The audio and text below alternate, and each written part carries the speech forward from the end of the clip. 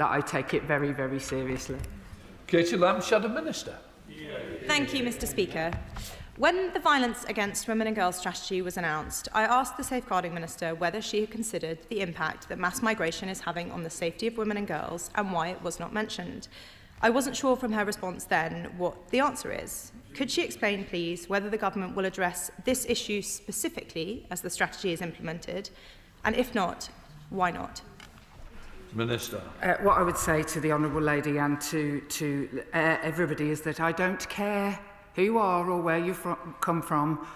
If you abuse women in our country, we will come for you. And what I would also say is that there isn't any reliable data that I can't pull a lever in the Home Office and get the reliable data. And that is why, under this government, unlike the previous one, we will start collecting it. Caller Daniel.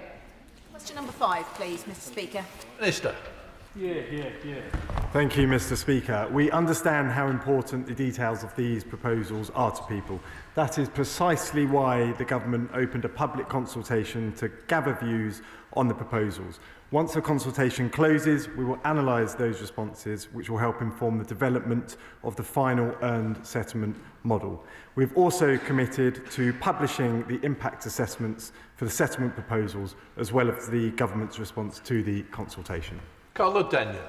Mr. Speaker, 300,000 children living legally in the UK will face a decade of living in limbo under the government's earned settlement proposals, according to new research out this week by the IPPR. Their wait for settled immigration status will be extended by at least 5 years, during which many families will face no recourse to public funds restrictions. We know that that raises the risk of homelessness and destitution. So how does the Minister reconcile that poverty-increasing measure with the government's new child poverty strategy, which says that reducing child poverty is a moral imperative? Minister. Thank you, Mr. Speaker. Well, firstly, when migrants enter the UK on economic routes, it is expected that they'll be able to support their families. We are maintaining that principle, and it's right that we look into how we can do that better in response to circumstances. We'll continue to ensure that migrant children are considered when making decisions on requirements for settlement. On the bigger picture, we've seen record, unprecedented influx of migration under the previous government that will put a massive strain on public services. So it's right that we extend this from 5 to 10 years. That's what the British people expect. That's what you hear on the doors. That's what your constituents are saying too. Dr. Peter Prince. Thank you, Mr. Speaker. Question number 6. Sorry. Minister. Thank you, Mr. Speaker. We work very closely with our allies, but EU designations are a matter for the EU. It's the government's long-standing position not to comment on the detail of intelligence and security matters, including if specific organisations are being considered for proscription in the UK. But I can say that in concert with our international partners, we will use all appropriate tools at our disposal to protect the UK from state threats. Dr. Peter Prince. Thank you. I thank the Minister for his answer.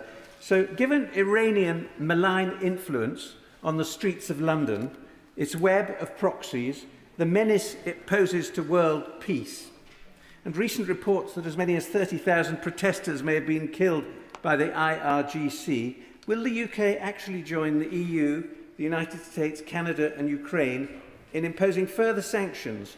And is it not time for our government to formally proscribe the IRGC, who are surely not the servants of the Iranian people? Minister.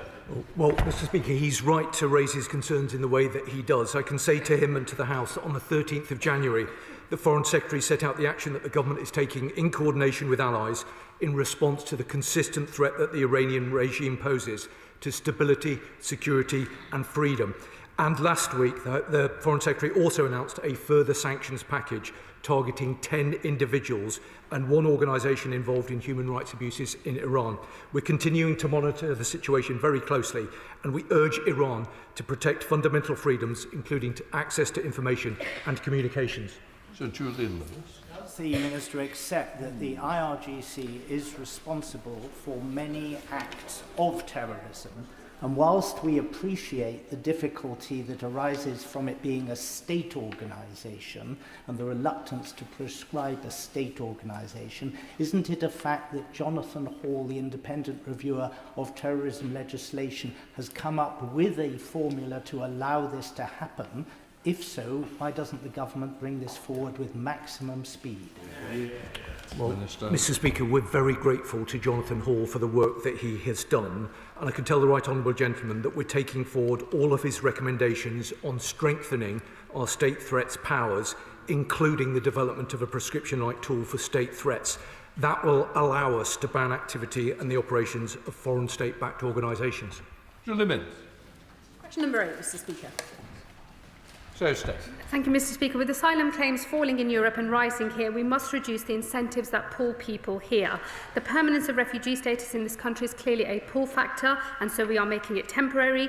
The ability to melt into our illegal economy lures people here, so we have lifted immigration raids to record levels, and effective removals send a clear message, and returns are now up by around a quarter under this government.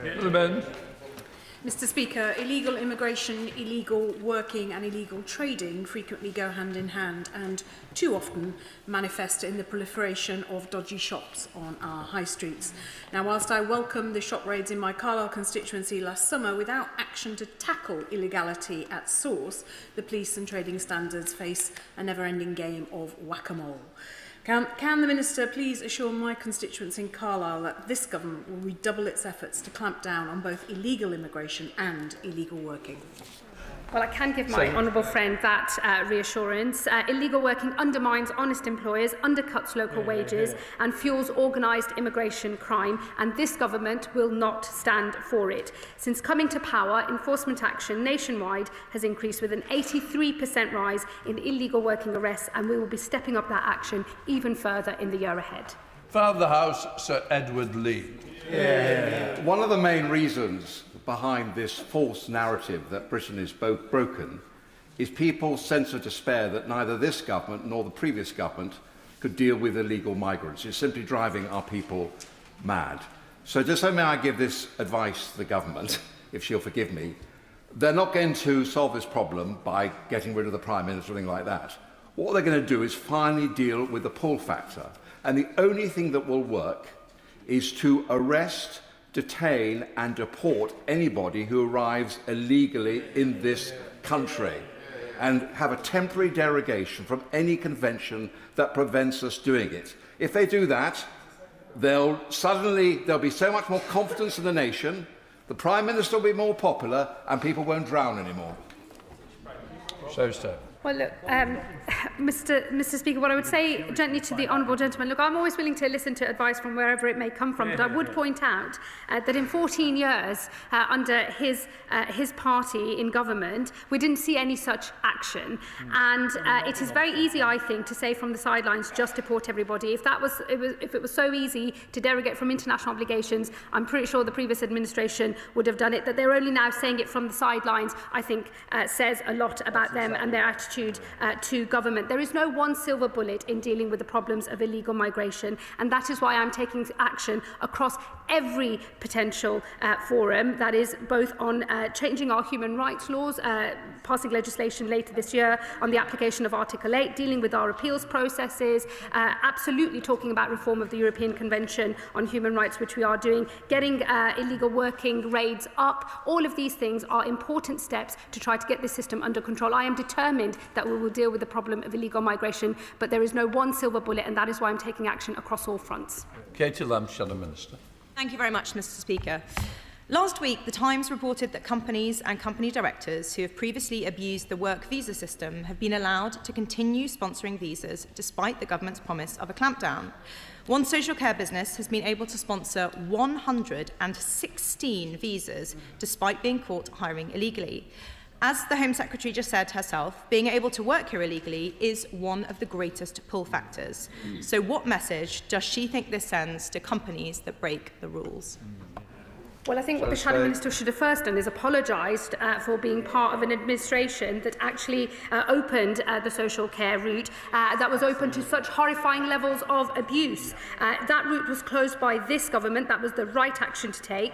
And since we've been in government, 1,000 sponsor licences have been revoked. We will continue to take action. We are already following up on the newspaper investigation that she references, and we will keep revoking licences so that only legitimate businesses with proper jobs are able to sponsor workers into our country. Max Wilkinson, Liberal Democrat spokesperson. Thank you, Mr. Speaker. British people have watched in horror over the past weeks as President Trump's ICE squads have murdered, kidnapped and oppressed people. Even infants and children have not escaped this rough treatment. Now, the Conservatives have suggested they would like to introduce a removals force styled on ICE, and we can only guess what the Honourable Member for Clacton would do if he was in charge, even if he concedes that ICE has gone too far on occasion. So will the Home Secretary condemn Trump's ICE squads, and will she reassure us that we will not see ICE squads on the streets of Britain?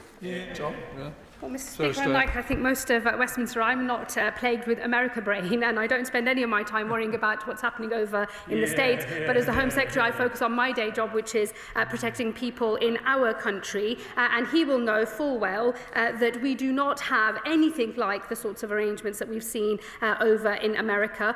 But without having armed immigration enforcement, we've already got record removals to just under 60,000 since we've been in government. We will go further, but we will do so in line with the arrangements we already have in place and our British values.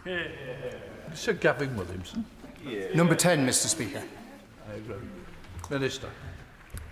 The murder of Martha Giles in 1959 was particularly horrific, and I can only imagine the pain and suffering that her family have been through, given that the case is still ongoing and there has never been justice.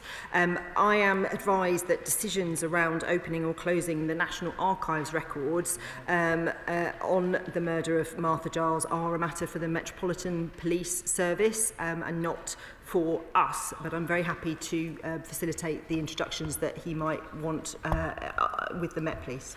Sir Gavin. I know that the Minister is a deeply compassionate lady, and on the 12th of February 1959, Martha Giles was brutally murdered, leaving her work at New Cross Hospital in Wolverhampton, and she left behind 5 children. There's only one of those children that's still alive today, Mrs. Edwards, and she desperately seeks answers. I know that it's not within the Minister's gift, but if there's any way of being able to convene officials and officers in the Metropolitan Police, just to be able to bring some closure on this awful chapter, it would be so deeply appreciated. Can I thank him and again offer my condolences to Martha's family, who have been looking for justice for many, many, many decades. I am happy within the bounds of what I am allowed to do it for the right honourable member, and we'll make sure we make the appropriate introductions. Dr. Allison. Question number 13, please, Mr. Speaker. Thank you, Mr. Speaker. We are investing a record £140 million in state-of-the-art technology to make our communities safer. This includes rollout of live facial recognition, a technology that is already transforming policing. Investing in technology means more time for the police to be out where we want them, on the streets, fighting and deterring crime in our communities. Dr. Allison. Thank you, Mr. Speaker. I recently met with Home Office colleagues to discuss the use of synthetic cathinones, often referred to as monkey dust, in Stoke-on-Trent. These substances cause significant harm to users and indeed to communities, and they are frequently sold via the dark web and imported through the post. So can the Minister provide an update on their work with the National Crime Agency and Royal Mail to detect illicit substances using technology, and advise whether existing opioid detection methods can be adapted or applied to synthetic cathinones? Well, I thank my honourable friend for raising the scourge of synthetic cathinones. Let me assure her that the work between the National Crime Agency, Royal Mail and others continues at pace. The use of synthetic drugs is a concerning development in the global drugs market, but this government and law enforcement are taking action, and we continue to innovate and seek new methods for screening and identifying drugs using emerging technologies, including AI, to tackle this challenge. Lincoln Jock. Thank you, Mr. Speaker. I recently visited a major retailer in my Spelthorne constituency, and they reported that that corporately their systems are so clunky that to get information to the police when they have evidence of shoplifting, they had to resort to sending an officer around to the thing to film on their body cam footage from the the retailer's own systems. So as well as sorting out the technology within the police, would the Home Secretary also encourage and reach into those big corporate retailer chains so that we can have a seamless flow of information in order to drive down shoplifting? Well, I'm very glad, I'm very pleased he raises that particular issue. I'm happy to look into the detail that he's seen in his own constituency. Let me assure him there is a lot of work happening with retailers. I know that there are different platforms that are being adopted. The pace of technological innovation in this area is really very quick indeed, and we will do everything we can to make sure all of these systems are absolutely joined up and that the police are in the best possible position to go after these criminals as quickly as possible. Question 14, please, Mr. Speaker. This government is restoring neighbourhood policing with nearly 2,400 additional neighbourhood officers in post since last September, and we're ensuring that every community has named contactable officers dedicated to tackling the issues facing their communities. Of course, the provision of in-person services such as front counters are for local police to decide. I want those police on our streets catching criminals. Mr. Smart. Thank you very much, Mr. Speaker. Communities like Woodley in my Hazel Grove constituency has been plagued by shoplifting on the precinct. We've had far too much antisocial behaviour, and recently we've had some really worrying violent incidents as well. Bredbury Police Station, though, was closed by the Mayor a few years ago, and we know many people want to access police services in person for all sorts of accessibility reasons, just because it's much more reassuring to have that conversation in person. Police also tell us that they can pick up on things in person that they just can't when they receive an online form. We Lib Dems have a plan for a police counter in every community, in places like supermarkets where people already are. What steps is the government taking to ensure that communities like Woodley can access police services in person? Minister. So every ward will have a named community officer that they can contact and get in touch with, which I think is the priority here. She talks about retail crime, which, as I said earlier, increased by 60% in the last 2 years of the Conservative government. So by us taking steps, for example, by making sure that the £200 rule that the previous government had in place, so that any theft in a shop under £200 was not even investigated by the police, we are scrapping that, and we are making sure that there are more officers in our community. I'm sure there are innovative things that can be done in terms of making sure that visibility is there, but having a named police officer that you can contact in your ward is massive progress on what we had before. Mr. Speaker, Humberside Police and trade unions representing Humberside Police have raised concerns about potential closures of counters and Operation Balance. Can she offer any reassurance further to her remarks that will give assurance to my local community that they will be able to contact local police as and when they need to? Minister. Absolutely. Can I thank my honourable friend? And of course, people are worried about making sure they have access to their police officers, particularly when they need them, which is why we're introducing targets to make sure the response is quick and there when we need them, and why we are putting more money into policing. Police forces themselves will have £796 million additional funding this year, which is a 4.5% cash increase and a 2.3% real terms increase. And I'm happy to make sure and work with her to make sure our neighbourhood guarantee is being delivered in her constituency. Thank you, Mr. Speaker. Question number 16. Minister. Thank you, Mr. Speaker. Our cross-cutting government strategy has committed £1 billion over the next 3 years to support victims of VAWG, including domestic abuse.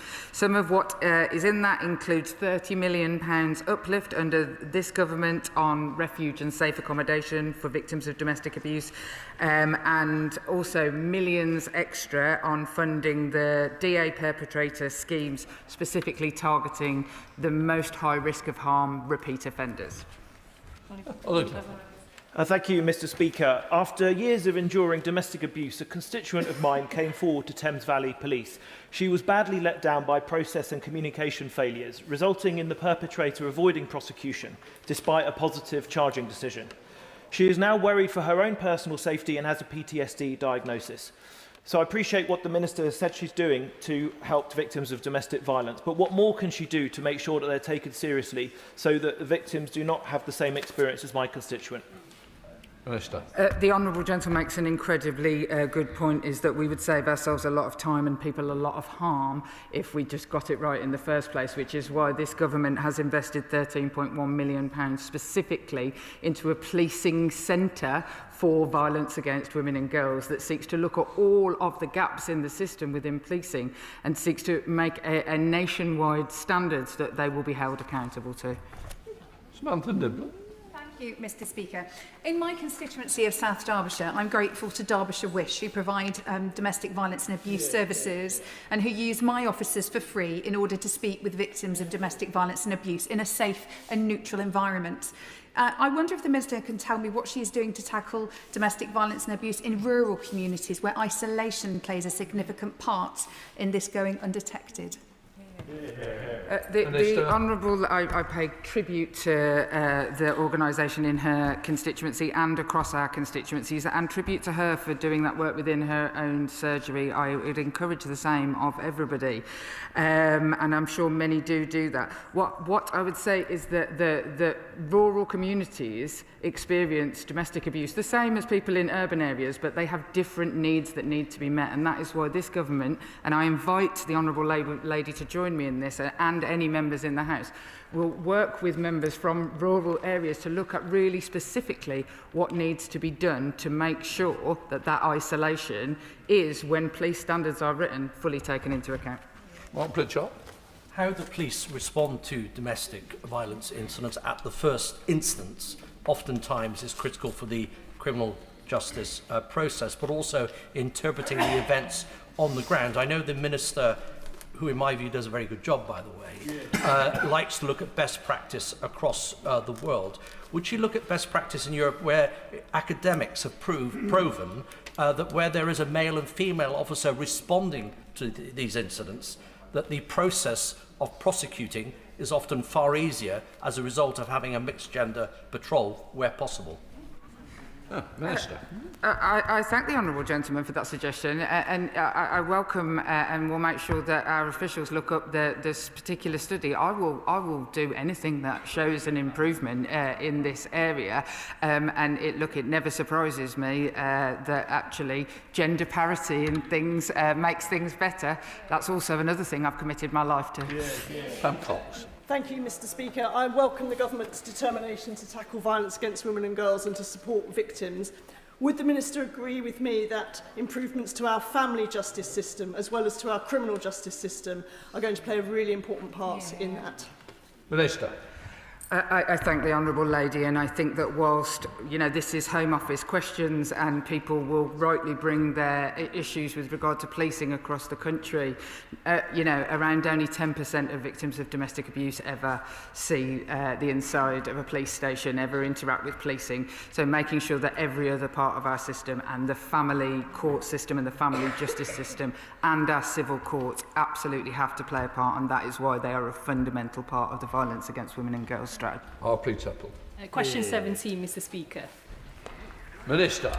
Mr Speaker, my honourable friend is a great champion for Huddersfield's High Street, and I'm pleased to be able to tell her that tackling money laundering is key to delivering on this government's mission to make our streets safer and to deliver economic growth. The new High Streets Illegality Task Force will bring together departments and agencies to systemically disrupt money laundering and related crime on the High Street, while new funding will boost trading standards capabilities and fund an increase in law enforcement officers. Thank you, Mr Speaker. Police operations last year, including in West Yorkshire, saw hundreds arrested and thousands of high street shops raided across the country. So can I ask what further steps are being taken to tackle money laundering, including connecting information across agencies and flagging suspicious entities so such operations can be closed down quickly? Well, Mr Speaker, I'm grateful to her, and we are taking more steps. And the new High Streets Task Force will look at whether the current data sharing between agencies in supporting enforcement teams is appropriate in order to maximise our response to be as effective as it possibly can be. The Government will also publish a new anti-money laundering and asset recovery strategy this summer. This will set out further ambitious measures to strengthen our fight against money laundering, including better sharing and exploitation of financial information across the system. Chair of the Select Committee, Dame Karen Bradley. Thank you very much, Mr. Speaker. Organised criminality is behind much of the money laundering that we see on our high streets, and that's why my committee last week launched an inquiry looking at organised criminality and the role it plays in the crime we see in neighbourhoods up and down the country. Can the Minister set out what support the Home Office is giving to the National Crime Agency in regards to this issue, and how does he envisage the National Crime Agency working with the 12 mega forces that are envisaged in the White Paper and the National Police Force? Minister. Well, Mr. Speaker, I'm very grateful to the chair of the committee for setting out the work that they're going to be doing. I have long believed of the importance of the work that we need to do, working very closely with the National Crime Agency to tackle serious organised crime, which is a blight on all of our communities. We're working very closely with the NCA to make sure that they've got the appropriate level of resourcing and the correct strategic priorities. I meet with the Director every single week. We'd be very happy to cooperate closely with the work that she's doing, and she's right to mention the importance of police reform. Obviously, we're looking very carefully at that process, and we'll make sure that we configure ourselves in a way that will maximise the ability of the National Crime Agency to tackle serious organised crime. We now come to topicals. Rupert Lowe. Topical question number 1, Mr. Speaker. Justice Secretary. Mr. Speaker, this government pledged to restore order and control to our borders, and our work is taking effect. Since we took office, removals of illegal migrants are up 31% to nearly 60,000 since we took office. Forced returns are up 45%, and deportations of foreign criminals are up by a third. In December, we imposed visa sanctions on 3 countries, Angola, Namibia and the Democratic Republic of Congo, and they have worked. Each of those countries is now accepting their citizens back. I know the public want us to do more, and we will. We will reform human rights law and our appeals processes to swiftly remove those with no right to be here. This country will always offer sanctuary to genuine refugees, but for those who do not play by the rules, we must be firm. The last Conservative government lost control, and it is we, the Labour government, that are restoring order to our border. Thank you, Mr. Speaker. As the Minister knows, our independent rape gang inquiry hearings are ongoing, just a short walk from this chamber. Last week, I sat opposite one woman who was raped by between 600 and 700 men. She estimated that 98% were Pakistani Muslims. The evidence we are collecting is brutal.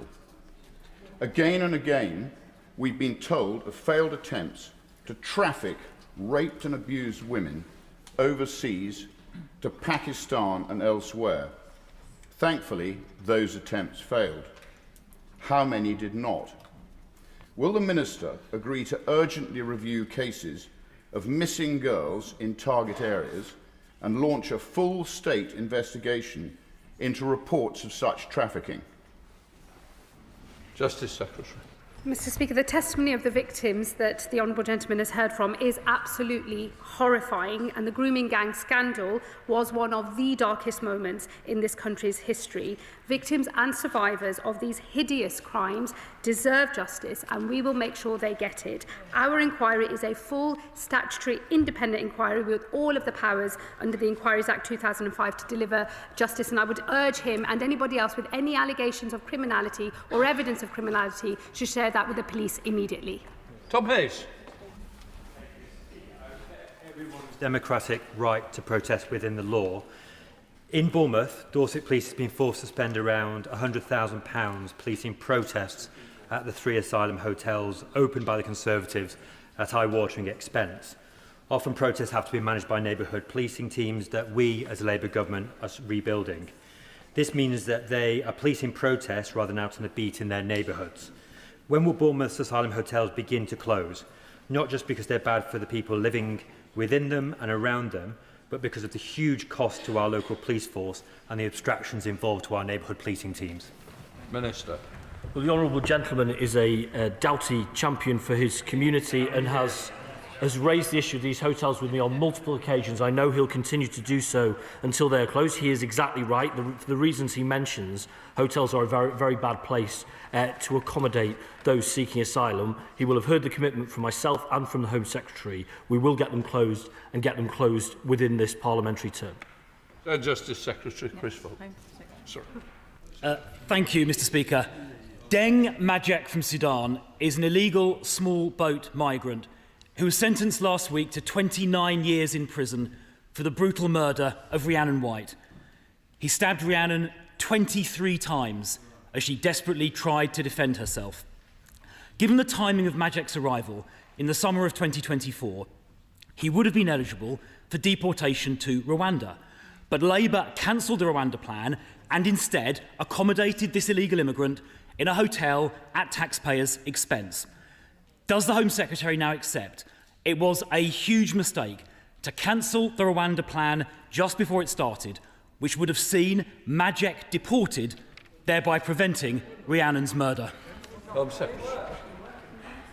Well, let me say first and foremost, Mr. Speaker, that the murder of Rhiannon White was an abhorrent crime, and our thoughts are with her loved ones. And I would caution all members against using individual cases to make a bigger political point, as the Shadow Home Secretary has just sought to do. He knows full well his government's Rwanda plan was nothing more than a gimmick. £700 million spent on 4 volunteers going to Rwanda. There is no silver bullet in dealing with the mess of the migration system left to us by the previous Conservative administration, but we are taking action across every front to get illegal migration under control and to secure our border.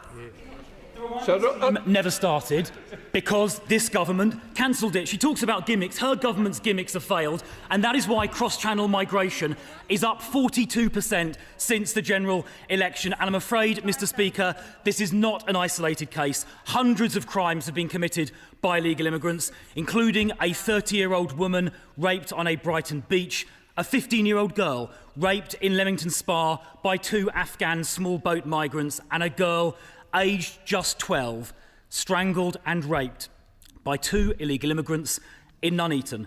So does the Home Secretary agree this cannot go on and that only radical action will fix this? And just like the Father of the House said earlier, we need to leave the ECHR and deport all illegal immigrants within a week of arrival, and then the crossings will stop.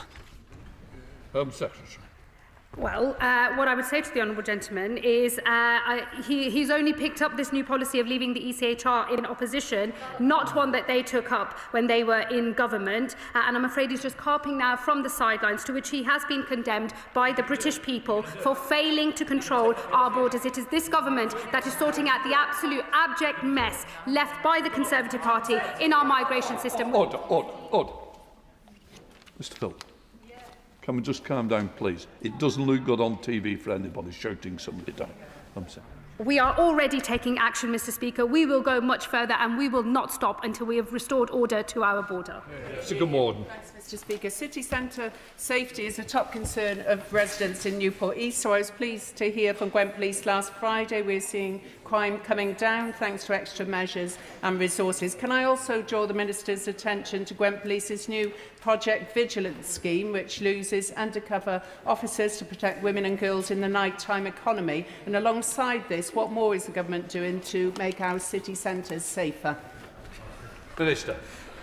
Can I thank my honourable friend for her question? We are putting more money into policing. We're introducing respect orders. We're bringing back the rule that any theft under £200 must be investigated by the police. We are putting thousands more officers into our town centres. We're working with retailers to make sure we're using new technology to tackle crime. We're introducing live facial recognition to get these nasty criminals locked up where they belong. And I'm very pleased and very much looking forward to working with her and perhaps even visiting her constituency at some point. Max Wilkinson, Liberal Democrat sponsor. Thank you, Mr. Speaker. In recent weeks, those warning that a rapid dip in net migration could harm public services and the economy span left and right, including commentators such as Fraser Nelson, not known for his softness on this sort of thing. It is no secret this government is struggling to deliver growth after its 2 damaging budgets and stubborn refusal to join a customs union with the EU. So is the Home Secretary totally certain that her plans on immigration won't further harm the economy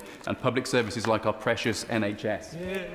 Yes, I am, and that is because having an ordered migration system, both for legal migration and sorting out the problems of illegal migration, are absolutely critical to maintaining public confidence across the country and to make sure that we can hold our country together. So I back all of these reforms, and I know that they will have nothing but a positive impact. Alex Baker. Thank you, Mr. Speaker. In Old John Farnborough, we have a brilliant police team, but recruitment of officers is difficult because of the pay difference along the Hampshire-Surrey border, where officers can earn more by working just a few miles away, leaving our local police team understaffed and overstretched. What steps is the Secretary of State taking to address these recruitment challenges to ensure we have bobbies on the beat in every community? Minister. My right honourable friend makes a good point, and we need to make sure we're both paying our police well, which we have done through a pay uplift, and also making sure we are looking after our police force. The number of police leaving the service, not for retirement or ill health, but leaving the service because they were fed up with it, tripled under the last government. We will put a stop to that. Cross. Thank you, Mr. Speaker. Girls were raped and abused by grooming gangs in Scotland, just as they were in England and Wales, yet they are excluded from the grooming gangs inquiry. Girls, no matter where they are in the UK, must get justice, and rapists, no matter where they are in the UK, must face the consequences. In response to an earlier answer, the Minister said of VAWG perpetrators that she doesn't care who they are or where they come from. So will the Minister please now do the right thing and include Scottish victims in her inquiry? Minister. What I would say to the honourable lady is that it is for the Scottish Government to undertake an inquiry, because actually justice, unlike in Wales, justice is also devolved within Scotland, as well as education, as well as health, all of the things that will be absolutely vital facets of the inquiry that will run across England and Wales. But I don't disagree with her that there absolutely needs to be no stone left unturned in Scotland, and that is and anything that of the work of the committee is found, we will make sure that that is shared with Scotland. Mayor. Thank you, Mr. Speaker. Will the Security Minister give an update on the work of the Defending Democracy Task Force to tackle the level of disinformation on social media and in our democracy? Minister. Mr. Speaker, I'm very grateful to him. The Defending Democracy Task Force is the fulcrum point that coordinates activity across government. We work very closely with other government departments, specifically on the issue of countering mis- and disinformation, not least as we move towards important elections taking place in May. This is an important body. It has recently had its mandate renewed by the Prime Minister, and we ensure that we work very closely with law enforcement in order to make sure that our democracy is properly protected. Bob Blackman. Thank you, Mr. Speaker. Over the last 2.5 years, our Jewish population have had to put up with hate marches starting outside synagogues. Jewish businesses have been suffering hate demonstrations outside, and now shops that store kosher goods are being targeted by demonstrators. What action can the Home Secretary take to make sure that our Jewish population are protected and these evil perpetrators are brought to justice? Home Secretary. Well, Mr. Speaker, let me condemn in the strongest possible terms all of the anti-Semitic incidents that he has highlighted in his question. This government will not stand for any anti-Semitism in our country. We will take every step we can across government to wipe out this evil from our society. He will know that I am reviewing police protest powers. I've already made some announcements on changes that we will make. Lord Ken MacDonald is conducting a review, and I will not hesitate to take further legal steps in order to protect our Jewish community. Sonia Kumar. Thank you, Mr. Speaker. What action is my right honourable friend taking to disrupt the finances of the organised crime groups facilitating illegal migration to the United Kingdom, and what steps is the department taking with international partners to prosecute those who are funding these operations both domestically and internationally? Minister. I'm grateful for that question. I can report to the House that we've made 4,000 such disruptions against organised immigration crime. We are working with partners from all of those flows of illicit trafficking of peoples across the world at every stage, of course, closely with our French neighbours, but all the way around the world to disrupt these flows and send that very clear signal to those who traffic in persons that their time is up. Pete Wishart. Mr Hall, petition debate on indefinite leave to remain, where some 60 Labour MPs unanimously turned up to rubbish and disparage the Home Secretary's proposals. I got the impression they were highly unlikely to support that. So can she guarantee that any changes to ILR will be brought to this House for a debate and a vote? Well, what I would say to the honourable gentleman is these are the right reforms. We have set out proposals for an earned settlement scheme. They are being consulted upon. That consultation closes in a matter of days, and the government will consider all of those responses, and any changes that we wish to make, we will do so in the usual way. Jonathan Brash. Thank you, Mr Speaker. Town centre crime in Hartlepool has fallen by 15% in the last year, thanks to the brilliant work of our police force under the leadership of Helen Wilson. But there is far more that needs to happen. My constituents deserve to feel safe in their town centre. So can the Minister tell me what more we can do to make sure our town centres remain safe? Minister.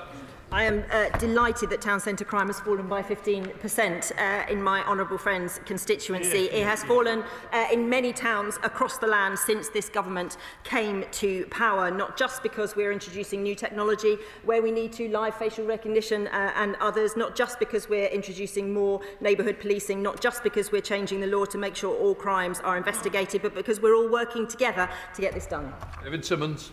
Thank you, Mr Speaker. My constituents are concerned about the now imminent closure of the volunteer-manned Pinner Police Station, part of a programme on the Mayor of London that leaves the whole of the London Borough of Harrow with no in-person access to the police. Thus far, the volunteers that man the front desk and I have had no response at all from the Mayor of London to our attempts to raise this issue. So will she intervene to ensure we at least get a response so the Mayor of London listens to my constituents' concerns? Minister. I'm sure the Mayor of London listens to his constituents' concerns, which is why we have increased funding into the Metropolitan Police, why we're doing everything we can to reverse the increases in retail crime that we saw under the previous government that we are beginning to tackle now. Thank you, Mr Speaker. On Friday, I visited St James Primary School in Haydock in my constituency where, after learning about the dangers of knife crime, Year 6 children are campaigning to install bleed control kits in their community should the worst ever happen. Can the Minister please assure them and all my constituents that this government is doing all it can to tackle knife crime, and will she join me in paying tribute to the children and staff at St James for their efforts? Minister. Absolutely. Can I welcome the conversation that my honourable friend is having with his constituents and children who I know are deeply worried about knife crime. We have a target in this government to halve knife crime in a decade, and I can say that since the start of this Parliament, knife crime has fallen by 8% and knife homicides are down by 27%, but we will not stop until we reach that target. Thank you, Mr Speaker. The Home Office has said that a new licence to practice will be required for all police officers. Can the Minister explain how that will differ from the existing police conduct regulations, the Police Code of Ethics and the current police training programmes? Minister. The licence to practice is being introduced to make sure all officers, whatever stage in their career, are getting the right support, the right training that they need to do the jobs that we demand of them. We have said very explicitly we are going to design this with policing so that we can get this right, but it is about supporting police to do the jobs that we all need them to do. For the message. Thank you, Mr Speaker. Recent comments from Rashid Afrin, the co-director of the Al-Roj camp in Syria, reported that several ISIS-linked individuals have been repatriated from that camp to the UK. Can the Home Secretary confirm how many individuals, ISIS-linked individuals, have been repatriated to the UK and whether, upon their return, they were held in custody or not? Minister. I hope the honourable gentleman will understand if I don't get into the specifics of that, nor do we comment on individual cases, but I can tell him that the Home Secretary will use all tools at her disposal to make sure that we keep the public safe. Shocker Adam. Thank you, Mr Speaker. I would like to pass on my heartfelt sympathies to the family of Khalid Al-Adipo, who sadly, tragically got killed by a knife crime incident last week in the city of Leicester. I'm sure every member in this House does not want to see another life shortened and another mother's heart broken. So can I ask the Minister if she would back my calls for the government to appoint a dedicated minister to tackle knife crime? Minister. I am that dedicated minister, and it is my job to tackle knife crime. It is what I have campaigned on for many, many years, and I am glad to say we are having some success. But every knife attack, every knife murder is an absolute tragedy, and we will continue to do all we can. Final question, Helen Morgan. you very much, Mr Speaker. The police officers and PCSOs in North Shropshire work hard, but the PCSOs' hours have been cut because of budget constraints, and there are no front desk services at all in my constituency, despite it having 5 market towns. Can the Minister outline how we're going to see better and more visible community policing in North Shropshire? Minister. The officer maintenance grant, which kept the uplift of officers, became a barrier to more visible policing and actually saw us reducing the number of PCSOs by half under the previous government. So by giving the police more flexibility, but by ensuring that we are putting 13,000 more officers into our communities, on our streets, where they can tackle the scourge of everyday crime, I think the Honourable Lady will get the right mix that she needs for her constituents. Let the front benches change over.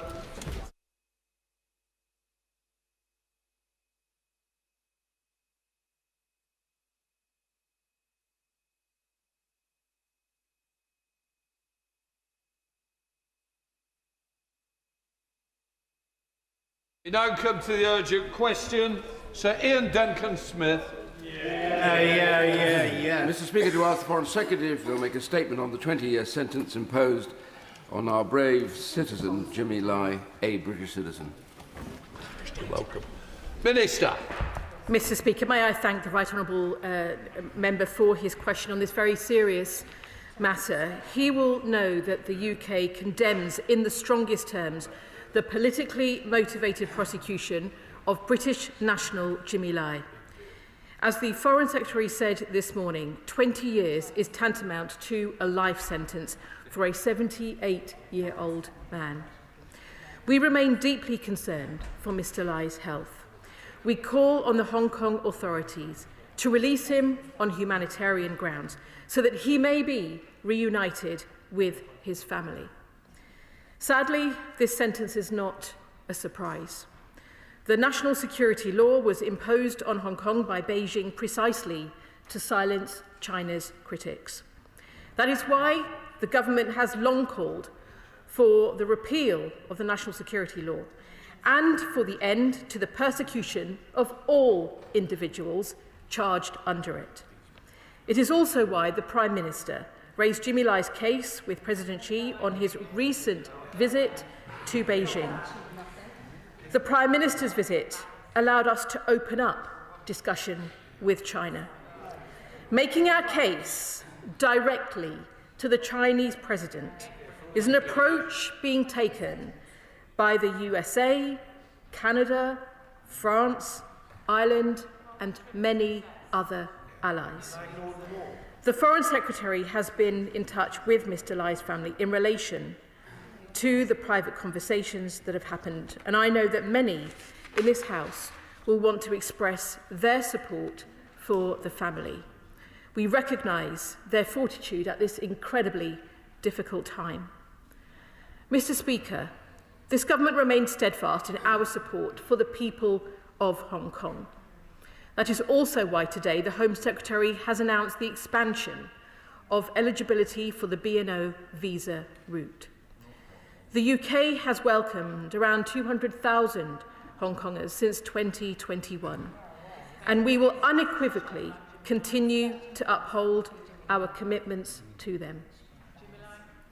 This government's utmost priority is to secure the release of Jimmy Lai, an elderly, unwell British citizen.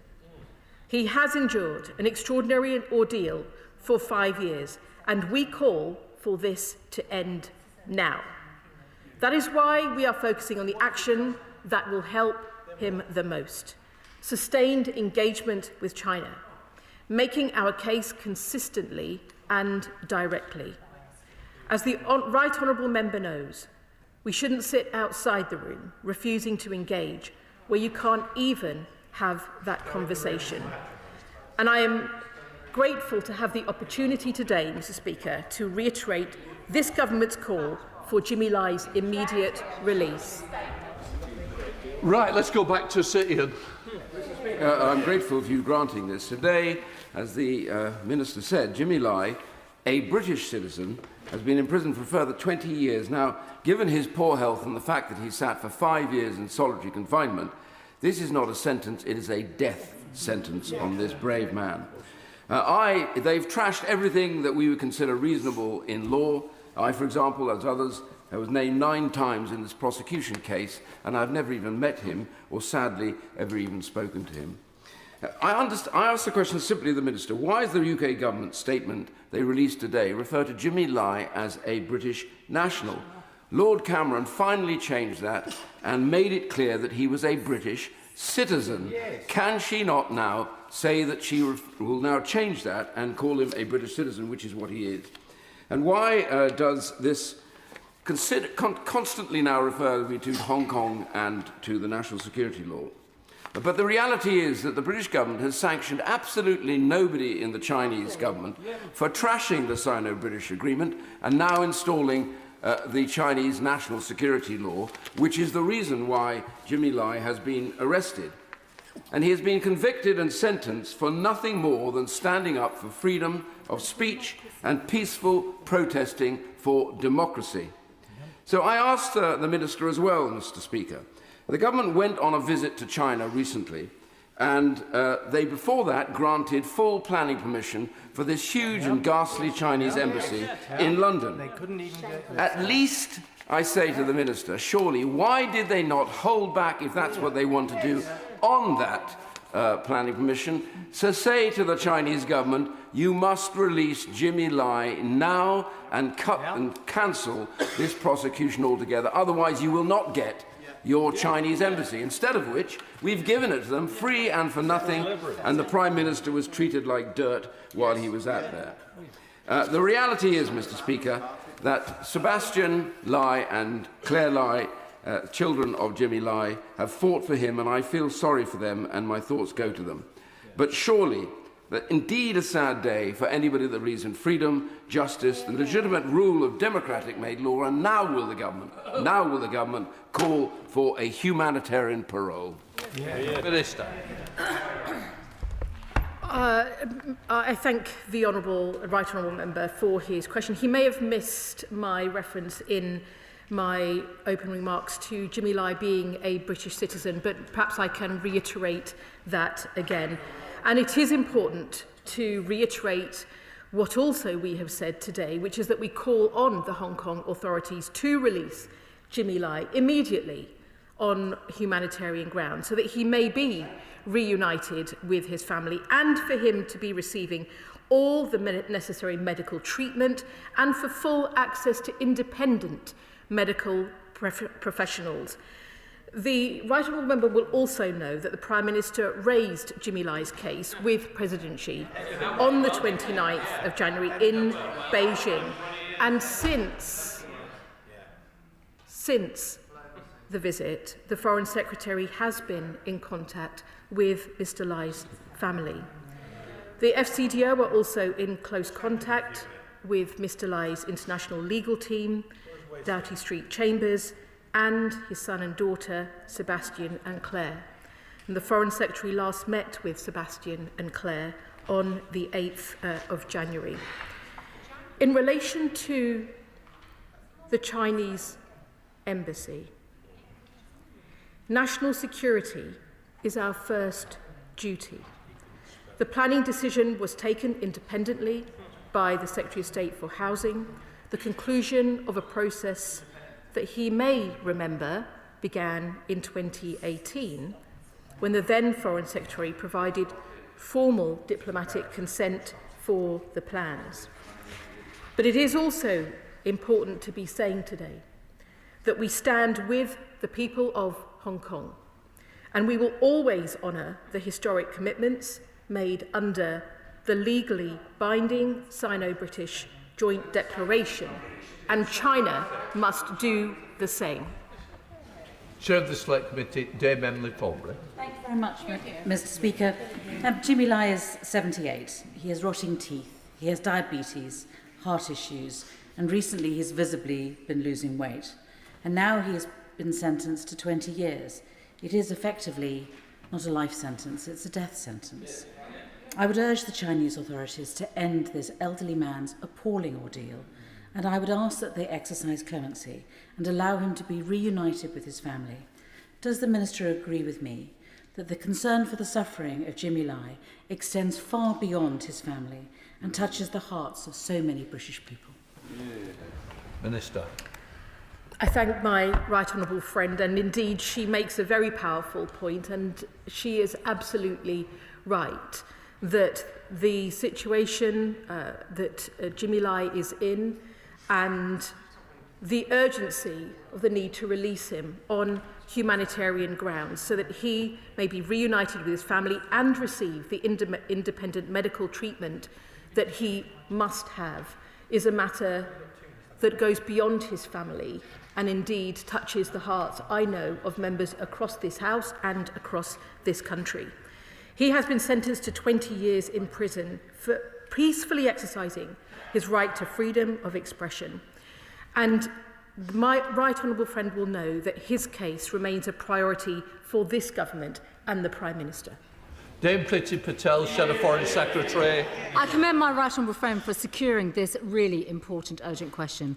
Today, Jimmy Lai and the democracy and freedom he has campaigned for in Hong Kong has been sentenced to 20 years.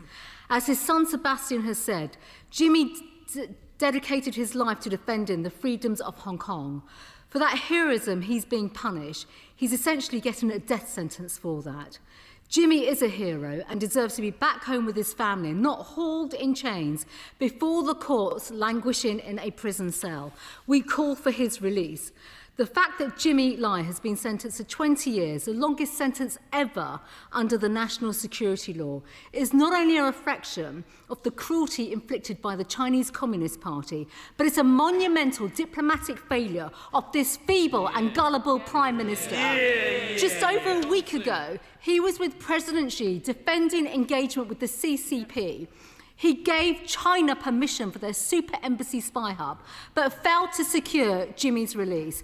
So can the Minister have some backbone now and tell us exactly what details were discussed between the Prime Minister and Xi? Did he call for Jimmy to come back home? Did he demand access to the healthcare he needs? The official readout of the meeting published from Downing Street on the website didn't even mention Jimmy Lai's name. So we need answers, Mr. Speaker. Jimmy's family and the whole country want to know when will this weak and pathetic Labour government finally stand up to China and show some backbone? And will the Foreign Secretary actually do something, such as summon the Chinese ambassador and prepare a list of diplomats to expel in response to China's refusal to free Jimmy Lai? Will the government revoke the planning permission granted for this embassy, the super embassy spy hub? Will China now be placed on the enhanced tier of furs at long last?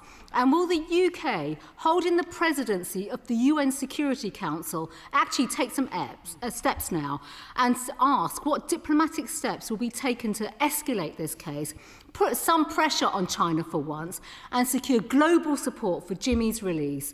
Jimmy must be freed now. And I have to say, this is a day of shame for this weak Labour government and its failure to stand up for China. Let me thank the Shadow Foreign Secretary for her comments, but to also say that she will know that this is a situation that has been ongoing before we were in government, and that we continue to seek the release of Jimmy Lai immediately. She will know that we assess Jimmy Lai's prosecution to be politically motivated. And she will know that in order to have the conversation with the Chinese government, you need to be in the same room. That's why the Prime Minister raised this on his visit, and we continue to raise this at every level of government and at every opportunity to do so. The Right Honourable Lady will also know that on the instruction of the Foreign Secretary, the British Consul General also attended the sentencing, and that we continue to keep in regular touch with the family. She will also know that we continue to do all that we can, publicly and privately, to secure the release of Jimmy Lai. And that is what we will continue to do so. Rachel Blake. Thank you, Mr. Speaker. I can see that the whole House is angered by this sentencing, but no one is more devastated than Jimmy Lai's family. Jimmy is a British citizen. There must be every single international pressure must be put on the Chinese government now to secure a humanitarian response to the situation we find. Can the Minister tell us how that we will be building an international coalition to restore that pressure to secure a humanitarian response? Minister. I thank my honourable friend for her comments and indeed for the work that she has done on behalf of her constituent. And I can confirm that we are in discussion with our allies, including the US and Australia and Canada and the EU, on doing what we can internationally to continue to advocate and secure the immediate release of Jimmy Lai.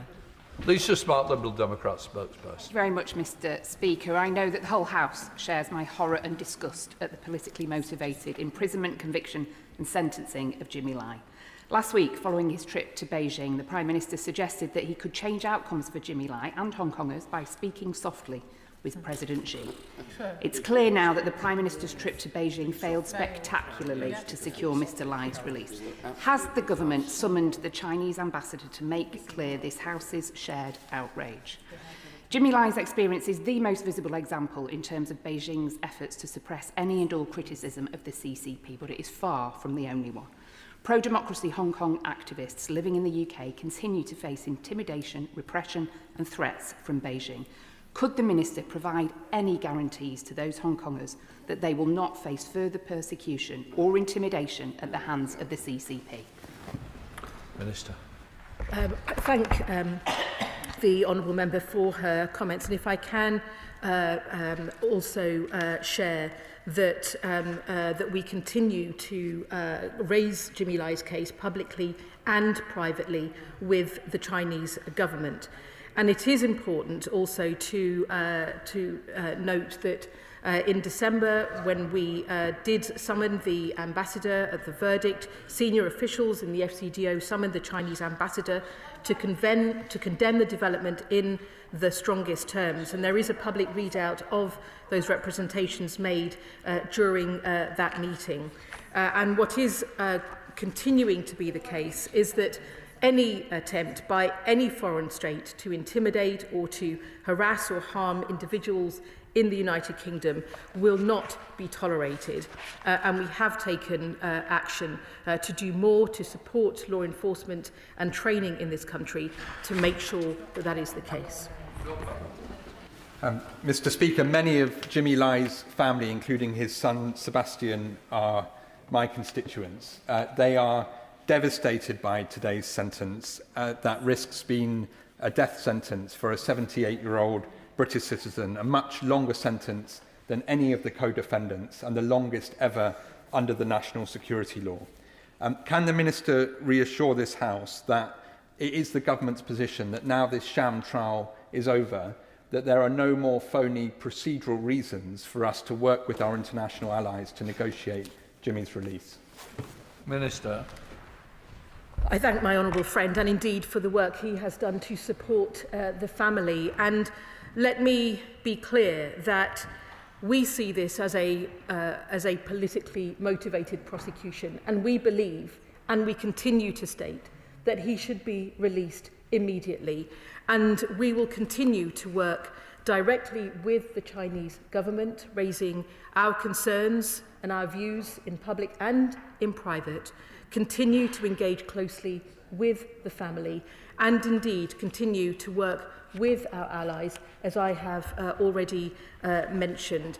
And he will also know that this is a case that the Foreign Secretary has also discussed with Secretary Rubio, and officials are also in regular contact on the matter with the US government. Tom Tugendar. Thank you, Mr. Speaker. Mr. Speaker, many of us in this House were sanctioned by China, and the Prime Minister went over and managed to sell somehow the partial unsanctioning of a few of us. as a victory. I would have welcomed a victory, which would have been the release of Jimmy Lai. But sadly, the Prime Minister conceded all of his cards before getting on the plane, leaving himself nothing to negotiate. Couldn't the Minister find anything else that maybe China wants that he could negotiate with? Maybe the Prime Minister could offer them the Isle of Wight or perhaps the Outer Hebrides. He's trying to give away everything else anyway, and at least the job of the Prime Minister would then be to protect a British citizen, and one who, as we all recognise, has now been given a death sentence by the Chinese, not the Hong Kong authorities. Minister. Thank you, Mr. Speaker. Perhaps I can answer the substance of that question with a more serious response, which is this, which is that it was important to see progress that was made on lifting the ban of parliamentarians to be free to travel to China. And what the Prime Minister said last week is absolutely right, that there is more to do, and it is important to get clarity on how we move forward, where those bans have not been lifted, and it is very important that we continue to see that progress. David Smith. Mr. Speaker, I have to say it's really disappointing to see the opposition front bench treat this as if it's some kind of party political issue, and that they don't have a monopoly on outrage about this. And this really should be a cross-party issue. So I'll ask my right honourable friend, the Minister, a specific element as she works and the government works for the release of Jimmy Lai in this outrage. Can she also keep into consideration his freedom of religion or belief? Because I understand that he's been denied access to the Eucharist as well. And so as we're making representations on his behalf, as all of us should be, can we keep that in mind? I thank my honourable friend for his question and indeed for the work that he does as our envoy on the freedom of religion and belief. And certainly that is a matter that we continue to keep and to continue to advocate for on his behalf. Andrew Mitchell. Thank you, Mr. Speaker. Mr. Speaker, now is not the time to lambast the Chinese government for the wider issues between us, but to focus 100% on securing clemency for Jimmy Lai. Surely the granting of clemency and a one-way ticket back to the UK and to his family will be a win for everyone, including the Chinese. Minister. I thank the right honourable member, and perhaps on this we can agree that we do want to see an immediate release. We want to see that there is an immediate release on humanitarian grounds, so that he can be reunited with his family, and he must be supported as well to receive that vital independent medical treatment to support his health and his well-being right now. Josh Hathwell. Thank you, Mr. Speaker.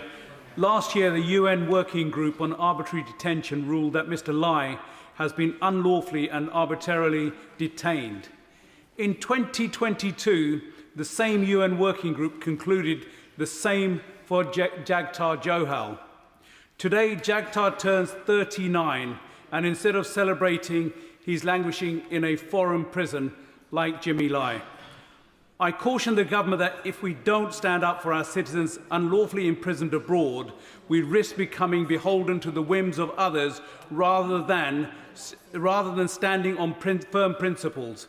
So how is the government making meaningful representation to our Indian and Chinese counterparts to bring these British citizens home? That's been well woven in, Minister.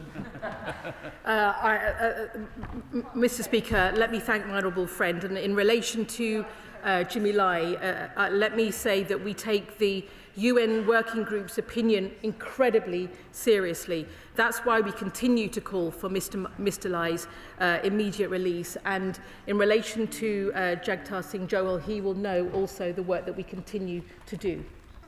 Sir John Whittingham. Thank you, Mr. Speaker. In December, I asked the Prime Minister to make clear that his visit to Beijing could only go ahead if Jimmy Lai was released. He responded to me, "It is important that we continue to engage so that we can raise this issue." That clearly achieved nothing. But will the Minister also bear in mind that alongside Jimmy Lai, 6 other senior members of Apple Daily received lengthy prison sentences in what RSF have described as the complete collapse of press freedom in Hong Kong. And will she say what action the government will take in the 2-week period before in which an appeal has to be lodged to make sure that not just Jimmy Lai but all of them are released? Minister. Let me thank the right honourable member, and he will know that in relation to the appeal, that will be a matter for Mr. Lai, Jimmy Lai, his family and his legal team. But he is right that it is important that we continue to call for an end to the national security law and for the release of all those who are being held or prosecuted under it. That is our position, and it will continue to be so. Emily Darwin. Thank you, Mr. Speaker. As chair of the All-Parliamentary Group on Hong Kong, I just want to absolutely say, on behalf of many of the members of that group and myself, how horrified we are. This case exemplifies the systematic dismantling of Hong Kong's judicial independence. The proceedings under the national security law do not operate within the independent or impartial judicial framework. Judges are designated by the Hong Kong SAR executive. Trials are conducted without juries, evidential thresholds are lowered, and the fundamental presumption of principle of innocence is gone. How is the government going to take on, not just on behalf of Jimmy Lai, but for all the Hong Kong who live here in the UK, that we will protect them from this nefarious activity and illegal law? Minister. It is absolutely the case that we continue to be concerned about the erosion of freedoms, and she will have seen that be expressed in the 6 monthly reports that are also published by the Foreign Office. We continue to stand, and we will always stand, with the people of Hong Kong.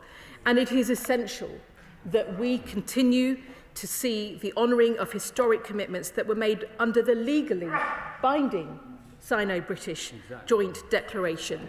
And it is absolutely clear that China must do the same. Clive Jones. Mr. Speaker, Jimmy Lai's conviction is, as my honourable friend said, a massive failure for Sir Keir Starmer, who said he could change outcomes. This sends a worrying signal to Hong Kongers living in Wokingham and across the UK. Many Hong Kongers face intimidation from China when they are simply standing up for their civil liberties. So what steps is the government taking to protect pro-democracy Hong Kongers in Wokingham and across the UK who feel themselves to be under threat from Chinese authorities in our country? These residents are very concerned, and many of them feel for their lives. Minister. Let me thank the honourable member for his important question. And it is essential that we continue to make sure that any attempt by a foreign state to harass or intimidate or to harm individuals in the UK must not be tolerated. It is the reason why we are supporting increased training and support for law enforcement in relation to these matters, so that they can be dealt with the urgency that is required, and also the intelligence that is also important to be sharing.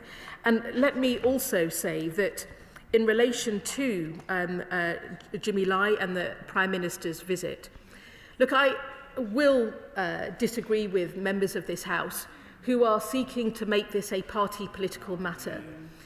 Jimmy Lai has been in prison since before this government came in to power, and we continue to work, as we should, across the House to do all we can to make sure that we are not just advocating for his release, but that this remains a priority for the government, as it is, and that we continue to work to have his release as immediately on humanitarian grounds. Snell. Thank you very much, Mr. Speaker, and I do thank the Minister for her answers, but I think it's fair to say that when the sentence was passed down, the CCP baked into our reaction, that we would reiterate calls for release, that we would put out warm words of demands towards the well-being of Jimmy Lai. And there are, of course, concerns now that he may be transferred to prison inside China, where access to that legal representation will be even more difficult. So can I ask the Minister what practical and tangible changes will happen today as a result of this shift in the relationship with China, now that they have sentenced a British citizen to 20 years? And is she able to say a bit about what actions her department are going to take in the weeks ahead to give practical support to Jimmy Lai, so that this isn't another statement or question in a few weeks' time lamenting an appeal that was unsuccessful? Minister. Let me just reiterate in relation to my honourable friend's question that we continue to work with our allies and also to speak directly with China. That is both public and also private in terms of the work we continue to do to secure his release. The government also remains in close contact with Mr. Lai's family to discuss the actions that we are taking, and we will continue to do this because securing the release of Mr. Lai remains a priority for this government and for the Prime Minister. Sir Desmond Swain. Can I say to my honourable friend and to the Minister that this is not party political? The last government were as bad, if not worse. The reality is, the honourable lady spoke about condemnation in the strongest terms. That is a complete waste of breath. They understand one thing, and that there has to be a cost. Will she sanction those responsible? Thank you.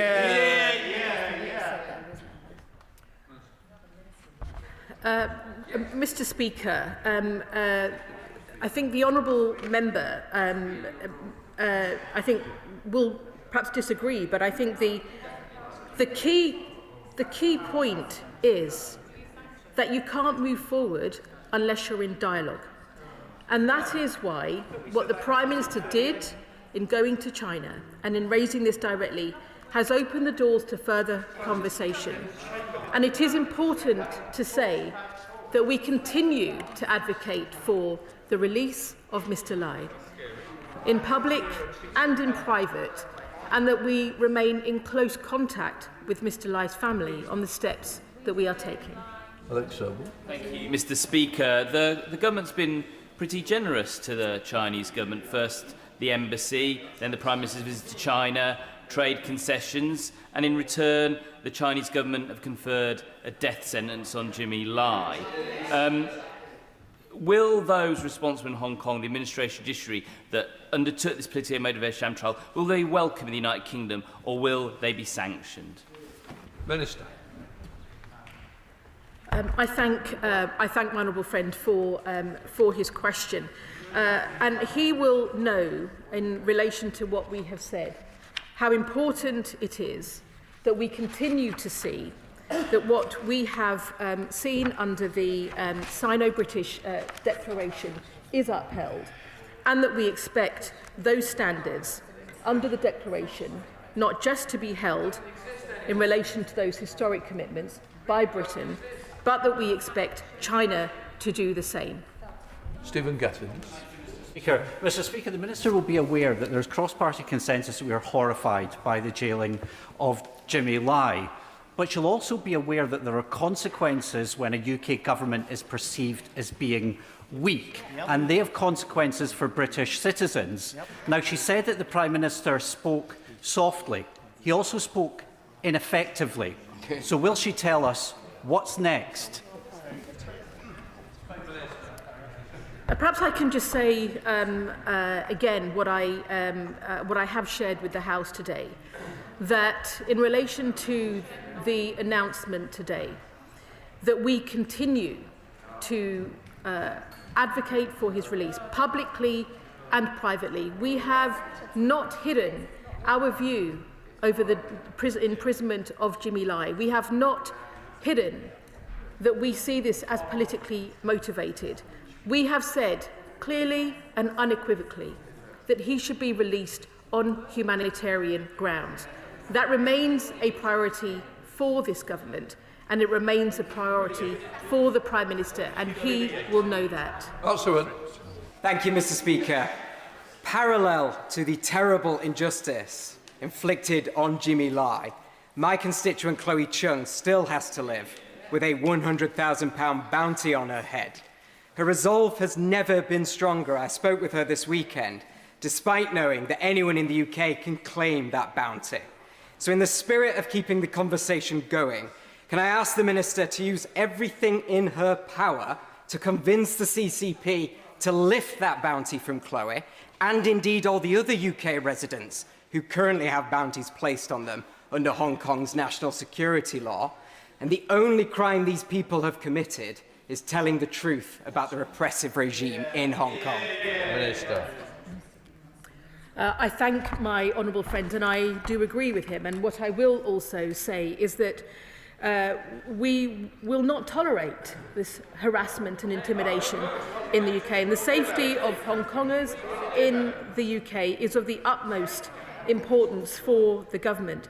He will also know that training and guidance, as I've said, on state threats activity is now being offered by counter-terrorism police to all 45 territorial police forces across the United Kingdom, and this includes upskilling dedicated 999 call handlers on TNR, which maybe the last government did as much of, I don't know. This new package of training does allow frontline police officers and staff to increase their understanding of the threats that foreign powers present, and we will continue to work with my honourable friend in relation to his constituents. I'm sorry, Mr. Speaker, but this is really hopeless. I mean, no disrespect to this particular minister, but I'm sure you've noticed, as I have, that whenever something indefensible comes up, they always put middle-ranking or junior ministers in the front line. Why isn't that? Maybe she's abroad, maybe she's in her sickbed, but otherwise, why isn't the Foreign Secretary voluntarily making a statement rather than sending someone else to take the flak in this position, which really is not fitting of the outrage that honourable members, and there are honourable members on both sides, feel about the fate of Jimmy Lai. Well, Mr. Speaker, I'm not sure whether to take part of that as a compliment in relation to not being directly targeted, but as the Minister for the Indo-Pacific, it is a case in which I take great interest, and it is important that we are here in front of the House today. Pritchard. The Minister has read Confucius, the Chinese philosopher 2,500 years ago, I believe, and the Silver Rule, which talks about mercy and compassion. And whilst all of us in this House will continue to campaign for Jimmy Lai's release, could the Minister at least confirm whether there is consular access to Jimmy Lai, not just consular communication, and would she call upon President Xi, who no doubt has studied Confucius, to revisit compassion and mercy and at least allow medical treatment, correct diet, and allow Jimmy Lai to be released from solitary confinement? Minister. Mr. Speaker, the honourable member may already be aware that we continue to seek consular access, and that it is important that we continue to advocate for the release of Jimmy Lai on humanitarian grounds. And I'm sure that that message is one that is going out loud and clear from this House. Dr. Andrew Morris. Speaker, the Trump administration is not known for its record on human rights, and yet the US has been perfectly prepared to sanction Chinese officials, CCP officials, who have been abusive. And yet the UK has sanctioned nobody. Why is that?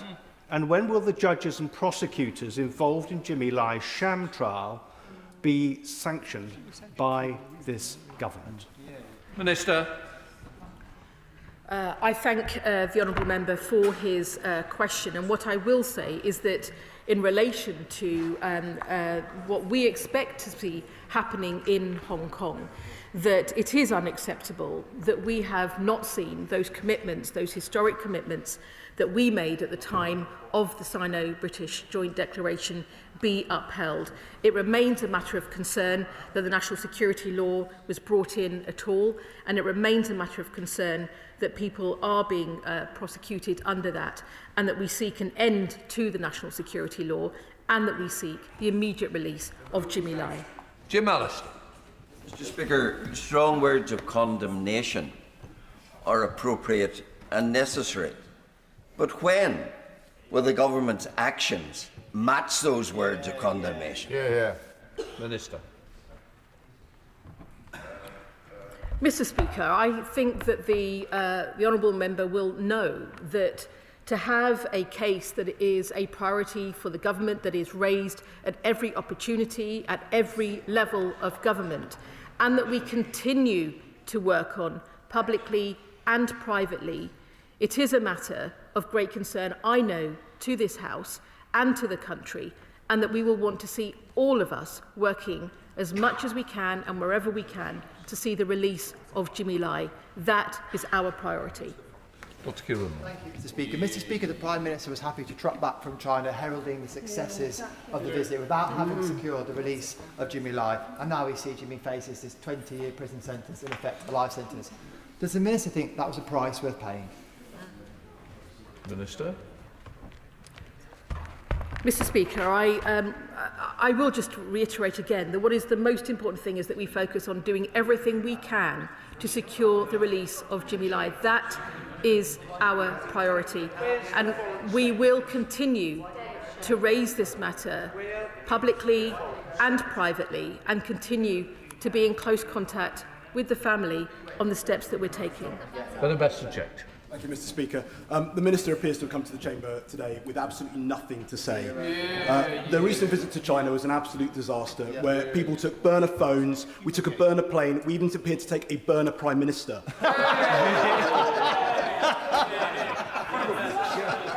So, the Minister has recently said, earlier in the statement, she made reference to progress being made in these discussions. So can she outline exactly what progress has been made, and can she also outline what the response was from the Chinese government when the Prime Minister raised the case of Jimmy Lai with them directly?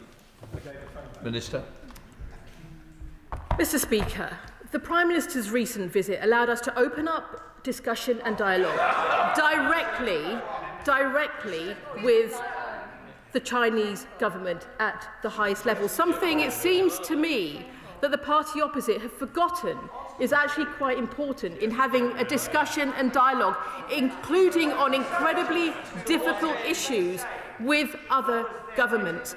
There is absolutely no point trying to call for something when you are shouting into a void.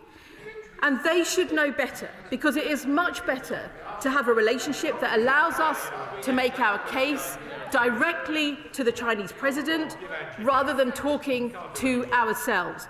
And as the Prime Minister has said, the purpose of engaging is to seize the opportunities that open up as a result of engagement, but also to provide an opportunity for those discussions. If you sit outside the room, if you refuse to engage, you can't even have the conversation. And so I come back to the point that I have made a number of times in the Chamber today, that we continue those discussions publicly and privately to secure the release of Jimmy Lai, that is this government's priority. Jim Shah. Thank you, Mr. Speaker. The Minister has heard me asking for interventions numerous times over the last number of years on behalf of British citizen Jimmy Lai, as others have in this House. Indeed, collectively we've been very strong. And now the sham trial has ended, and unsurprisingly, Jimmy will be held in unknown conditions for 20 years until he is 98 years of age, if he lives that long. Shameful. Denied his religious beliefs, no mass, and unable to worship his God as he so wishes to do. Mr. Speaker, this surely cannot be acceptable to this government, whose Prime Minister and Attorney General have been at the forefront of using human rights as a panacea for every decision. Are we truly in this House to believe that government abandonment of Hong Kong has meant there are not options for those who are British in Hong Kong and whose only crime is not agreeing with Beijing? Minister. I thank the honourable gentleman, and indeed the honourable gentleman. He will also appreciate the importance of wanting to see progress in this case. He is right to actually see 20 years as the sentence, which is tantamount to a life sentence, or indeed has been said in this House, a death sentence, is unacceptable. That is why we continue to call for the release of Jimmy Lai, and it is important that we see that release on humanitarian grounds. Right, that completes the urgent question. Let the front benches change over.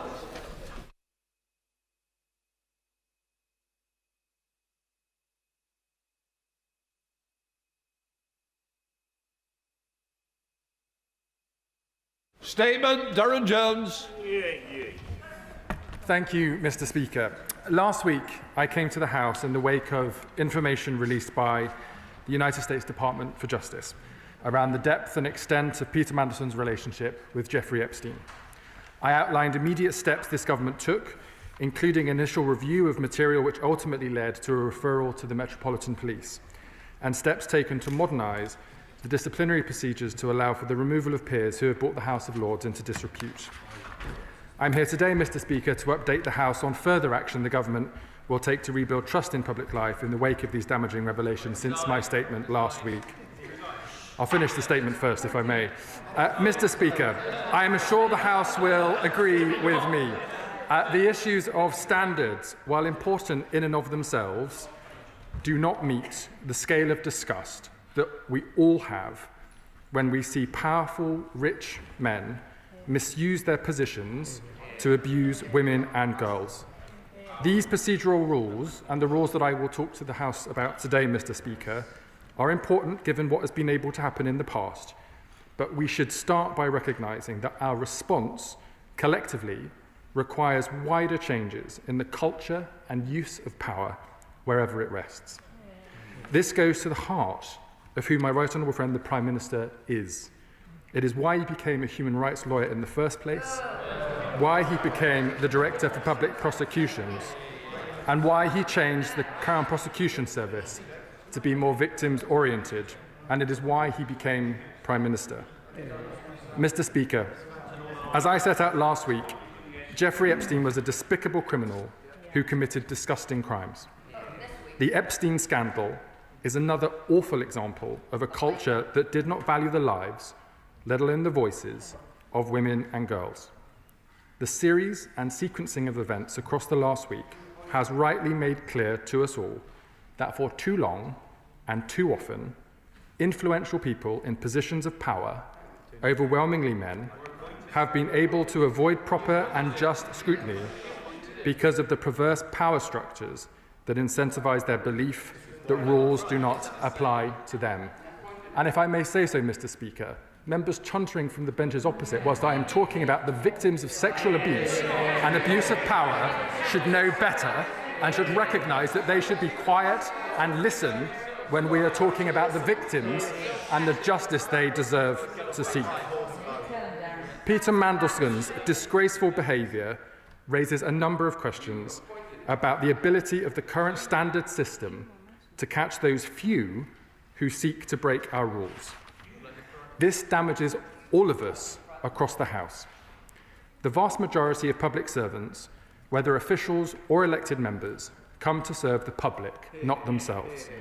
This House, indeed this building, is full of people working hard, unsociable hours, making significant personal sacrifices in order to try and make a difference to people's lives, to do what is best for their country, to fight for their communities, to use their position in this place to give a voice to those whose voices are too often not heard. The issues associated with Peter Mandelson, however, show that we must go further to ensure that no one can ever again behave in this way. Since entering government, Mr. Speaker, we have delivered on our manifesto promises to strengthen the role of the independent advisor, and we have set up the Ethics and Integrity Commission, whilst also publishing ministers' interests, gifts and hospitalities more frequently, and reforming severance payments to ensure that they are proportionate and fair. This is significant and important reform after years of repeated ethics scandals under the last administration. This includes restricting payments for ministers leaving office following a serious breach of the ministerial code, and requiring repayment of severance for those found to be in breach of the business appointment rules. Mr. Speaker, it's also why the government has introduced the Public Office Accountability Bill, a landmark piece of legislation to tackle injustice, so that when tragedy strikes, the state is called to account. In response to the latest revelations in the past week, the Prime Minister has confirmed that the government will bring forward legislation to ensure peerages can be removed from disgraced peers, and that Peter Mandelson will be removed from the list of Privy Councillors. And we are changing the process for the relevant direct ministerial appointments, including politically appointed diplomatic roles, so that in cases where the role requires access to highly classified material, the selected candidate must have passed through the requisite national security vetting process before such appointments are announced or confirmed. But, Mr. Speaker, we recognise we need to go further. We will work with the newly established Ethics and Integrity Commission to ensure that it achieves its aims of promoting the highest standards in public life. We will consider whether the current arrangements for the declaration and publication of financial interests for ministers and senior government officials are sufficient, and whether in the future regular published financial disclosure forms or other additional transparency measures should be used. We will look closely at our system for providing transparency around lobbying, and, Mr. Speaker, it is clear that we should consider again the use of non-corporate communications channels within government. Revelations from the Epstein files have shown that it has been far too easy to forward sensitive information via unofficial channels. There is a lack of clarity about the use of non-corporate communication channels within government, which has raised concerns about the security of official information. As members on the benches opposite know from their former ministers who also forwarded information from the government via private email accounts to people when they shouldn't. The government recognises the consistent cause for a strategic review of these channels, the role they play in government, the legal framework in which they sit, and whether the current codes of conduct and guidance relating to them are effective. Mr. Speaker, this work will focus on the issues for government, but will complement a range of work being carried out in both this House and in the other place. The government is committed to the principle that second jobs for members of Parliament should be banned outside of very limited exceptions, such as maintaining professional qualification. The Committee on Standards is currently conducting an inquiry into second jobs, and we are working with the committee to deliver meaningful change as quickly as possible. The House is considering the legislation currently before Parliament to introduce a duty of candour, and the Prime Minister has been clear that we will bring forward legislation to enable the removal of peerages from those who brought the House of Lords into disrepute. And, Mr. Speaker, the government will ask the Lords Conduct Committee to expand its work reviewing the Code of Conduct in the other place to consider whether standards issues, including the rules relating to peers and lobbying, need to be reformed. Finally, Mr. Speaker, I want to provide the House with an update on the response to the humble address motion passed by the House last Wednesday. The government is committed to publishing all relevant documents in line with the motion agreed by the House and is working at pace to do so. As the House agreed on Wednesday, papers which the government believes should not be published on national security or international relations grounds will be referred to the Intelligence and Security Committee of Parliament. The Prime Minister wrote to the chair of the committee on Friday, acknowledging that it is important that documents are made available to Parliament as soon as possible. And as the Prime Minister has set out, the government is committed to being as transparent as soon as possible and in full compliance with the motion. The Prime Minister has asked the Cabinet Secretary to liaise with the Intelligence and Security Committee, and I will ensure that the House is kept updated on this work. Mr. Speaker, we have all been appalled at Jeffrey Epstein's disgusting crimes and Peter Mandelson's despicable behaviour.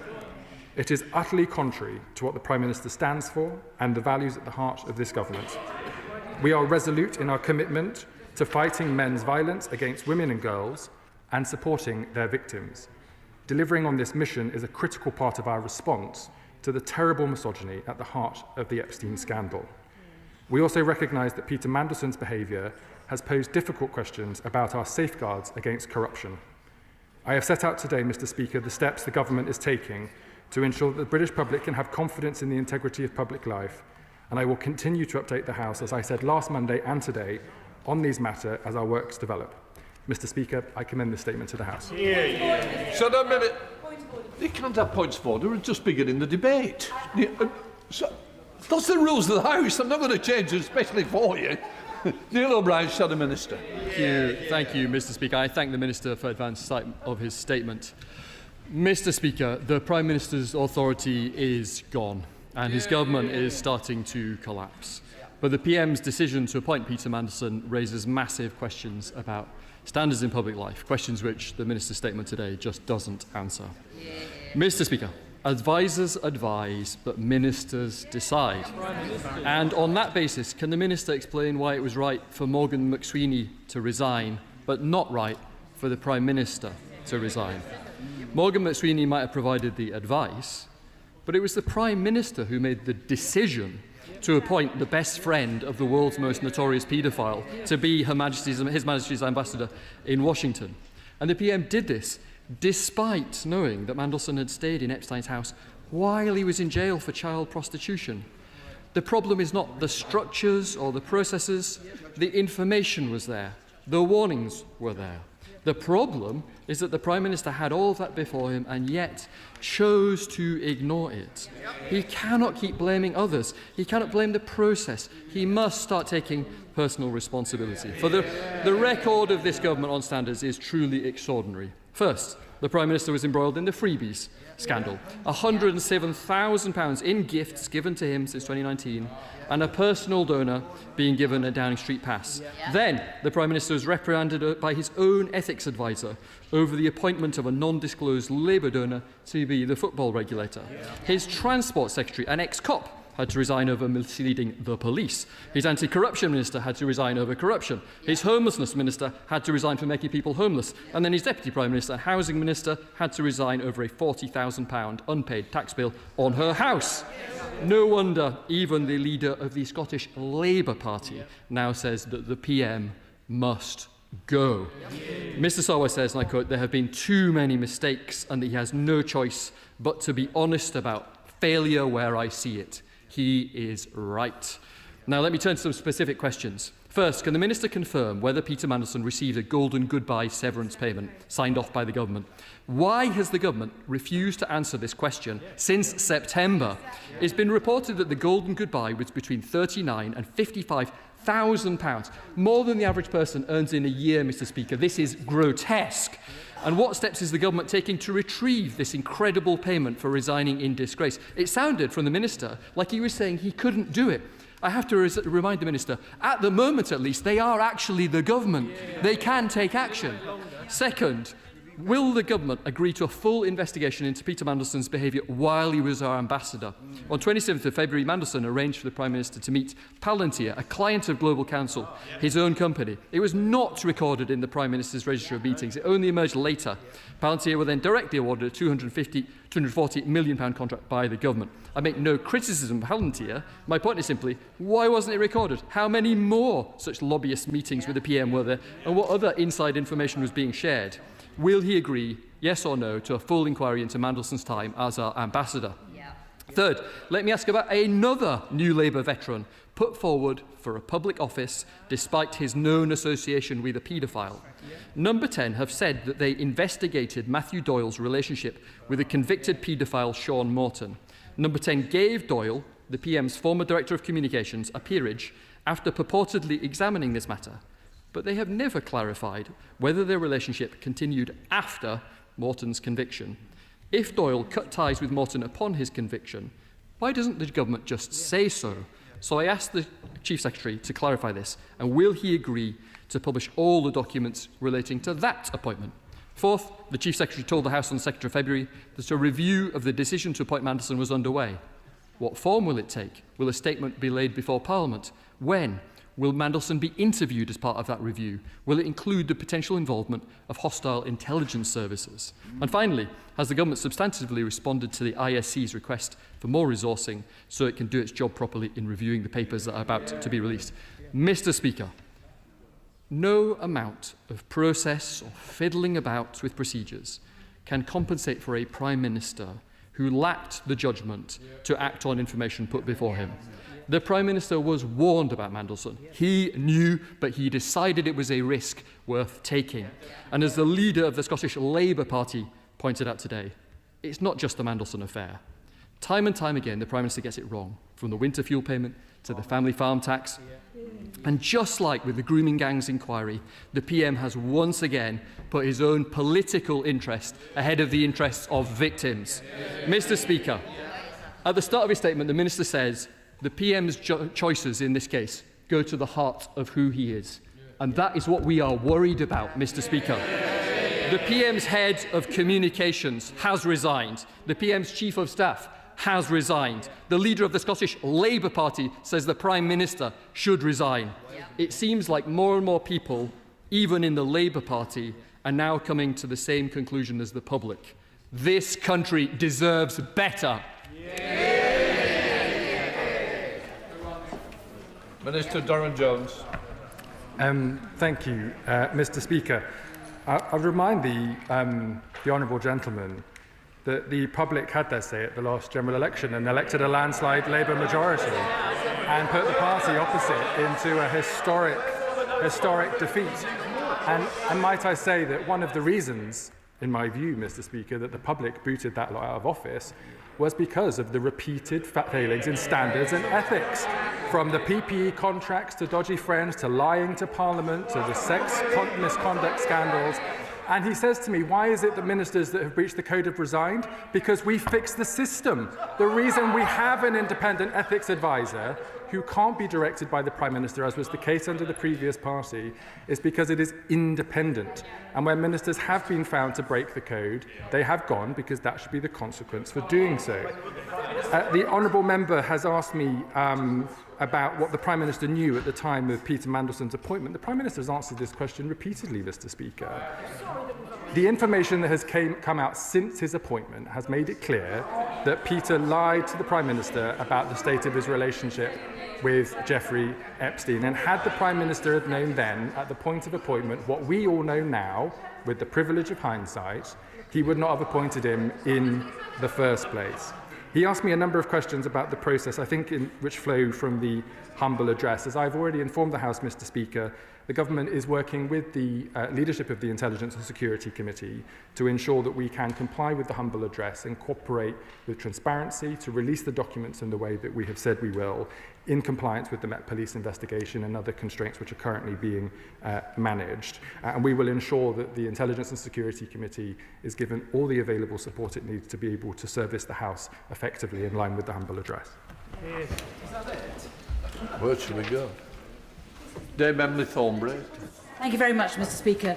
I'm grateful to the Right Honourable Gentleman for his speech and for telling us that relevant direct ministerial appointments, including politically appointed diplomatic roles, where they have access to highly classified material, will have to pass the requisite national security vetting process before such appointments are announced or confirmed. I know that it may sound a little surprising to members opposite because they probably didn't hear what he said because they were barracking the minister so much.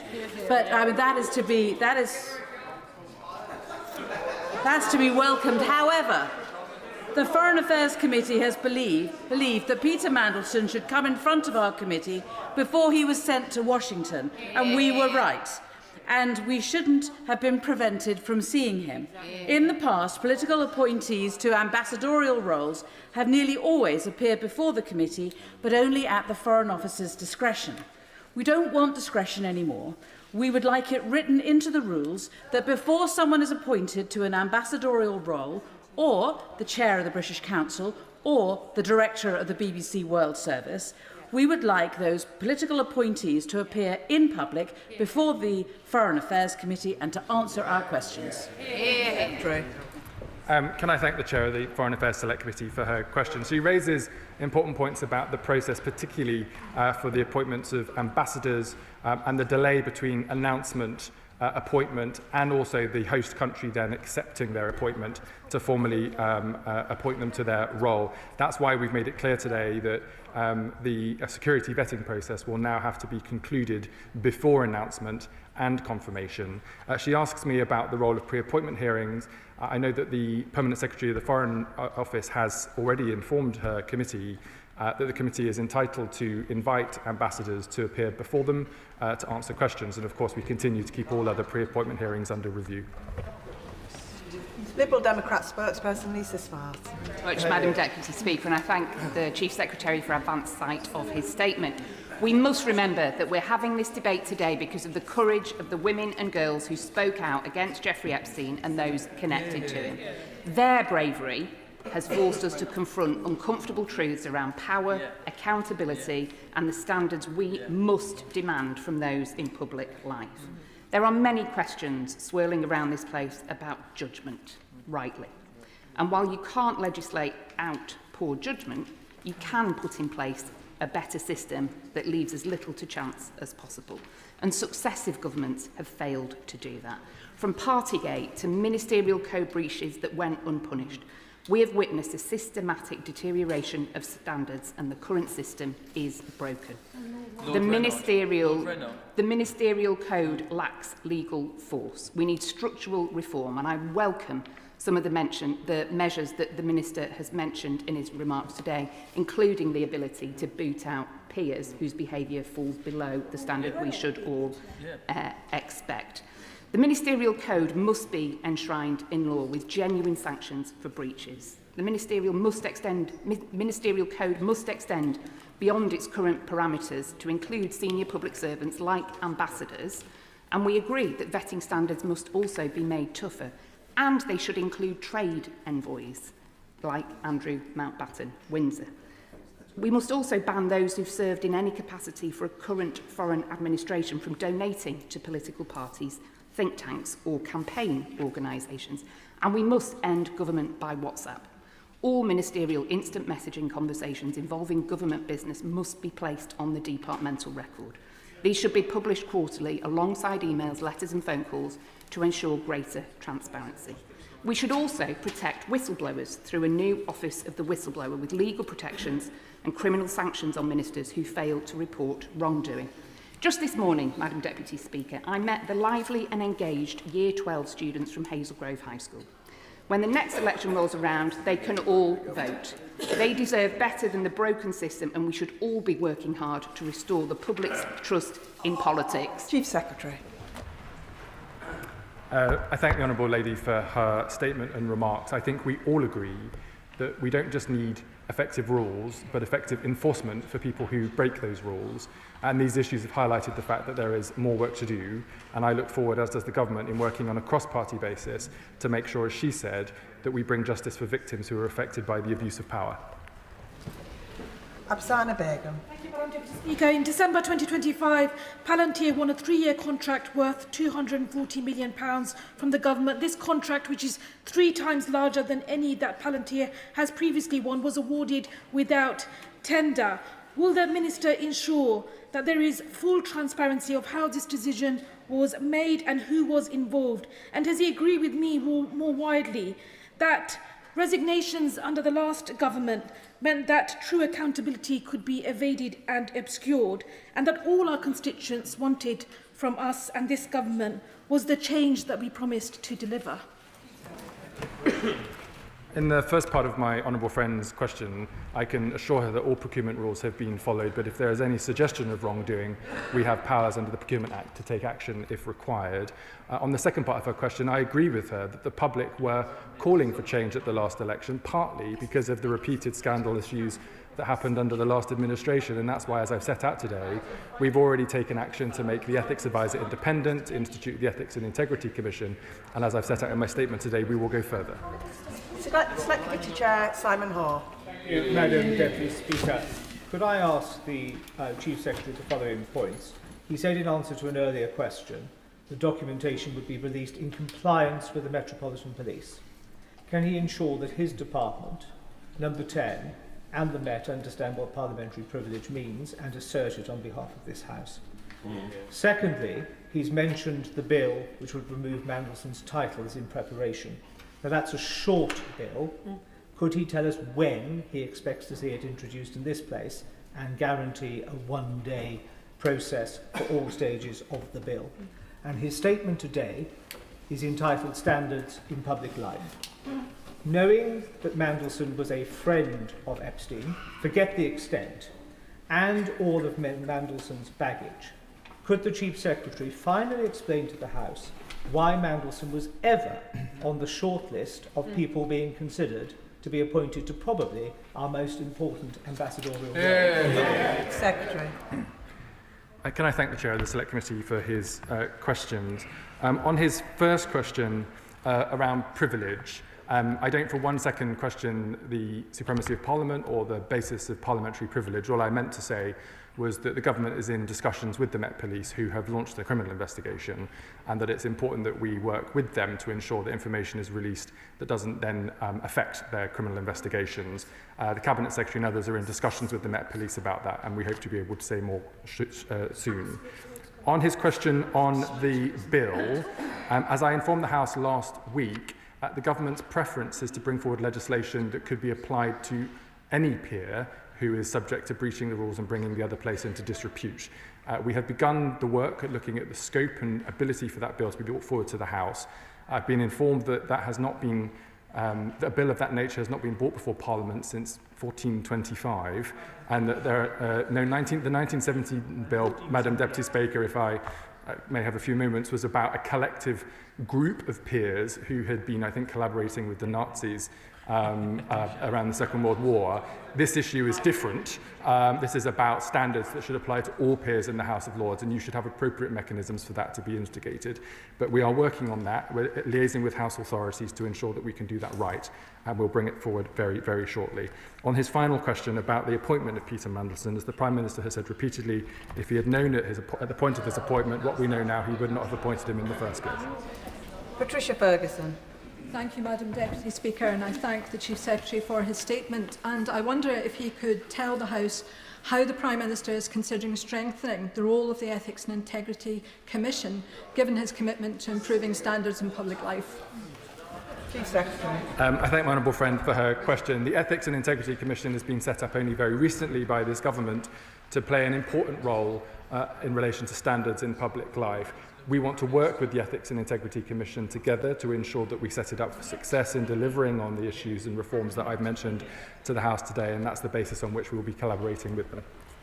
Chair of the Standards Committee, Alberta Costa.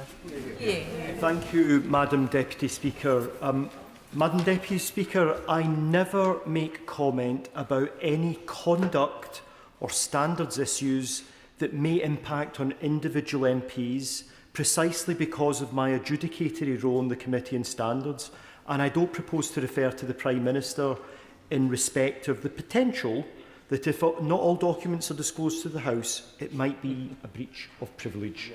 But I do want to just say gently to the Minister this, that when he constantly refers to the past and to my party in government's role with breaches of the standards issues, from this moment on, will he accept that given the litany of issues that have befallen the Labour government, as outlined by my honourable friend at the dispatch box, that it would really behove him if he stopped doing that and just ensured that going forward the Labour government acts with the same standards of conduct that it demanded of my party in government?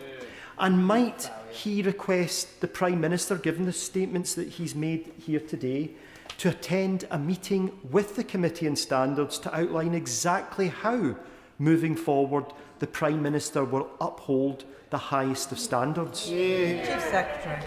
On the first part of his question, Madam Deputy Speaker, I agree that we need to ensure that we have a standard system both in this place and the other place that meets the challenges we're talking about today. That is not a party political issue.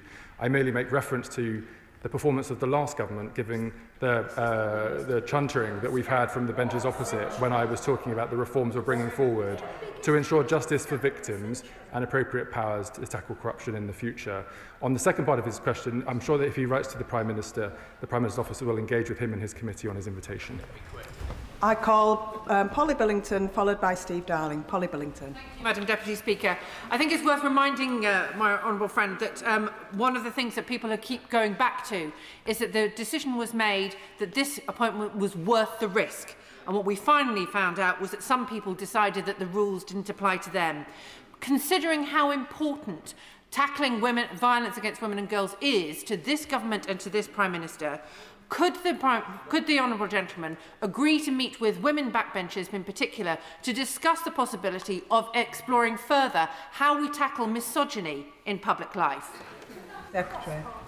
I would be very happy to meet with my honourable friend and colleagues and to do anything I can in pursuit of that outcome. Steve Darling. Thank you, Madam Deputy Speaker. It is jaw-dropping how many rich and powerful people were within Epstein's orbit and how many of them believed that they were untouchable. It's important that we have a culture that is supportive and trusting around whistleblowers. Does the Minister agree with me that we need to have an office for whistleblowers as the backbone for such a positive culture? Yes. Chief Secretary. I agree with the honourable member that we need to ensure those processes are available in all circumstances. My understanding is the legislation was updated in recent years, but I'm happy to consider any inputs from the honourable member and other members in the House if they wish to send them to me.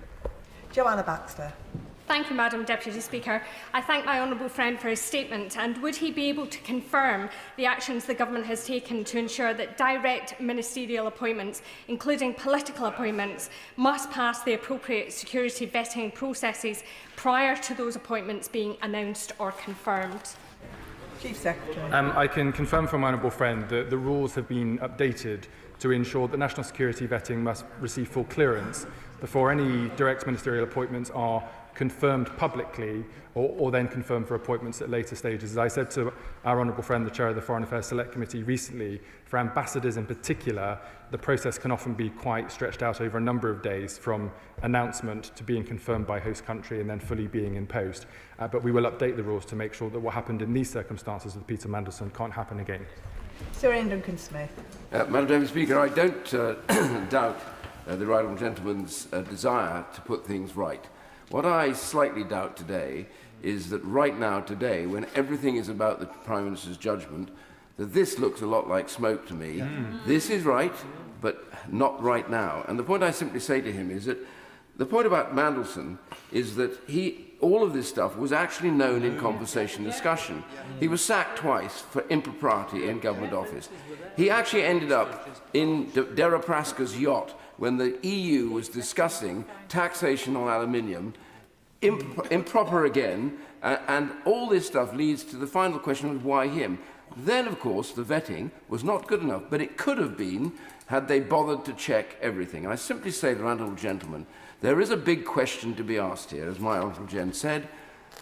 Surely this is ultimately about the Prime Minister's judgment in overruling anything that he found and deciding for his own purposes that this man should have been appointed to ambassador. Secretary.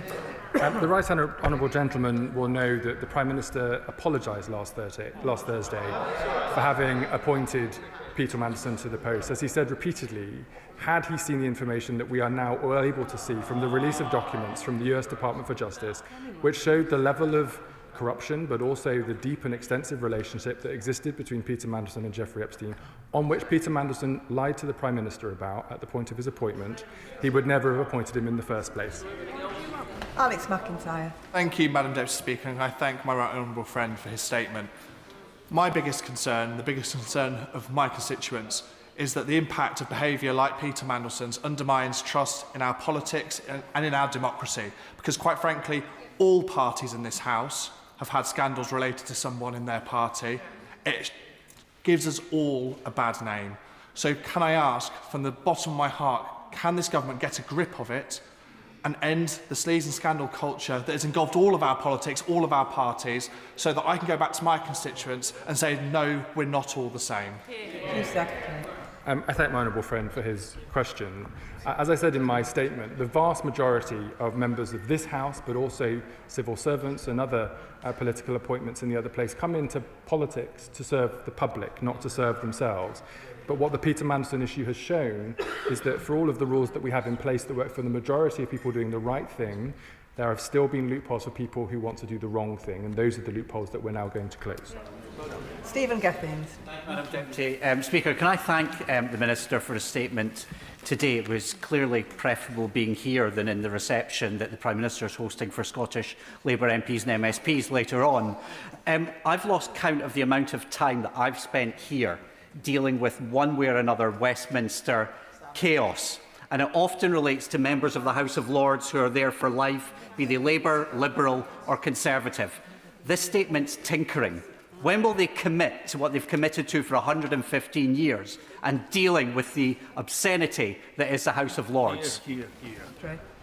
The honourable member will know that the government's committed to working with peers in the other place to modernise the House of Lords, and that we agree that that needs to happen. That's why we're in the process of removing hereditary peers and why we're working with the authorities in the other place to make sure that we deal with the issues we're talking about today. Thank you, Madam Deputy Speaker, and I thank the Chief Secretary for his statement and his focus on the victims of these appalling crimes. Could the Chief Secretary explain what steps this government has taken to ensure victims and survivors of these vile crimes are heard by those in power? Chief Secretary. I thank my honourable friend, and he's right to bring us back to the victims of Jeffrey Epstein and all women and girls who have been subjected to these atrocious crimes across the country, because evidently their voices continue to not be heard and these crimes continue to perpetuate. That's why the government's committed to halving violence against women and girls, and why it's introduced the measures to ensure standards of public life are enforced in this place and in the other place too. Sir John Whittingdale. Thank you, Madam Deputy Speaker. Can I tell the Chief Secretary, in relation to his previous answer, that the Foreign Affairs Committee repeatedly asked for Lord Mandelson to appear. He refused to come. But what the Foreign Affairs Committee did hear was from the Permanent Under-Secretary that Lord Mandelson would be entitled to a payoff in relation to the terms of his contract. So can the Chief Secretary say how much he received and whether or not he will be asked to repay it? The Foreign Office is currently reviewing the terms of the contract that led to the suggestion of severance payments when Peter Mandelson was sacked, and is due to update the House in due course. Sam Rushworth. Thank you, Madam Deputy Speaker. Can I thank the Chief Secretary for his statement? It is refreshing to see a government that's committed to making those in positions of trust accountable. They're clearly very angry today. And maybe it's because it's in marked contrast to a record of people who voted to cover up for one of their friends. But may I say, for ordinary people in Bishop Auckland, the crimes of Epstein are truly shocking and disgusting, and they're shocked to see this global web of power and people acting with such complete impunity. So is the government, in addition to looking at improved vetting, looking at how we have improved surveillance and vetting of those who are in a position of trust to make sure that these sorts of things cannot happen by those who are entrusted? Chief Secretary. I thank my honourable friend for his question. As he will have heard in my statement today, there are a number of avenues that the government is pursuing, including the potential for more routine annual disclosure of financial and commercial interests that we hope will shed more light on some of these issues where individuals are getting away with breaking the rules. Gavin Robinson. Madam Deputy Speaker, the Chief Secretary will know that there are too many members on both sides of this House that enjoy situations like this, and it belies the seriousness of the situation. Does he recognise that an integrity and ethics advisor would not be able to solve the appointment of somebody removed from government twice if the Prime Minister wishes to appoint them? Exactly the point. Would not be able to assist a former director of the Public Prosecution Service whose professionalism should have been to discern the truth in accepting lies, or to inject honour in a situation where a Prime Minister accepts the advice of an individual and then accepts his resignation, but receive the advice? Chief Secretary. I thank the honourable member for his question, and he's right that the public do not expect party political bickering on these issues, but problems to be solved and justice to be sought for those who deserve it. On the question of the advice the Prime Minister received, as I've said a number of times, Peter Mandelson lied to the Prime Minister. Questions were asked, and Peter Mandelson lied in his answers. I'm sure that will become clear as part of the disclosure of documents in compliance with the humble address in the coming weeks. Charters. Madam Deputy Speaker, can I thank my right honourable friend for all he's doing to overhaul standards in public life after the absolute bin fire that the party opposite left. But can I ask him to comment on this, because Peter Mandelson is reportedly in receipt of a severance payment, and I was a former regulator, and clawback's an important tool that can come in. So does my right honourable friend agree that, if possible, Peter Mandelson should be forced to pay every single penny back to the British people? Chief Secretary. I do agree with my honourable friend, and as I say, the Foreign Office will be coming forward with more information in due course. Richard Ford. Thank you, Madam Deputy Speaker. The Intelligence and Security Committee wrote to the Prime Minister last Thursday. The letter was published and it included the following. The committee would be grateful to now be told the date on which we will receive the papers such that we are able to plan the resourcing requirements. I don't doubt what the Minister said about the Government being committed to being as transparent as possible, but in his statement the Minister repeated the phrase as soon as possible. Can the Minister go beyond ASAP so that the Intelligence and Security Committee can plan the resourcing before receiving the papers? I can confirm the Government will be working with the Intelligence and Security Committee. There are meetings, I think, happening today and tomorrow morning on that basis. The Government is just liaising with the Metropolitan Police about the criminal investigation. Once that has been clarified, we'll be able to move forward with disclosures to the House. Whereas, Madam Deputy Speaker, could the Chief Secretary elaborate to the House how the Government will work with the Committee on Standards on proposals to ban second jobs for Members of Parliament to deliver meaningful change? My honourable friend will know that it was a clear manifesto commitment of our party to ban second jobs for Members of Parliament, except in limited circumstances, for example, where you have to maintain a professional qualification by being a doctor or a lawyer. The committee in the House is considering those issues, and I know that they've been working on them in quite some detail. The Government is working with the committee to try to move that on as quickly as possible, and I know the committee wishes to do the same. Sir Julian Lewis. I think it's notable, Madam Deputy Speaker, that despite the Government's huge majority, I think they've run out of people to stand up and defend their position. Now, the Minister is, and I'm not being patronising, the Minister is a very intelligent man. Therefore, I ask of him that he does not insult the intelligence of the rest of us when he talks about the Prime Minister having believed Mandelson's lies after he asked him questions. We now know from the forensic questioning by the Leader of the Opposition that the Prime Minister knew that the relationship between Mandelson and Epstein carried on, ongoing was the word, after his being jailed for paedophilia and prostitution-related offences. He apparently chose to ask for more questions after that and was lied to. What more did he need to know before knowing that this man should never be allowed within miles of the American post as our ambassador? Chief Secretary. My honourable friend will, in due course, see papers disclosed in compliance with the humble address, which will be very clear in showing the questions that were asked to Peter Mandelson and the lies that Peter Mandelson responded with in answering the Prime Minister's questions. Anne Davies. Madam Secretary, and I thank the Chief Secretary for the statement. We in Wales know how this story ends. The former Welsh First Minister Vaughan Gething was forced to resign following a serious error of judgment, and the Prime Minister had expressed full confidence in him. The Prime Minister then went on to appoint Peter Mandelson, despite his association with a convicted paedophile being a matter of public record. So what lessons, if any, does the Chief Secretary draw from this pattern of poor judgment at the very top of government? Chief Secretary. As I've repeated to the House, Madam Deputy Speaker, there needs to be rules that apply in all circumstances to all people in respect of the House of Lords, this House of Commons, and in appointment to these roles, and clear consequences for people who lie or breach those rules. And those are the reforms that the government are bringing forward. Sir Bernard Jenkins.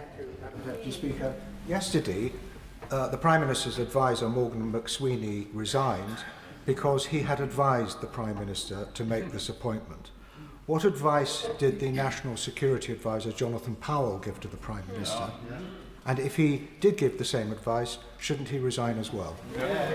Chief Secretary. The honourable member will know that it would not be appropriate for me to speak on behalf of civil servants and special advisors from the dispatch box. The statements released by Morgan McSweeney and Keir Starmer yesterday answer his questions in relation to Morgan McSweeney's decision to resign from post. Sian Berry. Madam Deputy Speaker. A government enthralled to men and corporations drunk on power is the rot at the centre of Mandelson's scandal. When people operate in the shadows, they think they can act with impunity. So of all the 7 Nolan principles, openness can help build back the most trust. So does the Chief Secretary agree that we must drive out corporate influence and money, and as a start, would he cap political donations and ask all MPs and peers to follow my example in releasing logs of all lobbying meetings so the people can know we work for them? Chief Secretary. I thank the Honourable Lady for her question. On a number of those measures, as I said in my statement, we are looking at the current procedures and whether they can be updated in the future to provide more transparency. But she is right that individual rules alone, whilst can be improved, will not be sufficient for tackling the cultural issues that lead to some of these challenges. And it's upon all of us on a cross-party basis and any other people in power to call out and make it clear that that's not acceptable in public life. Sir Alex Shelbrooke. Thank you, Madam Deputy Speaker. Further to the point that my right honourable friend for Chingford and Woodford Green made, this does look like smoke today. It really does. I mean, this horse has bolted so far, it's at Wetherby Racecourse. And I have to say to the honourable gentleman that he really is not giving the answers that we need to hear. So let me ask the right honourable gentleman. He said that what goes to the heart of the Prime Minister is what he's trying to do. So why did the Prime Minister believe that somebody who took loans which in today's money would be worth over £1 million was found to be flogging passports? Why did the Prime Minister ever think that that person should be rewarded? Chief Secretary. On the first part of the Honourable Gentleman's question, I would just remind him that the reforms that this government has made in the past 18 years and those which we're talking about today will be the most wide-ranging reforms to standards in public life that we've seen for a very, very long time indeed. I wouldn't call that smoke and mirrors, I'd call that progress. On the second part of his question, as I've said repeatedly to the House, if the Prime Minister had known the depth and extent of the relationship between Peter Mandelson and Jeffrey Epstein, then he wouldn't have been appointed in the first place. And it's easy for members on the opposite benches with the benefits of hindsight and now with access to the documents that were not available to the Prime Minister at the time of appointment to say that it should have been done otherwise. Alison Bennett. Thank you, Madam Deputy Speaker. This matter is not about process, it is about the judgment of the Prime Minister. And we really can't legislate out poor judgment that we've seen on evidence today. So maybe the Minister has considered our calls to create an Office of the Whistleblower, but would he also agree that we can ensure that there are proper criminal sanctions for those ministers who fail to whistleblow to mitigate the frailties and human error we see here? I'd point the Honourable Lady to the duty of candour provisions that we're bringing forward in the Public Accountability Bill, which include criminal sanctions for those who breach those rules. And as I've said to her honourable friends on the Liberal Democrat benches, I'm very happy to consider wider recommendations for whistleblowers as she sets out. Esther McMahon. Thank you, Madam Deputy Speaker. Given the importance of standards in public life, why is it that the advisor who suggested Peter Mandelson as the ambassador to the US has had to resign, but the person who actually appointed Peter Mandelson, that is the Prime Minister, is still in post? Chief Secretary. As the Prime Minister said last Thursday, he has apologised for having appointed Peter Mandelson, and had the information that is now available had been available at the time of his appointment, he wouldn't have appointed him in the first place. Ayub Khan. Thank you, Madam Deputy Speaker. We all know that the Prime Minister is a lawyer, and one of the traits of a lawyer is to understand and test the veracity of information that is being provided. We know that the Prime Minister has said from that dispatch box that he took a risk and that he had known that Mandelson kept his relationship with Epstein. The real question is that I suspect the risk was that the public wouldn't find out. The public do now know. Is it not time for the Prime Minister to simply go? Secretary. No. Katie Lamb. Thank you, Madam Deputy Speaker. This is insulting. The first time, though it was not to be the last time, that Peter Mandelson resigned in disgrace from a Labour government, then Tony Blair's cabinet, I was 7 years old.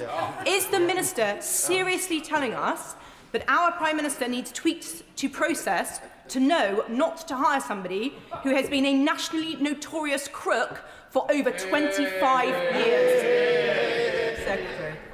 As the Honourable Lady will have heard, if the Prime Minister had access to the information we now have about the depth and extent of the relationship between Jeffrey Epstein and Peter Mandelson, he would have not been appointed in the first place. Thank you, Madam Deputy Speaker, and if I may, I'll direct the House to my register of members' interest in relation to whistleblowing. I'm very hopeful that Chief Secretary knows that I was promised a meeting with him about the subject of whistleblowers during the passage of the Public Office Accountability Bill. I look forward to meeting him. I wonder if he is aware, I hope he is, that actually the current legislation dealing with whistleblowers directs them into the Employment Tribunal, of which there are 47,000 cases awaiting to be heard. We have to do something about whistleblowing and making sure the protections are in place. I'm looking forward to meeting him with a number of my colleagues so that we can discuss this in detail in full. As I've said to the Honourable Lady's colleagues on the Liberal Democrat benches, I'm very happy to receive further representations on reform of the law as it relates to whistleblowers, and if we need to go further, we'll be happy to consider such. Dr. Andrew Morrison. Deputy Speaker, the Minister has managed to throw out more chaff than a B-52. Can I ask him, in his remarks about security vetting, whether he means developed vetting of the sort that is applied to very senior officials before they are appointed to extremely sensitive positions, including military individuals, or whether he has something else in mind? Will he say whether that will be repeated periodically, as is the case for officials?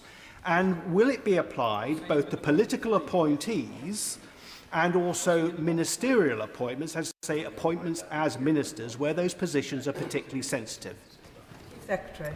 I think the Honourable Member knows, Madam Deputy Speaker, that there's different processes in relation to the different types of roles that we might have and others in government, from due diligence through to develop national security vetting, as he sets out. The important point is that the right process is applied to the right person at the right time, and that is what we're reviewing right now. Pete Wishart. Deputy Speaker, the only statement that my constituents want today is a resignation statement. The only reform they want is the reform that takes this Prime Minister out of 10 Downing Street. It doesn't matter how many reviews, inquiries or fireguards they put in the way. He has lost the confidence and trust of the British people. What we need is a government that will end this chaos.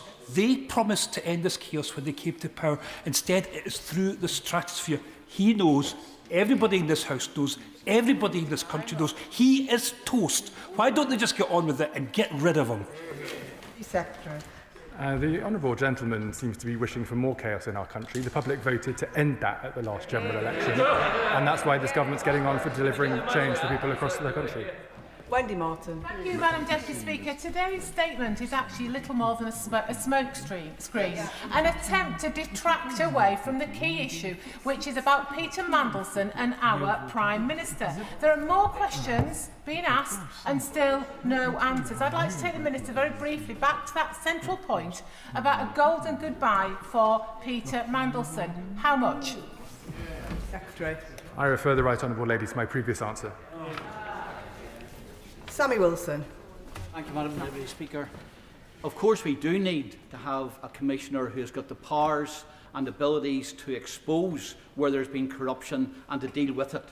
But this statement today is not required, because we already know that a bad judgment has been made by the Prime Minister, and really what the public want to know is how is he going to be held to account for things which he already knew and ignored.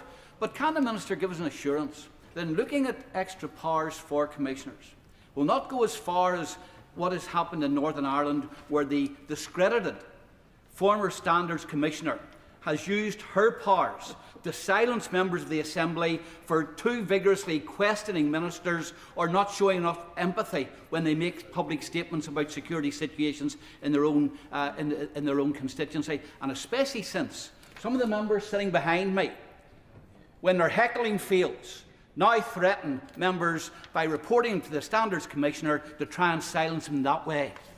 Chief Secretary. I think it's important, Madam Deputy Speaker, that we take good practice wherever it exists and learn the lessons where reforms have not worked, whether in our Parliament or in other devolved governments across the United Kingdom. And the Honourable Gentleman is encouraged to write to me with his examples in more detail to ensure that we avoid that in the future. I can assure him that the government has no intention to want to try to limit the voices of people in this House or indeed anywhere else. Gregory Stafford. Thank you, Madam Deputy Speaker. Going back to the process the Prime Minister followed, he received information from the vetting and security services that Peter Mandelson might have had an ongoing relationship. He then questioned Peter Mandelson about that. Did he then test those answers that Peter Mandelson gave with that security and vetting service? Because if he did not, it can only mean one of two things. Either he has a dereliction of duty or he's a credulous fool. Either way, he should resign, shouldn't he? Chief Secretary. No. Jim Allister. Thank you. Can I take the House back to where this debate started? It began with the shadow spokesman reminding us that advisers advise and ministers decide. And in the back of that, I want to give the Minister the opportunity, I think for the fourth time in this debate, to answer the fairly fundamental question that I'd like to know the answer to and my constituents would like to know the answer to. If it is right for an advisor to resign, why not the far more culpable decision maker? Chief Secretary. As the Prime Minister has made clear, he apologised for appointing Peter Mandelson to the position of Ambassador, and had the information which is now available been available at the point of his appointment, he would never have appointed Peter Mandelson in the first place. Dr Luke Evans. Thank you, Madam Deputy Speaker. And can I thank the Minister for his statement about the new rules and legislation that he's bringing forward. I've missed something, though. Could he point to the one that he's bringing forward that would stop a Prime Minister from appointing a twice-sacked best friend of the world's greatest paedophile? Chief Secretary. I refer him to the detail of my statement. Rupert Law. Thank you, Madam Deputy Speaker. Many of us, including myself, spoke in this House against the ill-judged appointment of Peter Mandelson, which flew in the face of logic, given his poor relationship with the US and his history of misfeasance in public office. Will the Minister undertake to obtain all redacted evidence from the US pertaining to all UK persons in positions of influence referred to in the Epstein documents and expose them to the public? This is the only way to clear up this global scandal for the UK electorate. Chief Secretary. Where the government has jurisdiction over documents and in compliance with the humble address, we will publish them, as I've said to the House earlier today. Ben Obsojecti. Thank you, Madam Deputy Speaker. The Minister keeps making reference to if we had known then what we know now with regards to Peter Mandelson's appointment. But the key fact is that we already knew of Peter Mandelson's ongoing relationship with Jeffrey Epstein, as the Prime Minister spoke about at PMQs last week, just as the government knew about Matthew Dawes' relationship with Sean Morton and still gave him a peerage after the internal investigation.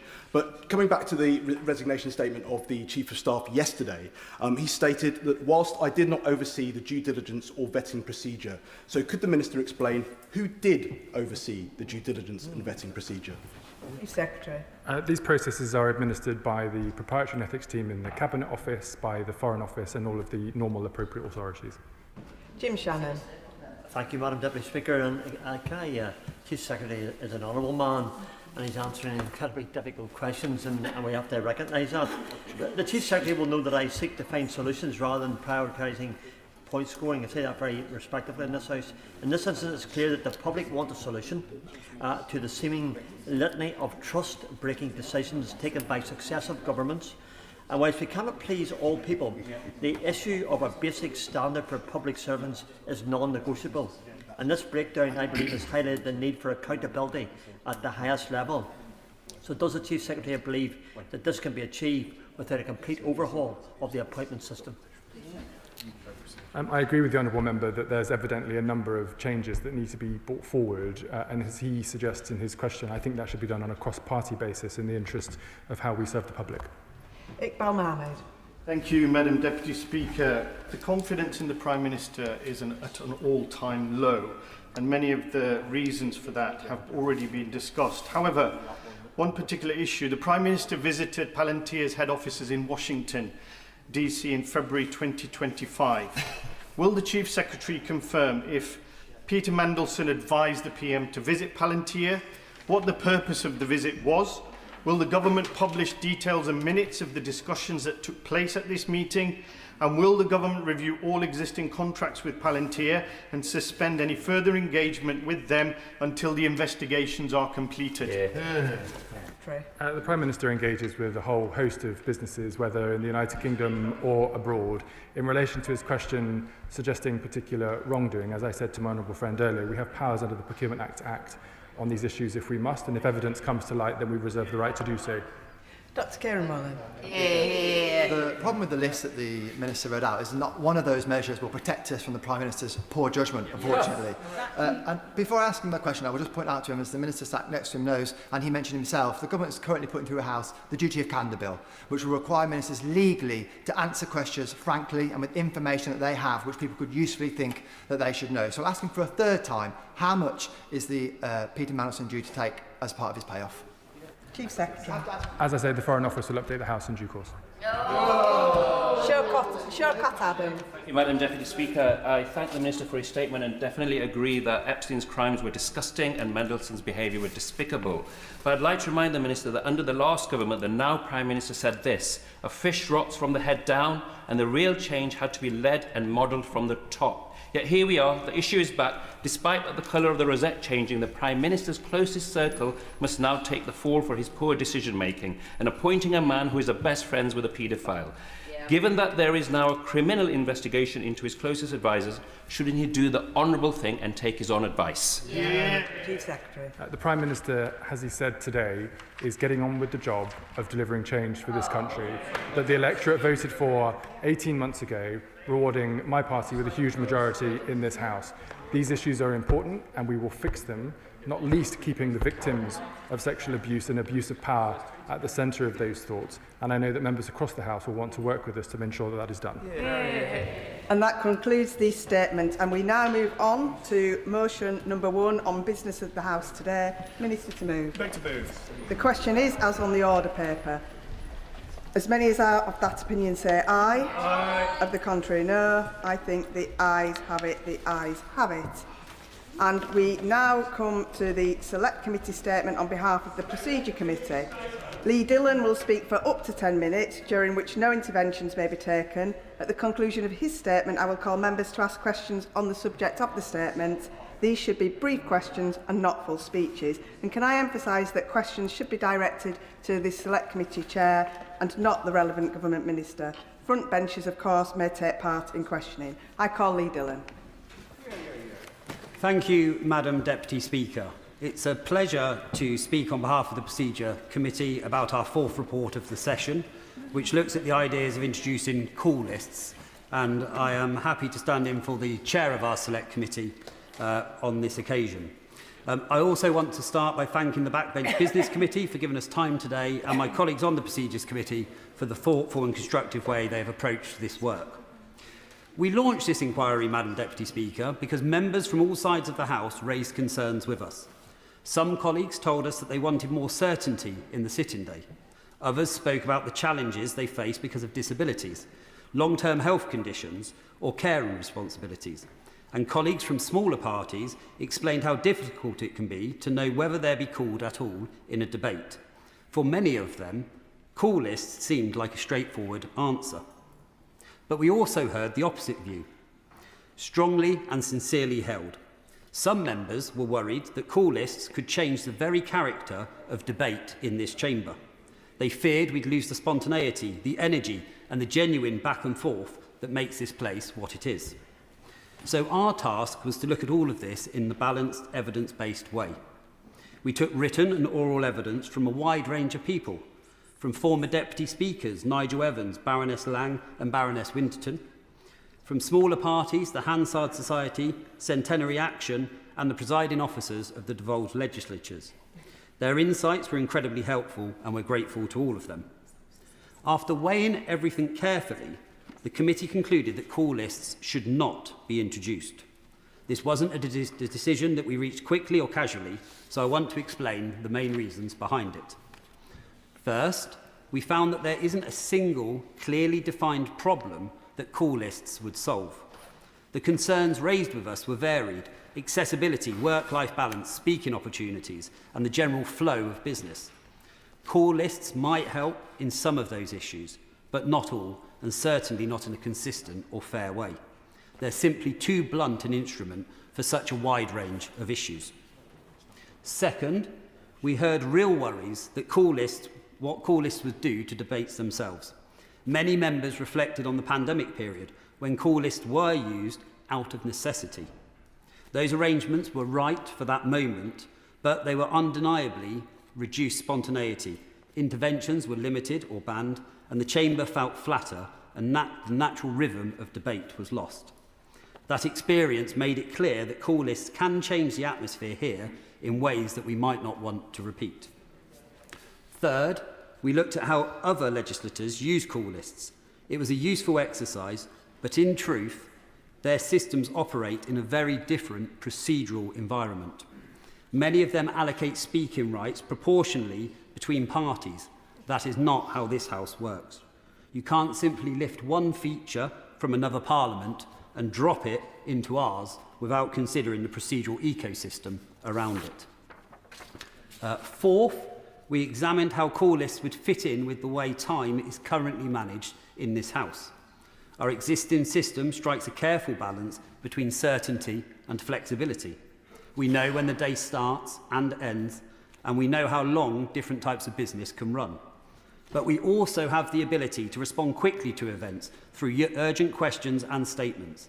That flexibility is essential to the House's role in holding the government to account. Introducing call lists would disrupt that balance, and doing so would require a much wider rethink of how the parliamentary day is structured. And finally, we considered the role of the Speaker and Deputy Speakers. Their discretion in calling members is fundamental to how debates are managed. They are elected by the House, they are impartial, and they are trusted to use their judgment fairly. Call lists would inevitably limit that discretion. We did not find a strong enough case to justify restricting the Chair's ability to steward debates effectively. And we note that there are already informal mechanisms in place to support members who have genuine health or accessibility needs, and that the Speaker's office handles these with care and sensitivity. Our report also suggests that the Modernisation Committee should set out how it intends to approach its upcoming work on the use of time in the Chamber. That broader perspective will help the House to think about these issues in the round rather than in isolation. So, to close, Madam Deputy Speaker, I want to say that we fully understand why some colleagues may be disappointed by our conclusions. We listened carefully to all the views put to us and we took them seriously. But our recommendation is based on detailed evidence and a clear view that call lists are not the right solution to the concerns raised. They would change some of the fundamental features of how this chamber operates and not necessarily for the better. This report isn't the end of the conversation. What it does is give the House a structured foundation on which those conversations can continue. And with that, Madam Deputy Speaker, I commend this report to the House. Sir Julian Lewis. It's very rare, Madam Speaker. In fact, I can't think of a previous occasion in approaching 29 or 30 years in this House that I've heard a statement from a select committee with every word of which I entirely agree. This is one of those occasions, and I'd like to congratulate the committee and the members who are involved in the preparation of this excellent contribution. I thank the Right Honourable Member for his question, and I will pass on that thanks to the committee. I think that we genuinely did take that wider consideration into the multiple aspects that we'd have to change if we were going to bring call lists into fruition.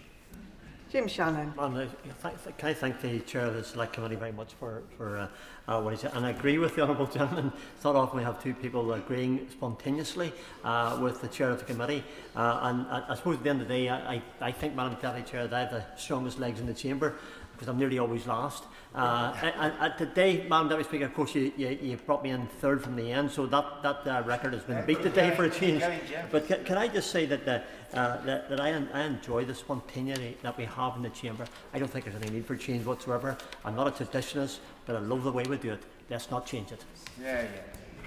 I thank the member for his comment, and we agree spontaneity is such an important aspect of how we operate here. And that concludes the Select Committee statement. We now move to the general debate on the UK-India Free Trade Agreement, and I call the Minister to move the motion. Thank you very much, Madam Deputy Speaker. I beg to move that this House has considered the UK-India Comprehensive Economic and Trade Agreement. Let me start, Madam Deputy Speaker, by saying why this deal is so important. It may seem obvious, I suppose. We did £47.2 billion worth of trade with India last year, up 15% year on year, and India is now our 10th largest trading partner. But it is its future potential that really stands out. India has the highest growth rate in the G20. It's likely to become the third largest economy in the world by 2029. And by 2050, India will be home to over 250 million high-income consumers. Demand for imports is due to grow as well, reaching £2.8 trillion by 2050. Assuming global foreign direct investment into India continues its recent trajectory, it could grow to £1 trillion by 2033. Yet, despite all of this, its markets also have been behind some of the highest barriers in the world. India has some of the highest tariff rates in the G20, gin and whiskey at 150%, cars at 110%, cosmetics at 22%, soft drinks, lamb, fish, chocolate and biscuits, I know that's an odd combination, but nonetheless at 33%. In 2024, India was ranked as the 8th most restrictive services market by the OECD. Inevitably, that means that either prices many UK products out of the market or makes them a premium product beyond the reach of many in India. Yet 42% of UK businesses surveyed by Grant Thornton in 2024 said they'd want to build a presence in India. 72% said an FTA would encourage them to explore the Indian market. So the agreement this government secured was a momentous achievement. Others have been trying to get a deal like this for years and failed. But this Prime Minister, along with the then Business Secretary and Trade Minister, to whom I paid tribute, brought home the goods. Oh dear. I will. I think I know what he's going to say. Gareth Snell. Thank you, Madam Deputy Speaker. Madam Deputy Speaker, the UK is the single largest importer of Indian ceramics. The trade deal removes some of the tariffs that we apply onto Indian imports, which means that the industrial energy pricing in India, with the removal of those tariffs, means that they become incredibly competitive to our own domestic market, in some cases much below our own market production point. Bricks are another area where we are the single largest importer of Indian bricks, and yet our own brick kilns stand at 2/3 capacity. So is the Minister able to set out what protections are in this trade deal to make sure that whilst we get the new markets for our exports, we don't undercut our own domestic market by cheaper imports?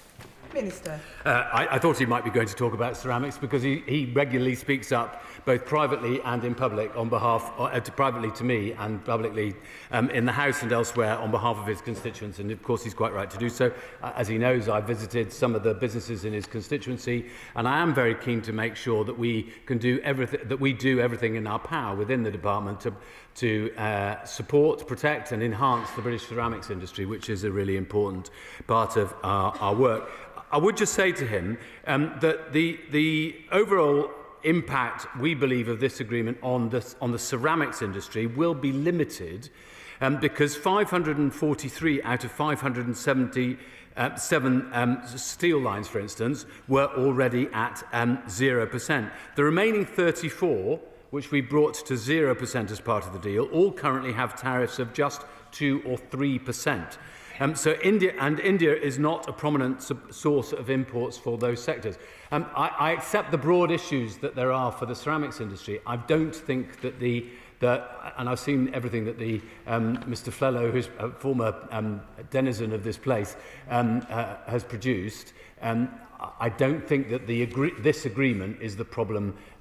There are other issues that we need to address, not least the issues that he's raised in one sec, that he's related in relation to energy costs, which are very specific for the ceramics industry, of course. I'm grateful to the Minister for giving way. Just before he moves off this point, the evidence that we took on the Select Committee did raise concerns about the impact of this deal on both the brick industry in the UK and the ceramics industry. The Minister knows that the Trade Remedy Authority is not really equipped with the tools that it needs to defend us in this new world, and nor is the Competition Market Authority yet seen fit to finalise its foreign subsidy control regime despite 2 years of consultation. So will the Minister at least assure the House that he will keep a very close eye on this and not hesitate to bring forward protections or trade remedies if the need arises? Minister. Yes, of course. And I read the report of his committee over the weekend, and it's a very fine report.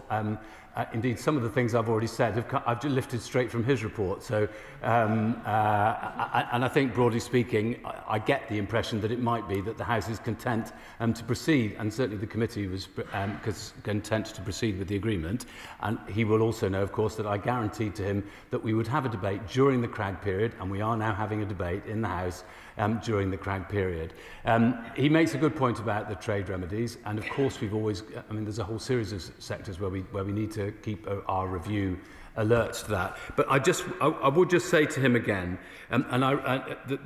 there may be some points you might want to make later on about labour in relation to the brick industry as well, but because they're made in his report. But nearly 90% of ceramics imports from India already come in tariff-free into the UK.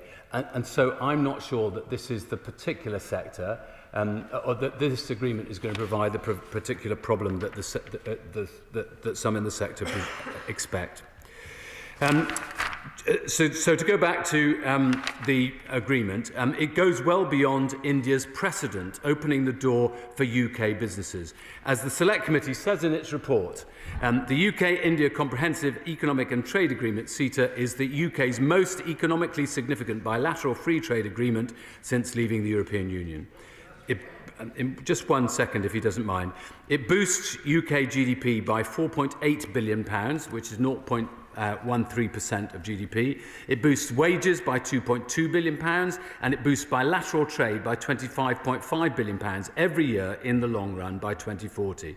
India will drop tariffs on 90% of lines, covering 92% of current UK exports, giving the UK tariff savings of £400 million a year immediately on entry into force, rising to £900 million after 10 years, even if there is no increase in trade.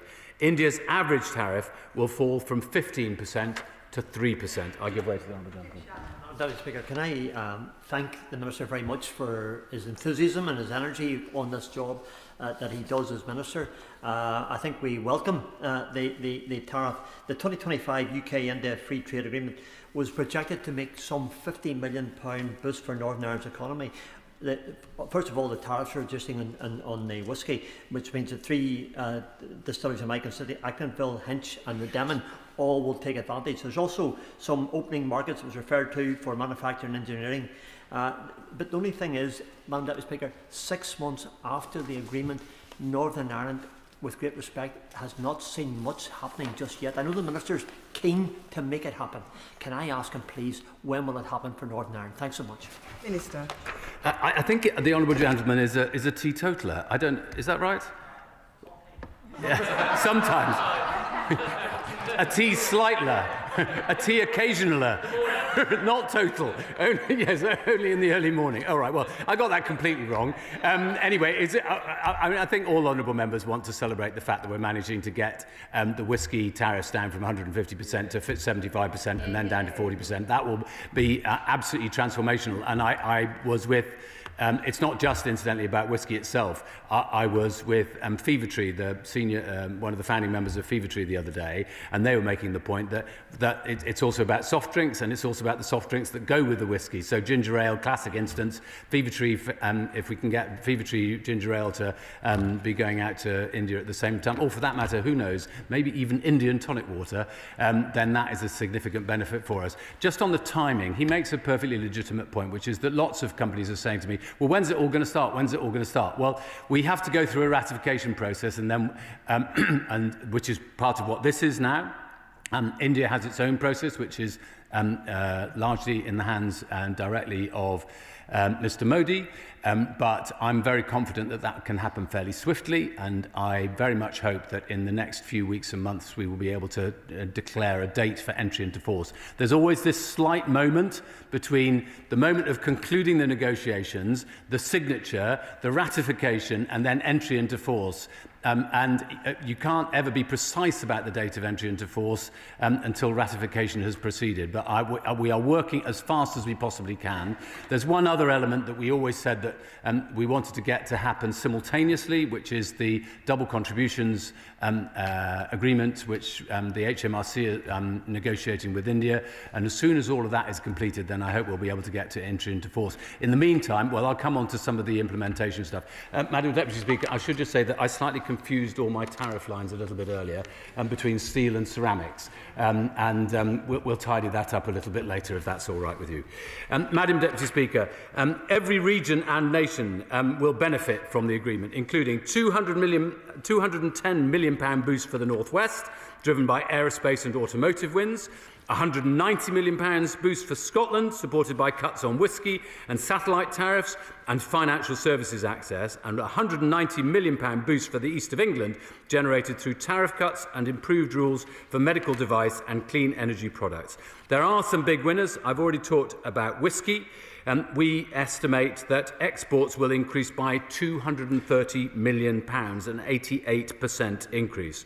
For autos, these will be going from over 100% tariffs to 10% under quota, which will phase from combustion engines to electric vehicles. Auto parts and car engine exports are expected to increase by £189 million. That's 148%. And cosmetics, these tariffs will be falling from 20% to as low as 0%, which will boost exports by £400 million. That's 364% increase. And when I was talking to Charlotte Tilbury the other day about this, she was absolutely... I know the whip is very keen on Charlotte Tilbury. I'll pass on her request for further information. And I think, Madam Deputy Speaker, you're putting in a bit as well now. But the important point is we need to make sure that businesses know that there is this new opportunity out there in India, and we need to maximise the exploitation of these new tariff issues. Oh, yes, OK. I'll pass on his to Charles. Giving way. According to the government's own figures, this trade deal will only add 0.14% to our national GDP. What are we giving up in return for that measly amount of benefit? And is it really worth sacrificing our commitments to human rights to sign these kind of trade deals with countries and leaders who are reported to have breached human rights? Minister. Well, I'll talk about human rights in a moment, but to be honest, if he can come up with a better way of finding 0.14% of GDP increase, then I'd be very happy to hear it. But frankly, the idea that we would just turn our back on one of the biggest economies in the world, one of the largest democracies in the world, and not say yes to a trade deal with them, I think is for the birds. Just on human rights, of course, there are a whole series of human rights issues that we always want to raise with our trade partners, and we do so. When we're negotiating a free trade agreement, they're not necessarily a central part of it, but in this deal, for the first time ever, we have clauses on a whole range of human rights related issues. He could easily point out that these are not legally enforceable, but they are an opportunity for us, both at the first review, which will come at entry into force, and at future occasions, which are laid out in the free trade agreement, for us to be able to further talk through some of these issues. I would also point out that, of course, human rights issues are primarily the responsibility of the SCDO. There's a series of these, whether it's in relation to Kashmir or it's in relation to some of the individuals and labour laws and so on, that we raise through the FCDO. Now, I'm aware that non-tariff barriers are also being removed to make trade quicker, cheaper and easier through improved customs processes, reductions in technical barriers to trade, increased facilitation of digital trade, supportive IP commitments and greater collaboration on new technologies. This will all help to make trade quicker, cheaper and easier. In relation to services, which is obviously very important for us as a services superpower, market access is locked in, including ensuring UK companies are treated on an equal footing with Indian companies. The deal includes India's first ever financial services and telecoms chapters. The FTA is expected to boost services exports by £1.6 billion. In relation to procurement, and this is very important for the UK again, brand new access to India's federal procurement market will be locked in, guaranteeing access to approximately 40,000 tenders per year, worth at least £38 billion per annum, and exclusive treatment for UK companies. For the first time, UK companies will have access to India's procurement portal.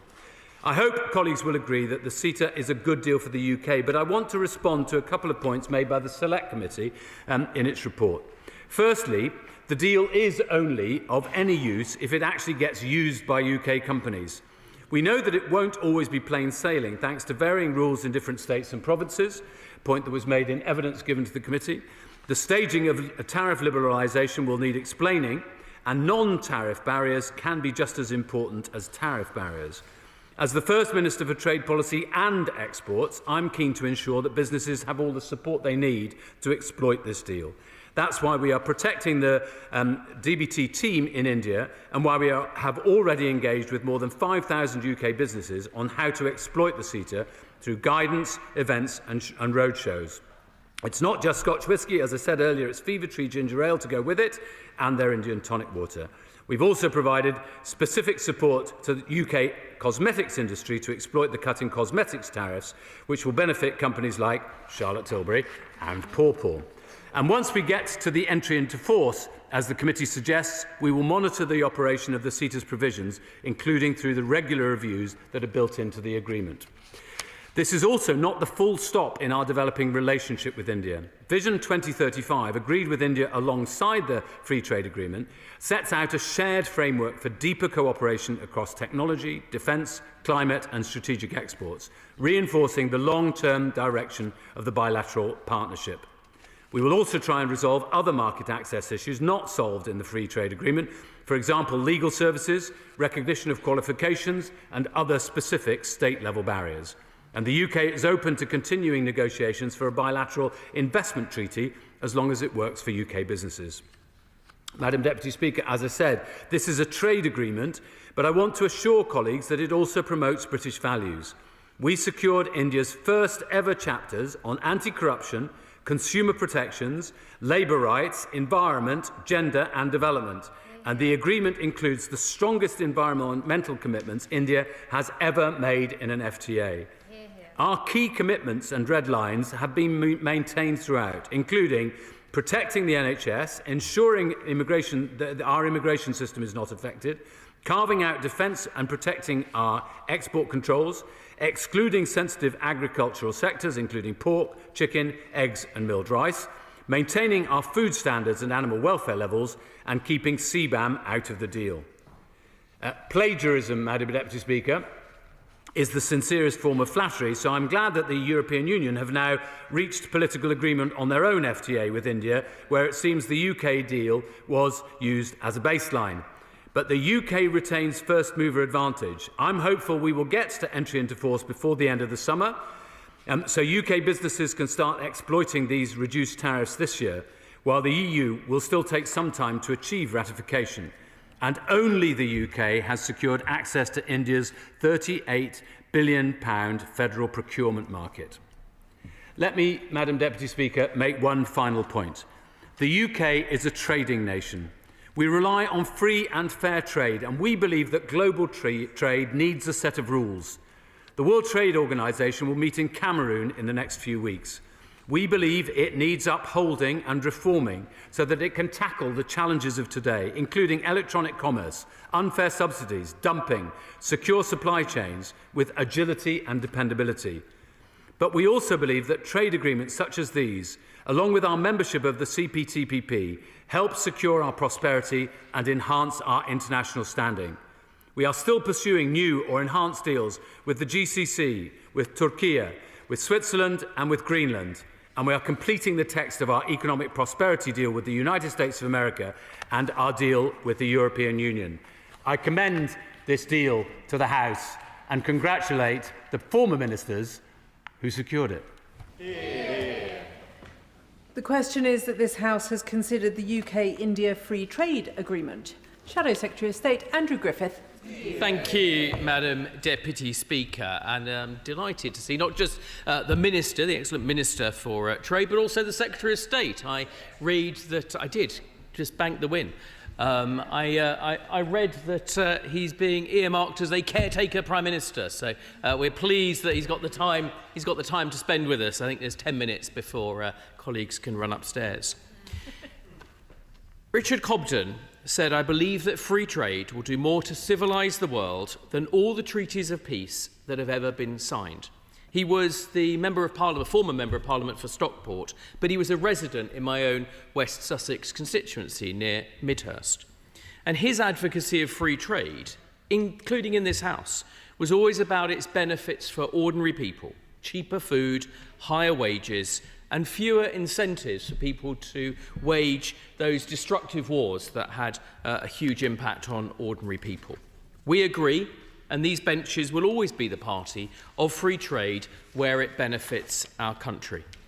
That is why it was a Conservative government that signed new landmark trade agreements with the EU, Japan, Australia, New Zealand, and negotiated the entry of the UK to the Comprehensive and Progressive Agreement for the Trans-Pacific Partnership.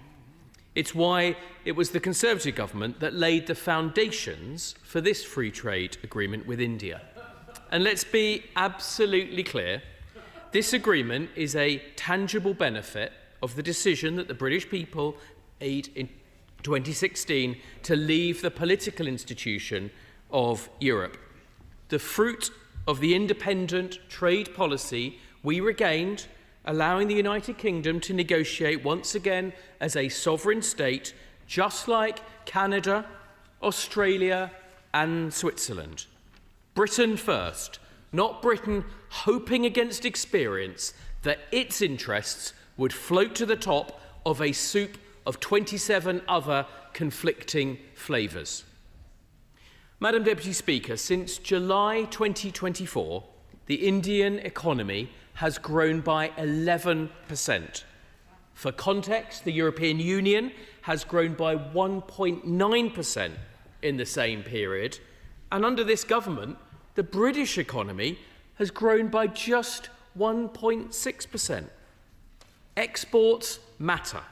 So this deal has the potential to be a key part of a growth plan for our economy.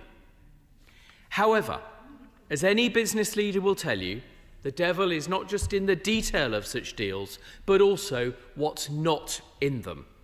I welcome the excellent report by the Select Committee, very thorough and important part of the scrutiny process of this House. We're a nation where services represent nearly half of our global exports. And I'm afraid that it appears the government has accepted a deal that is disappointingly thin on the sectors where Britain leads the world. The inclusion of services in this deal was the #1 priority of the previous government's negotiations. Instead, this deal settles for locking in existing levels of liberalisation, all good, but rather than breaking new ground on services. There's an absence of provisions for mobility to allow our service industries to really integrate in India, restricting our consultants, engineers and architects from practising on the ground. Oh, happy. Madam Deputy Speaker, I wonder if my honourable friend reflects on the views that I hear a good deal from a constituency that contains very many entrepreneurs, both of Indian heritage and with connections to business in India, that this is a deal which shows a government that is not listening to the voice of business that has that level of experience, because it misses out, as he's describing, on so many of the opportunities that those existing business links contain. Well, I was going to be generous to the government and say something slightly positive. I mean, my honourable friend is absolutely right that governments of all flavours could do an infinitely better job of listening to businesses. They're the people at the front line in the real world, and as his constituents, I know, have very deep links to the economy of India, and it represents a real opportunity. And so whilst we support this deal, the only tone today is one of slight regret about the missed opportunities. Of course, it's easy to get a deal if you take the deal that is being offered rather than negotiate and seek to improve that deal. And I think therein is some of the difference between the approach of our government and where this... Well, we didn't get it because we weren't willing to take the deal that was on the table. We were holding out and negotiating for a better deal. Let me give the Minister an example of that, quite a surprising example in many ways, which is the complete omission of a legal services sector deal from this agreement. The Law Society, not myself, called this a missed opportunity for a significant breakthrough. The chair of the Bar Council said it is a once-in-a-lifetime opportunity missed. How ironic, Madam Deputy Speaker, that a government of lawyers, led by lawyers, stuffed full of lawyers, could not even get that aspect of this agreement across the line. The deal places a 36-month target, and I hope it's a target, not an aspiration or an ambition. It places a 36-month target for the conclusion of a mutual recognition of a professional qualifications agreement. That would be a great opportunity, Madam Deputy Speaker. Our service sector would welcome that, but I hope the Minister agrees with me that to not achieve that now would be to snatch defeat from the jaws of victory. It would be a humiliation for this government, and I hope that he or she will address in the wind-up the precise plans to secure that agreement. And in a similar vein, Madam Deputy Speaker, the bilateral investment treaty that was planned to be agreed at the same time as in the original objectives for our deal has also not been delivered. This is the deal that was offered rather than the deal that could have been negotiated and improved. That leaves British investors exposed to sudden policy changes, unfair treatment and expropriation. Now, I could be, of course, talking about the policies of this government, but in this case, I'm talking about the Indian government and the jeopardy for some significant British investors. So again, another missed opportunity, a deal that we support, but a deal that could have been better. And I understand that the chief negotiator on the deal has confirmed there are no plans, sadly, to return to the table to get an investment treaty across the line. But I would very happily be corrected by that. And again, perhaps the wind-ups could address that point. Madam Deputy Speaker, as we heard from the Minister, on day one, the deal will grant Indian exporters of such wonders as textiles, gems and engineering goods immediate duty-free access to the British market. This is a welcome deflationary measure. It will come as good news for households as the price of goods in their weekly shops fall. Leather shoes, clothes, home furnishings and more will be cheaper under this deal. However, it is disappointing that this welcome reduction in tariffs is very far from symmetrical.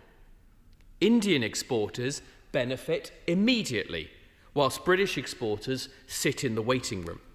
Scottish whisky producers, we've heard about, manufacturers of electric vehicles, the medical consumables industry, and chemical producers will have to wait between 5 to 10 years before tariffs are fully reduced. For car manufacturers, yeah, please. Thank the Honourable Member for giving way. He mentioned whisky briefly there, and it's broadly welcomed by the Scottish whisky sector. And I've certainly welcomed it myself as an MP for a constituency with 49 distilleries. I am trying to visit them all. However, he talks about asymmetry in the deal, but is there not asymmetry as well within Labour government policy between the export deal, where they're trying to get the best possible deal for whisky, while whisky is still paying the highest levels of duty for alcohol in the UK, and that's putting undue pressure on a sector that's already under pressure? Good question. Well, look, my honourable friend makes an important point. It is not easy, and I don't want to just simply agree with him for the sake of it. It is not easy for chancellors of whatever flavour to balance the books. But where we've got such wonderful industries as the whole of our drinks and spirits, and indeed, if I may say so, our British or English wine industry, that our government does everything that we can to promote them, and Welsh and other parts of this wonderful kingdom. It's important that the government does everything. So I think, by and large, this government, as the government before, has got the importance of the wonderful Scottish whisky industry, but anything that can be done to help. And of course, the way that one reduces taxes over time is by making those hard, tough decisions on government spending. And I would say that's one of the key things that this side of the House would do in order to be able to lower those taxes. Now, the honourable member has left, but he made for Stoke-on-Trent Central, but he made a very important point about the protection of ceramics and related industries such as bricks, our energy-intensive chemicals industry are all important. Now, a trade deal, however wonderful this may or may not be, will do nothing, Madam Deputy Speaker, to help the ruinously high energy costs that the ceramics, the brick, the chemical industry and so many other address. This is not a debate about that today, and it's not the responsibility of the Minister, but nevertheless it's a very important sector, and if we're going to lower barriers, lower frictions, so that we can boost trade, increase the prosperity of our citizens, grow our economy, that absolutely has to involve the full stack, including energy, including what one does about employment law and regulation as well. Very grateful to him for giving way, and I hope I'm not stretching the bounds of the debate excessively, but I'd be interested to know whether the agreement has any implications for defence exports to India, and if it does, what safeguards would be in place given the unhealthily close relationship between India and Russia? The document that the Select Committee produced do lay out the impact, modest I believe as it is, for defence. I'll let the government benches answer the important question about security, and I'll happily give way to the Secretary. Talk through the honourable gentleman to the right honourable gentleman. Obviously, our export control system for any exports from the UK into any other country in the world bears in mind a diversion from one country to another. So that's a very important part of what we look at. The FTA doesn't affect that process at all. Thank you. I hope my colleague my honourable friend is reassured to a degree by that. I'll move on briefly and the Deputy Speaker will be pleased to know that the agreement is not as, my speech is not as comprehensive as the work of the Select Committee. I'd be grateful if the government would clarify a few points about the position on food and agricultural products. There are protections for sugar, chicken, eggs and pork, which has been welcomed by producers. But there are concerns from the British dairy industry about opening the market. They describe this as a one-way street, since dairy is excluded from UK exports to India, and yet the deal removes tariffs on Indian dairy coming into the UK. We'll not keep doing it. It's up as we're going along, if that's okay. So just one particular, so just in relation to dairy, I understand the point, and the point has been made to me, and it was made in committee as well. But I'm not aware of any Indian cheese company that has been able to export into the UK, because it would still need a license. And one of the things I was very keen, and we were very keen to secure, is that we're not abandoning any of our food standards in the UK, which obviously have to be met before any export could come here. Thank you. I'll try and leave the Minister with a short list rather than we go through each and every one. There are concerns, notwithstanding what the Minister has just said, so perhaps we can revert to this later. There are concerns also about hypocrisy of the government in respect of pesticides and animal, but particularly crustacean welfare. Now, I don't know if he's quite the same degree of expertise in crustacean welfare or prawn eye stalk ablation, which sounds, more trivial here than it would if you are the prawn whose eye stalks are being ablated, particularly when the government publish and vaunt their virtue in terms of animal welfare. And yet these poor blinded prawns seem to be victims under this deal. Well, I'm very, very happy to give way on the prawn eye stalk ablation. But it is an important point, and perhaps, again, in winding up, the Minister can make more general point about trade deals, about how they're going to protect animal welfare and food safety standards. I thank him for giving way. Do prawns feel pain? I'm in no way qualified to answer that.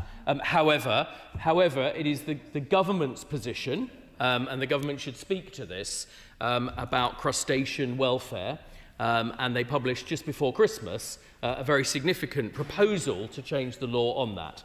Now, this is a point, as ever in trade, not about the underlying fundamentals on which the Minister, I did part of his job as Minister for Exports, will be advised by government scientists and others. It's a point about the symmetry and the balance of that issue. I'm grateful to my honourable friend. He will recall, as I do, that during the debates about post-Brexit trade agreements, the highest possible standards of animal welfare were a cross-party, across-the-House issue frequently raised. And the point he makes is about swapping prawns caught in British waters to the highest possible standards and other types of seafood with creatures that are reared in a method that involves pulling off their eyeballs whilst they're alive in order for them to lay more eggs so that more prawns can be produced more cheaply, which I think we would agree is cruel and would not meet the expectations that were set out cross-party by this House. So does he agree with me that it is a powerful point and goes to illustrate the asymmetry in this deal, which he is seeking, quite rightly, to criticise?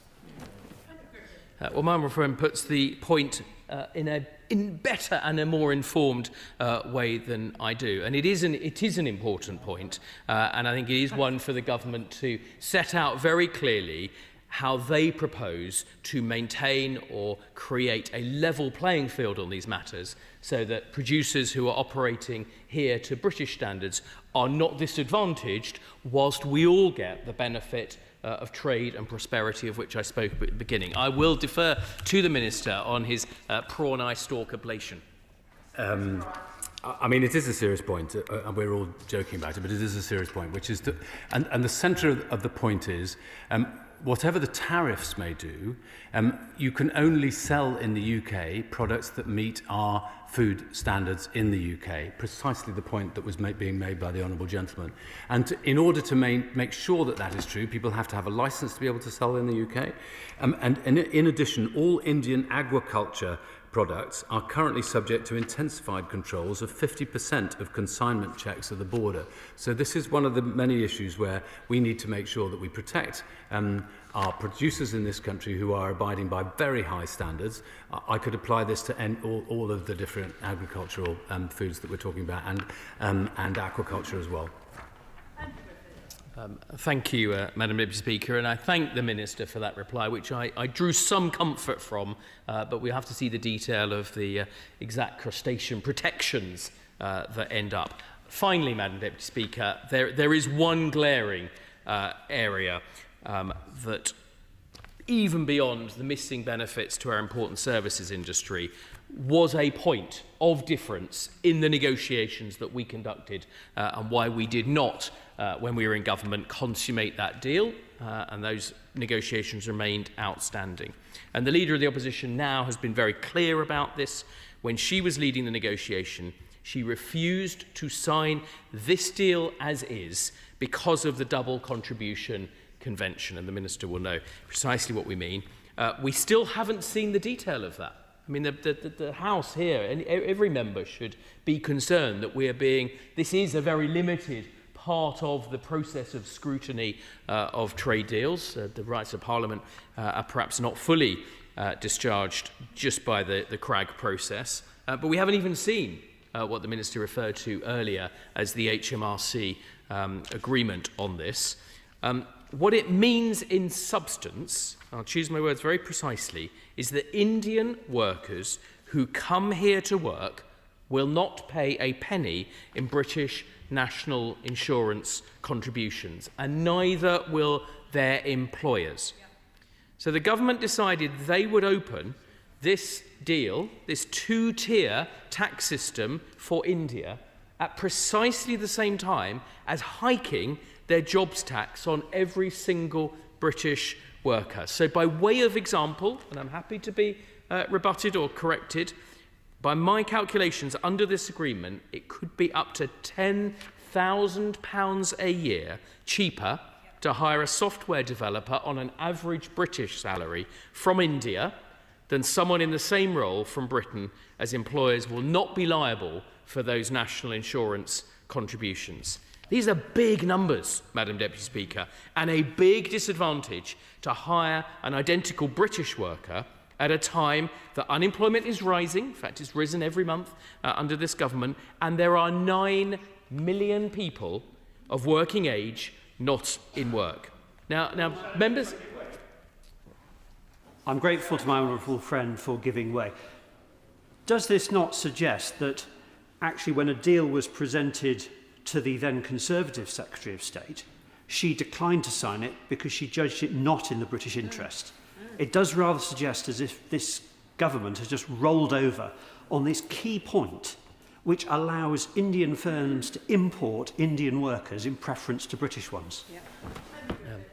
Well, I thank my honourable friend, who makes exactly the right point. The current Leader of the Opposition, the former Secretary of State, has been very clear that that was a deal breaker. That it wasn't, it was deal or no deal, and if that had been an absolute red line, then we wouldn't have signed this deal. So it's not a virtue to take any deal that is offered to you. As I say, this party is in favour of trade.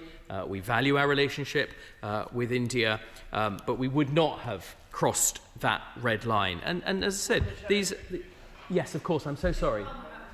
The Right Honourable Member for giving way. Would he agree with me that anybody who comes to our country, doesn't pay into the system, national insurance and our taxes, shouldn't be allowed to benefit from the people, the taxpayers, services like the NHS education and GPs, dentists, etc. And it is a two-tier system when we are treating our care workers, healthcare professionals that are coming here on official visas differently to imported labour. Yeah. Yeah. Well, I'm glad to hear agreement across the House on the desire not to have a two-tier system. No, we all understand the need to pay our taxes to support our public services, but it won't feel right if two people sitting cheek by jowl, side by side, in the same place of employment, the same factory or work environment, are contributing at a very different rate to the exchequer, to those public services that we all support. Let me finish, and then there'll be plenty of opportunity, because I will understand. I'm not going to anticipate the member's point for him, but there are other agreements such as this in place. So I want to be full and clear about that. There are social security agreements where contributions are both paid in and taken out. We have those with the European Union, for example. They're a long-standing feature. They were under previous governments. We do also, again, to be very clear and open, we have limited number of agreements like this with some selected other countries, the high-skilled economies of Japan, South Korea and Chile, and to some degree, Canada. But we don't have, Madam Deputy Speaker, an agreement like this of any sort with a mostly English-speaking nation of 1.5 billion people, all of whom would be better off potentially availing themselves of this arbitrage, this two-tier system under this deal. And astonishingly, Madam Deputy Speaker, this was left out of the UK government communications of this deal. So not only have we got a two-tier substance in terms of the economics of this deal, but we also had two-tier communications where the Indian government boasted about this as a significant, attractive feature of this deal, and of UK government communications, not a single mention. Now that of itself should send alarm bells ringing about this two-tier tax deal. I'll give way. I wasn't going to make the point that he went on to make, that his government signed up to lots of these similar arrangements. I was going to make a different one, which is just to respond to the honourable gentleman's point, because I think it's important that we should make clear that under the Double Contributions Convention, a detached Indian worker and their employer in the UK would need to pay into the Indian Provident Fund, and on top of this will need to pay £3,105 in NHS surcharges, and up to £769 in visa fees, and on top of that their employer would pay an immigration skills charge of £3,000 and £525 to issue a certificate of sponsorship. So I think the numbers just don't add up in the kind of way that he was suggesting. Could I just make the point that the Shadow Secretary of State has already spoken for longer than the Minister, which must in itself be something of a record. And I appreciate that there have been a lot of interventions on him from the front bench. So perhaps the Shadow Secretary of State can draw his remarks to a close, and the Minister has, of course, ample time in the wind-up. Andrew Griffith. Thank you, Madam Deputy Speaker. I shall take good heed of those comments. Look, I'll conclude. We support the advantages of a sovereign trade policy, and this is an excellent example of this, with one of the largest economies on the planet that is growing at approximately 5 times faster than the European Union. We do think this deal could have been better. We are passionate in supporting our investors, our lawyers, our engineers, our scientists, the wonderful services industry. We believe that they can compete anywhere in the world, provided the field is level and the rules are fair. But we don't need a good enough deal to get across the line. When British businesses needed something with a really good kick in it to get this country growing, instead of a vindaloo of a deal, the Prime Minister came back with a bag of soggy poppadoms. Imran Hussain. Thank you, Madam Deputy Speaker. Madam Deputy Speaker, just to be absolutely clear in the beginning of my remarks in this important debate today, I do not oppose free trade deals which have immense benefits, as has been set out by the Minister. Although for once or certainly on a very rare occasion, I do accept some of the points that have been made by the Shadow Minister in terms of missed opportunities. And I think one of the biggest missed opportunities, and the point I wish to focus my remarks on today, is at what point do we sacrifice our obligations to protection of human rights in favour of free trade? And that's what I will be focused on. The free trade agreement before us today raises many serious questions about our trade policy and human rights. But for many of my constituents in Bradford East, today's debate is not just about abstract trade policy or distant diplomatic calculations. It's about an issue very dear to their heart, Kashmir, which continues to be occupied. And I represent thousands of British Kashmiris with close family ties to Jammu and Kashmir. For them, the actions of the Indian state are not theoretical. They are lived realities felt through family separation, fear, arbitrary detention, and the systematic erosion of basic freedoms. That is why the UK-India Free Trade Agreement raises such serious and urgent concerns. It is a major agreement, as pointed out by the Minister, with over 30 chapters. Yet it contains no explicit enforceable human rights clause. It goes much further than just tariffs. It is about standards, cooperation, and the institutional machinery that will shape the relationship for years to come. And the central question for many of my constituents is, how can we seek to deepen economic cooperation with India while remaining silent on the grave and ongoing human rights violations in Kashmir and beyond?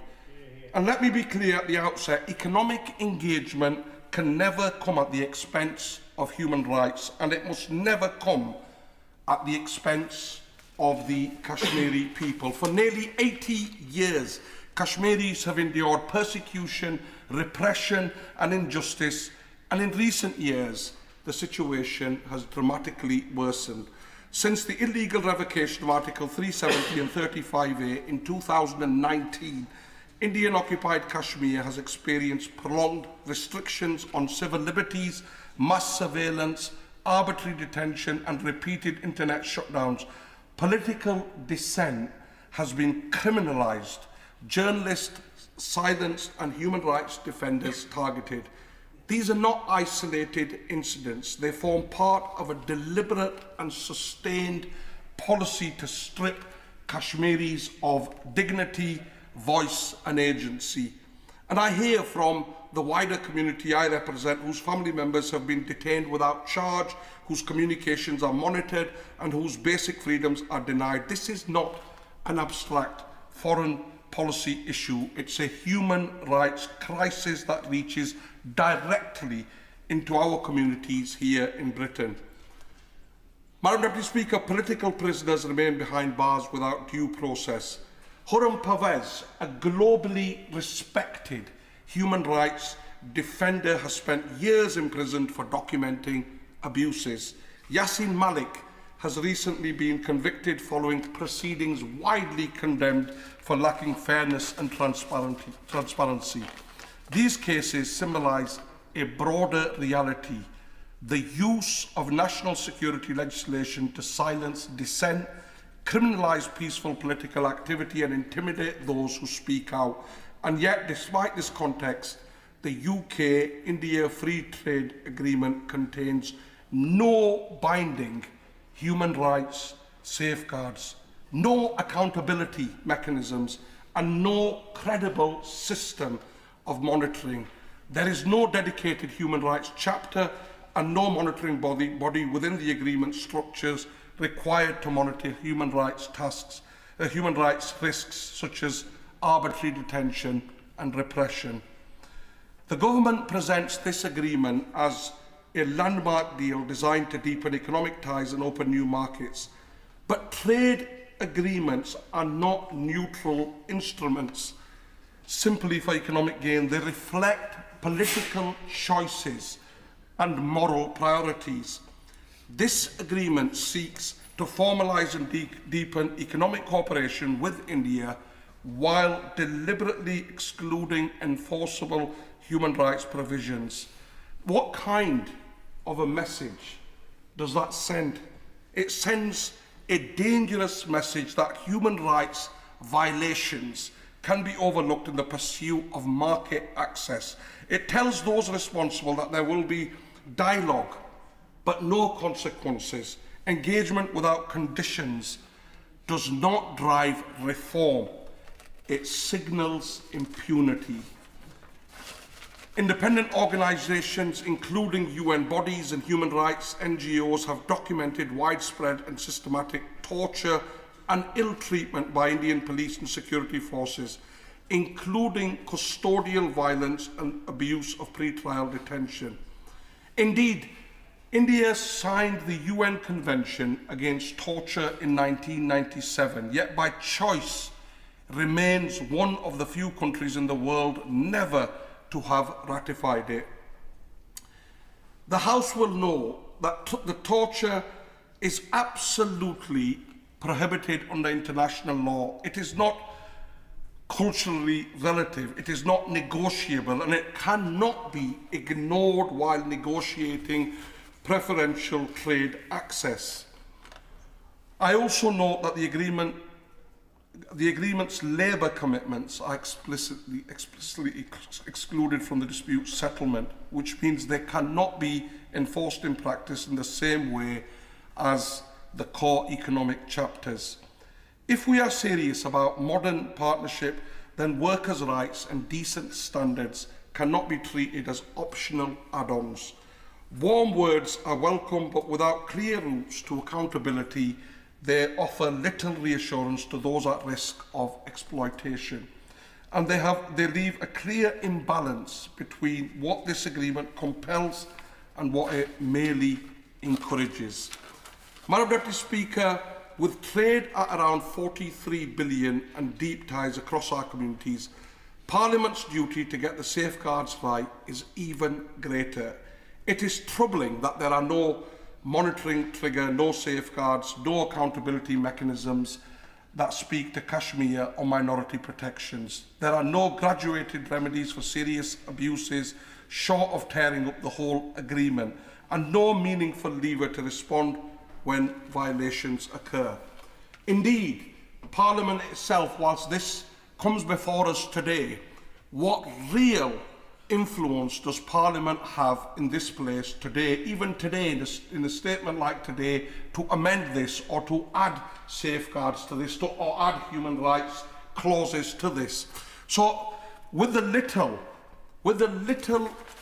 influence we have over this today, let me ask the Minister some questions, and I hope he is a Minister who normally is very good at answering giving direct answers, and I look forward to his direct answers to these questions. How can the government justify advancing a trade agreement of this scale whilst excluding binding human rights protections, particularly in light of the situation in Kashmir, which continues to worsen? What mechanisms will exist to monitor and respond to credible human rights violations linked directly to this agreement? What assurances can be given to British Kashmiri communities that their concerns are not being sidelined in the name of economic convenience? And finally, the Minister will be aware the Indian-occupied Kashmir remains disputed territory. What safeguards are in place in terms of any trade that will occur as a result of this agreement directly with an occupied territory as recognised under international law, because the agreement remains silent on that very important point. Madam Deputy Speaker, this agreement is not yet in force and Parliament still has a responsibility. We must insist that the trade policy strengthens justice rather than undermines it. We must refuse to send the message that human rights, especially the rights of an oppressed people, are negotiable. For the Kashmiri community I represent, I cannot stay silent and see injustice continuing. I cannot accept a trade agreement that deepens economic ties while turning its back on human dignity and justice. The world has ignored Kashmir for far too long. Britain must no longer be part of that silence. We have a moral, legal and historic duty, and it's about time we honoured it. For the Liberal Democrat spokesperson, Charlie Maynard. Thank you, Madam Deputy Speaker. And I refer members to my register of interest in the business I founded in 1996, BDA Partners, in which I still hold a stake but have no role or responsibility. Economically, this agreement offers some benefits. As per the government's impact assessment, the UK's gross domestic product is estimated to increase by 0.13%, as the Minister has stated, as a result of this FTA. That's equivalent to £4.8 billion. That's in the long run. That's by 2040. So it's 0.13% by 2040. Let's put that into context. The hit to our economy from Brexit is around 6 to 8% of GDP, in the region of £210 billion. So an impact 44 times larger. That's now, compared to 15 years' time, we get 0.13%. I would be delighted. I'm grateful to the honourable gentleman. He quotes a Brexit hit of 6 to 8% of GDP. Has he just invented that figure, or has he got some evidence for it? National Bureau of Economic Research, the United States. I thought you don't like the States. I certainly like the States. And while we are comparing with Europe, I note that the UK's free trade agreement means that 92% of UK exports to India will enter tariff-free under the agreement. Under the EU's deal, 96.6% of the EU's exports can enter tariff-free into India. Perhaps there is some logic, after all, to bigger trade blocs having more leverage. I wholeheartedly agree with the honourable gentleman's comments about national insurance contributions. I am also deeply concerned, as is my party, about that. And I take your point about visa fees and everything else, but by the time you add those all together, I think we still have the UK Inc., whether it's in my constituency of Witney or across the UK, at a major disadvantage, and I think this risks undermining British Labour. So, I really hope I am wrong. I don't think we are. So, and moving beyond the numbers, I want to highlight the concerns already mentioned by many members in this chamber about the agreement, the way it's been voiced by civil society groups about the way in which clauses in the agreement on labour, the environment and human rights are characterised by a pattern of aspirational language and a lack of enforceability, meaning they are not subject to the dispute settlement mechanism. So, cute words, but no teeth. So, the Liberal Democrats have long called for a set of minimum standards in order to benchmark future trade agreements, which would include human rights, conflict and oppression, environmental, labour and safety standards, where they can be negotiated based on UK trade and human rights policy and a trade and development policy. I now want to ask some questions to the Minister regarding India's role in busting the trade sanctions the UK has put on Russia. To recap, Russia invaded Ukraine in February 2022. Both the UK and the EU banned direct imports of Russian oil and petroleum products in December 2022. However, a loophole stayed open which allowed derivative products, petrochemicals, imported from third countries into the UK to continue using Russian origin crude oil and gas. In July 2025, the EU amended its sanctions legislation to target imports of petrochemicals from third countries that used Russian origin oil.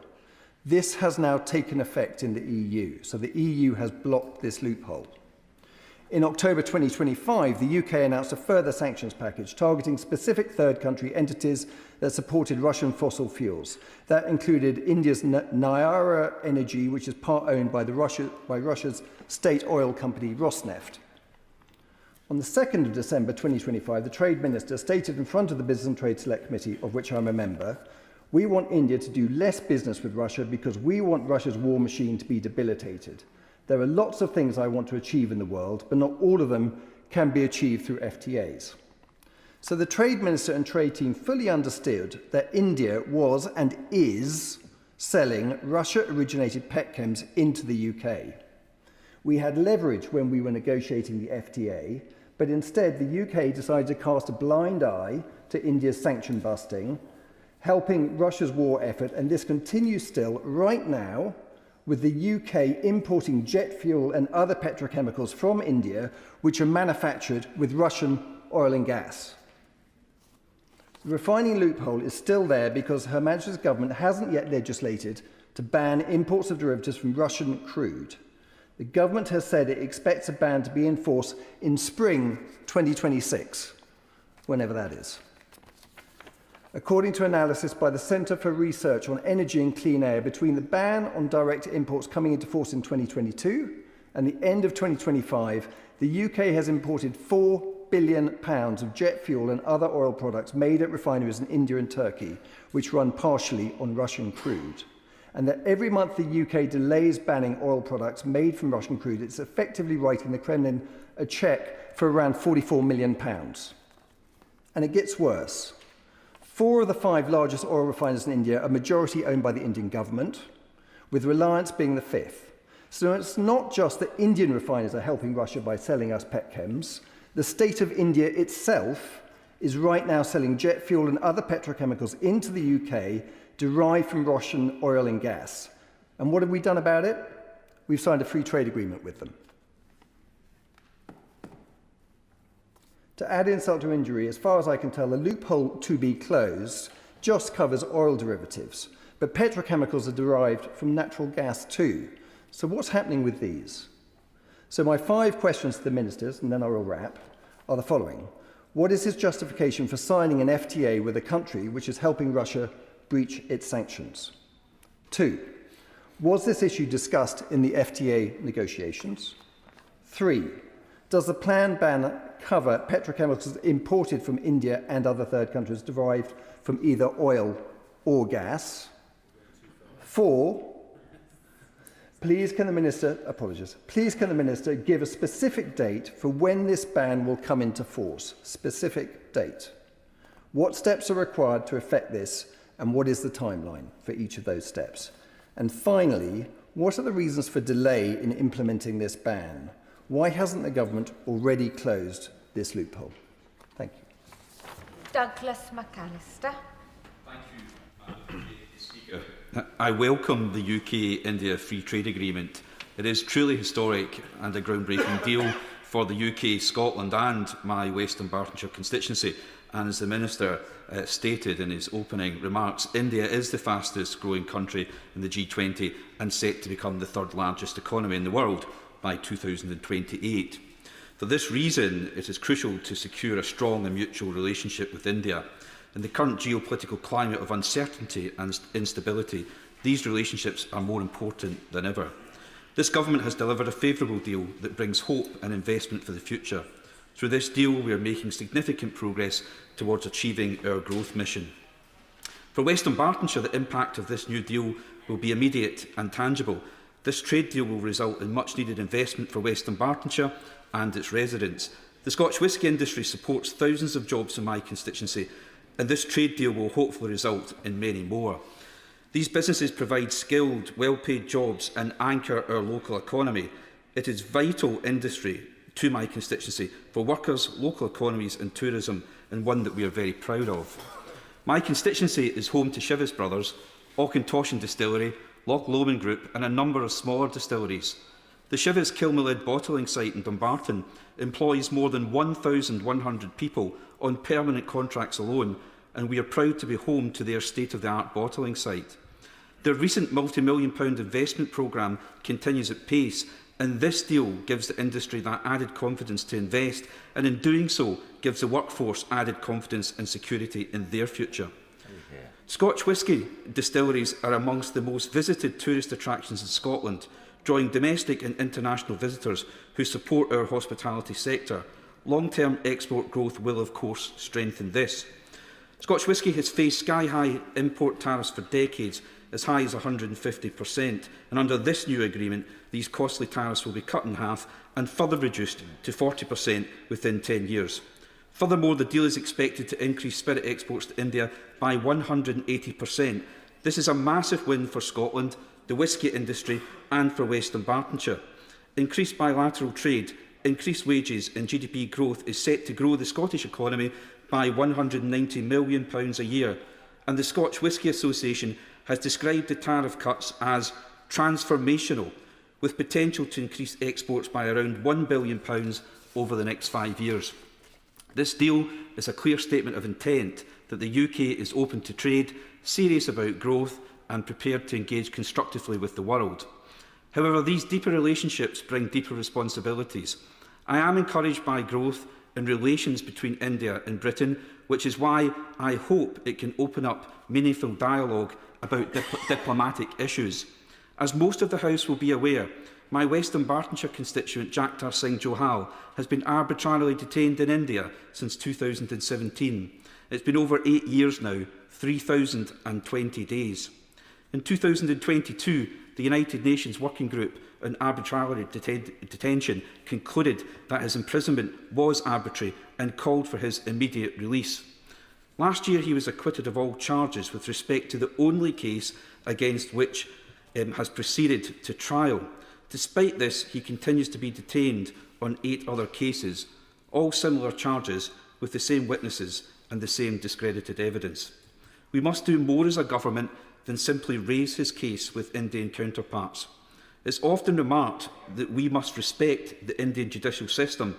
However, any legal system which remands an individual, a UK citizen, for over 8 years is not worth our respect. Worryingly, he's recently been transferred to Tahir Jail in New Delhi, which is infamous for its overcrowding and its violence. I hope his case can be resolved following this closer and friendlier relationship with India, and therefore his release can be advanced. I can advise the House that today is Jagtar's birthday. He will be 39 today. This will be his 9th birthday detained in an Indian prison. His family in Western Bartonshire are deeply concerned about his well-being. They have shown extraordinary resilience and dignity over many years, and they continue to hope for progress. This agreement marks a new phase in our UK-India relationship. It establishes regular channels of engagement and strengthens trust between our two governments, and I truly hope that this renewed partnership can support continued constructive discussions about Jagtar's case with the aim of securing his release and return to his family in Dumbarton. I urge the Government to continue raising this matter consistently and carefully with the Indian authorities, and to ensure that Jagtar and his family know that he remains a priority to us. On behalf of Western Bartonshire, I warmly welcome this comprehensive economic and trade agreement. It is a deal that will deliver real economic benefit by supporting jobs, driving investment and strengthening our whisky industry. It means opportunity for workers, for business, for tourism and for future generations. It marks a major milestone in our relationship with India, one that is future-focused and built on renewed trust. It is testament to this government's promise to deliver, and it positions our United Kingdom to grow and compete in a rapidly changing world. This deal invests in our future and will have a real meaningful impact in my constituency, and I fully support it, and I look forward to seeing it deliver for Western Bartonshire and for the United Kingdom as a whole. But I also hope that this closer relationship can help bring resolution to the deeply troubling case of my constituent Jagtar Singh Johal and deliver the outcome that he and his family deserve. Thank you, Madam Deputy Speaker. Thank you, Madam Deputy Speaker. The Indian government is highly unusual in its approach to trade agreements. Unlike most other countries, India has a long-standing policy of using trade deals to try to secure favourable treatment in the immigration system. This deal, unfortunately, is no different. Under the terms of this agreement, Indian companies will be able to transfer their workers to this country far more easily. And once they're here, those workers will be able to avoid national insurance for up to 3 years, needing only to pay into the Indian social security system, payments which are, unsurprisingly, much lower than here in the UK.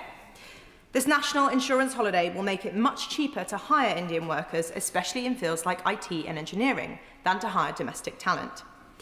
Imagine a British IT firm set to hire a computer programmer for £60,000 a year. To hire them, an employer must pay £8,250 in national insurance on top of that salary. That totals £68,250.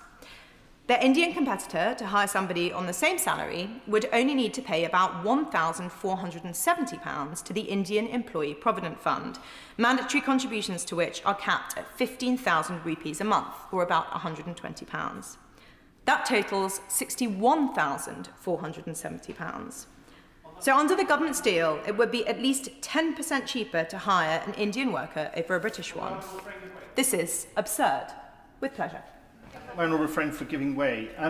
Does she also agree with me that the employees of Indian companies who are sent here to work for 3 years and then maybe stay on, they normally would be not paid the British salary level, and they would be happy to accept a lower salary. So as well as saving on national insurance, these companies will be saving a lot more money by underpaying their employees. Thank you, Madam Deputy Speaker, and I thank the member for his intervention. It's a very important point because, as I'm about to talk about, we have double contribution conventions with other companies, but with other countries, but not with other countries with economies like India's, where there are so many people, well north of 1 billion people, who would be happy to do these jobs for much lower salaries than our workers at home would expect. So, as I say, it is true that we have double contribution conventions with other countries. These aim to simplify intra-company transfers for international businesses. However, these agreements are usually struck with countries that have compatible economies, similar education outcomes and comparable social security systems, like Japan or Canada. India stands alone as by far the largest and least wealthy country on the list. In exchange for a deal with India, this government has chosen to sell out skilled British workers who've worked hard to get where they are by allowing Indian firms to undercut them. We will see highly skilled British workers in cutting-edge fields like engineering priced out by Indian workers. Given the relative markets and educational systems in the UK and India, we should not expect this always to be a like-for-like swap in terms of talent. This is a model that we've already seen take hold in the United States. There, Indian consultancy firms lease their workers to American companies who are then able to pay an Indian worker far less than they would need to pay an American. The result has been a massive expansion in the number of lower-cost Indian workers at the expense of American workers. Most other countries are perfectly happy to strike trade deals without forcing us to undercut our own workforce. This government should have expected India to do the same. Yeah. Liam Byrne. Thank you very much, Madam Deputy Speaker. I'm very grateful to have a chance to speak in this debate and to use the moment to say a huge thank you to my colleagues on the Select Committee for helping inform this debate with a report that was agreed cross-party and which provided, if anything, a reasonably warm welcome for the government's work in securing this free trade agreement, but with a number of caveats which I will touch on.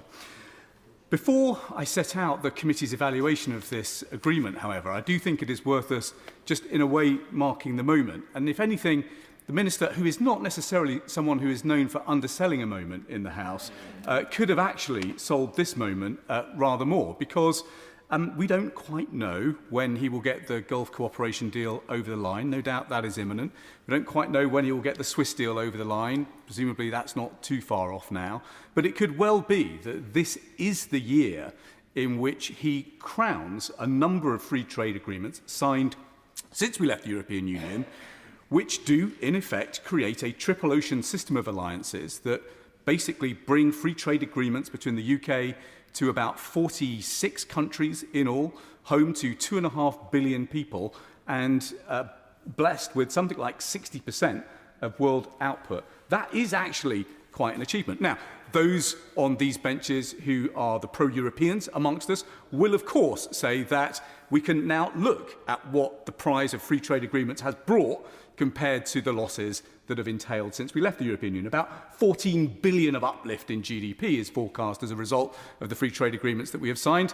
That is much less than the perhaps £140 billion hit to the GDP that we have lost since leaving the European Union. But I am not going to provoke you, Madam Deputy Speaker, by dwelling on that point for too long. Nonetheless, the India Free Trade Agreement that we debate tonight is the keystone in that new architecture. It does connect us to one of the world's fastest growing economies, and it does anchor us in the Indo-Pacific for decades to come. I think it is also worth saying that this is a significant moment for India, because this is not the only deal that India has signed, as the Minister said. There is also the EU deal that has been signed by India, and there is also, it would appear, a deal with the United States too. And so India is on the cusp of the biggest transformation in its trade policy since independence. It's a country that has long been defined by its protectionism, but it is now choosing to use its trade agreements as the anchors for very ambitious domestic reform. And if these agreements hold, as I hope that they will, with the exception of agriculture, India is now moving from selective liberalisation to something approximating a near-open economy. That is a very significant moment in India's long history, home as it is to about a sixth of humanity. These are not the traditional kind of Swiss cheese deals with lots and lots of carve-outs, delays and exemptions. India is now set to almost fully liberalise its manufacturing sector within 7 to 10 years. That is a step change by any historical standard. And for the first time, India has agreed deals that will be policed by powerful external partners, not just the Minister on the front bench, a powerful interlocutor in any trade negotiation, but also by the combined might of the European Commission. Now, for a government in India that has been protectionist by conviction for a long time, this does represent an important reversal of deep nationalist instincts. And as one of the world's great homes of free trade, that is something which our nation should celebrate. And I hope that this newfound philosophy that we see from Delhi is something that the Minister can help use in the conversations that he's got to have in the World Trade Organization and elsewhere over the course of this year. Because, let's face it, we all now need more allies for free trade in this world. And if we are to build what the Finnish call the values-based multilateralism that is probably the best safeguard for peace in this world, then India's role in promoting free trade could be an important component. This agreement also, this new posture also, does have, I think, an important dimension when it comes to China, because if India is indeed going to grow a low-cost manufacturing sector, then the world will need to depend on China much less. So, all in all, it is very important that the UK has played its role in securing this agreement. Now, the committee's report confirms that the agreement secures substantial tariff liberalisation in what is a highly protected market. As the Minister said, Indian tariffs are reduced or eliminated by our reckoning on 92% of UK exports by value, with around 64% of tariff lines liberalised on day one. Now, the government modelling, such that it is, always a bit speculative, always some interesting assumptions, always a bit long-term, always a bit difficult to pressure test, but nonetheless, the government modelling suggests that the deal adds nearly £5 billion a year to UK GDP by 2040 and raises UK-India trade by £25.5 billion. Those were the numbers that the Minister rehearsed in his opening speech tonight. Our analysis, however, I think presents numbers which are a little bit more meaningful for UK business, because the £400 million worth of tariff savings in year one is real revenue for UK businesses. This is something that will flatter the bottom line, and for businesses which are under pressure, for reasons we will set out in a report on Wednesday, this could provide much important cash flow. Those tariff savings could rise to about £3.2 billion over 10 years as export volumes improve. Now, there are clear sector gains. There are particular sectors that account for much of those gains in the future. Automotive is something where we think there could be a significant prize, although we do think that there are implementation challenges, and we do think that there is some clarity that is required on how the quotas will actually work in practice. As the Minister said, and as we heard from other honourable members, spirits exporters are due to do extremely well from this new bargain. They're going to see tariff reductions from extremely high rates, which exist today. And as the Minister belaboured, for the first time, UK firms are going to secure access to India's central government procurement market. Now, that is a very large number. Whether it will be true that our firms can genuinely compete for those new contracts is something that the committee plans to study very carefully. Now, when the deal was signed and first published, there was a lot of noise in the media about migration and mobility, and that was something that the committee took a lot of evidence on. Actually, we concluded that this agreement is not, in fact, a big migration deal, nor does it materially change overall migration policy. What it does, as I think the opposition spokesperson pointed out well, is it does provide limited facilitation of mobility for skilled professionals linked to trade and services delivery. It could go much further in the future, but given where the Home Office positions itself on this policy at the moment, we accept that there won't be much progress in the near term. There are other real advances, and they do reflect years of negotiation, and they shouldn't be dismissed. But the committee did want to underline that there are very, very significant risks attached with this agreement. India is not a frictionless market. Tariffs were never the only barrier. The regulatory system in India is complex, it's decentralised, and it's highly discretionary. Much of the barriers, whether it's licensing requirements, certification, documentation, are at the state level. And that state-level variation and state-level stubbornness in bringing those barriers down is something that is going to require an awful lot of work from His Majesty's government in India. And that is why the successes of this agreement depend less on what is written in the treaty text and far more on whether firms can actually operationalise it in day-to-day, week-to-week business. And I'm glad that the Minister sought to take this bull by the horns in his opening remarks, because we are being asked to debate a treaty tonight at a time when the Department for Business and Trade is seeking 40% reductions in export support staff. The Minister went out of his way, I will in a moment, the Minister went out of his way to stress that those headcount reductions would not be in India. I think that was the guarantee that he gave to the House tonight. That's important because these are the officials who are responsible for helping firms navigate the rules of origin, quota management, regulatory blockages and enforcement failures. They're also going to be required to staff an awful lot of working groups that the Minister and his counterpart are going to have to oversee. But I worry that the reduction in export support staff here in the United Kingdom is going to deny firms here in Britain the knowledge and the connections that they might need to really exploit the full possibilities of this new agreement. But I give way to the honourable gentleman. The honourable member for giving way. Would he agree with me that unlike the UK, we are well regulated, we have auditing, we have verification, and there is a level of trust in the system for products, services, food, pharmaceuticals, agriculture. It's not at the same level. I'm a big fan of India. My heritage is from India. My family's from India, so I'm not here to criticise India unnecessarily. But the culture of compliance is not as embedded as it is in Europe and in the UK. So we would need more audits and inspections externally to confirm that the products coming to our shores did meet our standards. And for that, the government needs to invest more in resources, not reduce the team sizes. Well, I think the honourable member is exactly right. What we lamented when we published our report is that there wasn't a full-scale, full-blown implementation plan that went alongside this plan. Now, to a degree, those are difficult things to write because who can forecast how quickly this treaty will go through the ratification process that is needed in India, for example.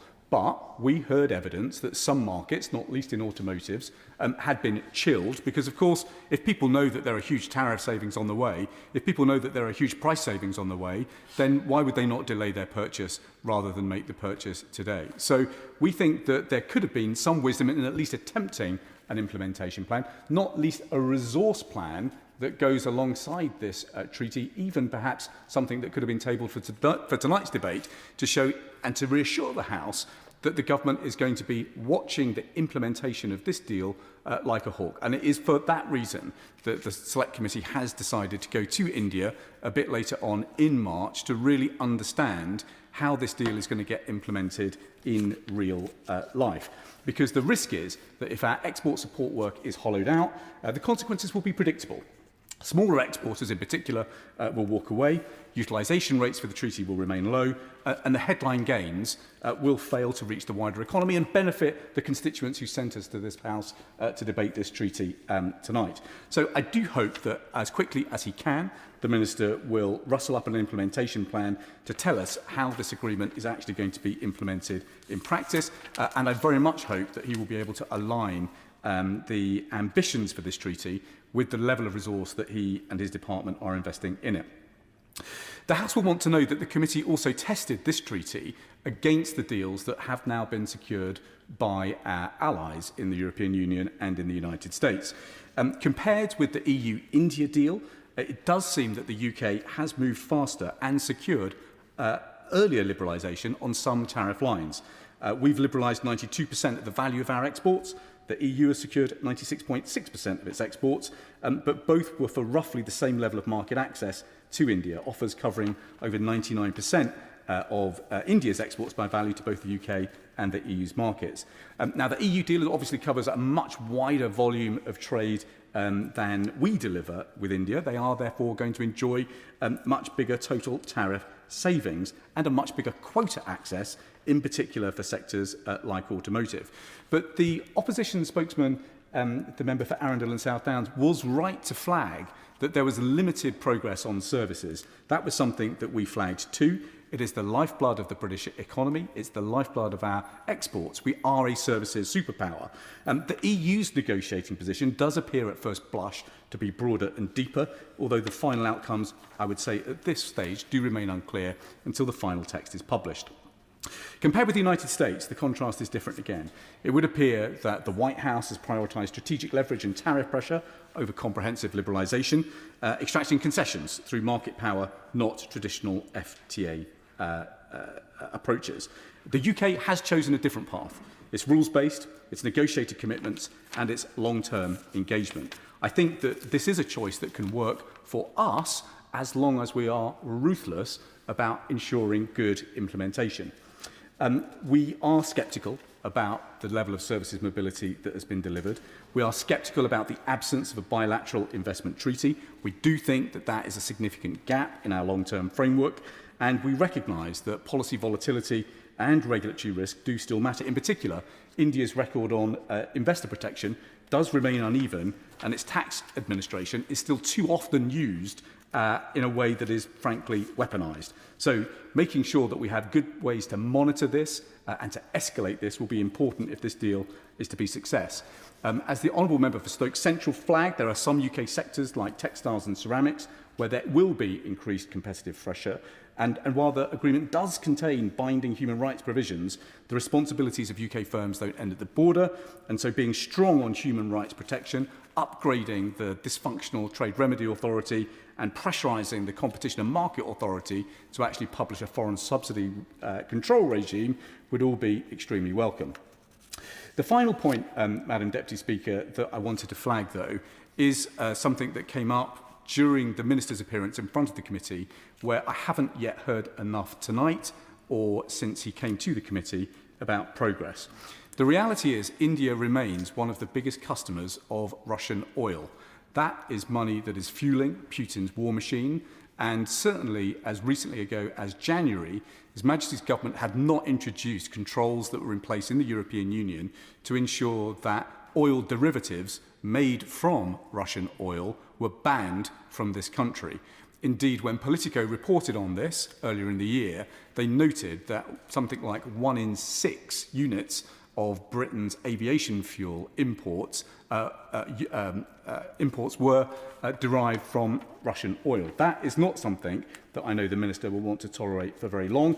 He, for a long time, has been one of the leading voices in this House standing up to Putin and the evil of Russia. And so I hope in the wind-ups he will be able to say more about exactly what he is doing, along with his colleagues, to ensure that we are now stopping the possibilities of importing Russian oil derivatives from India.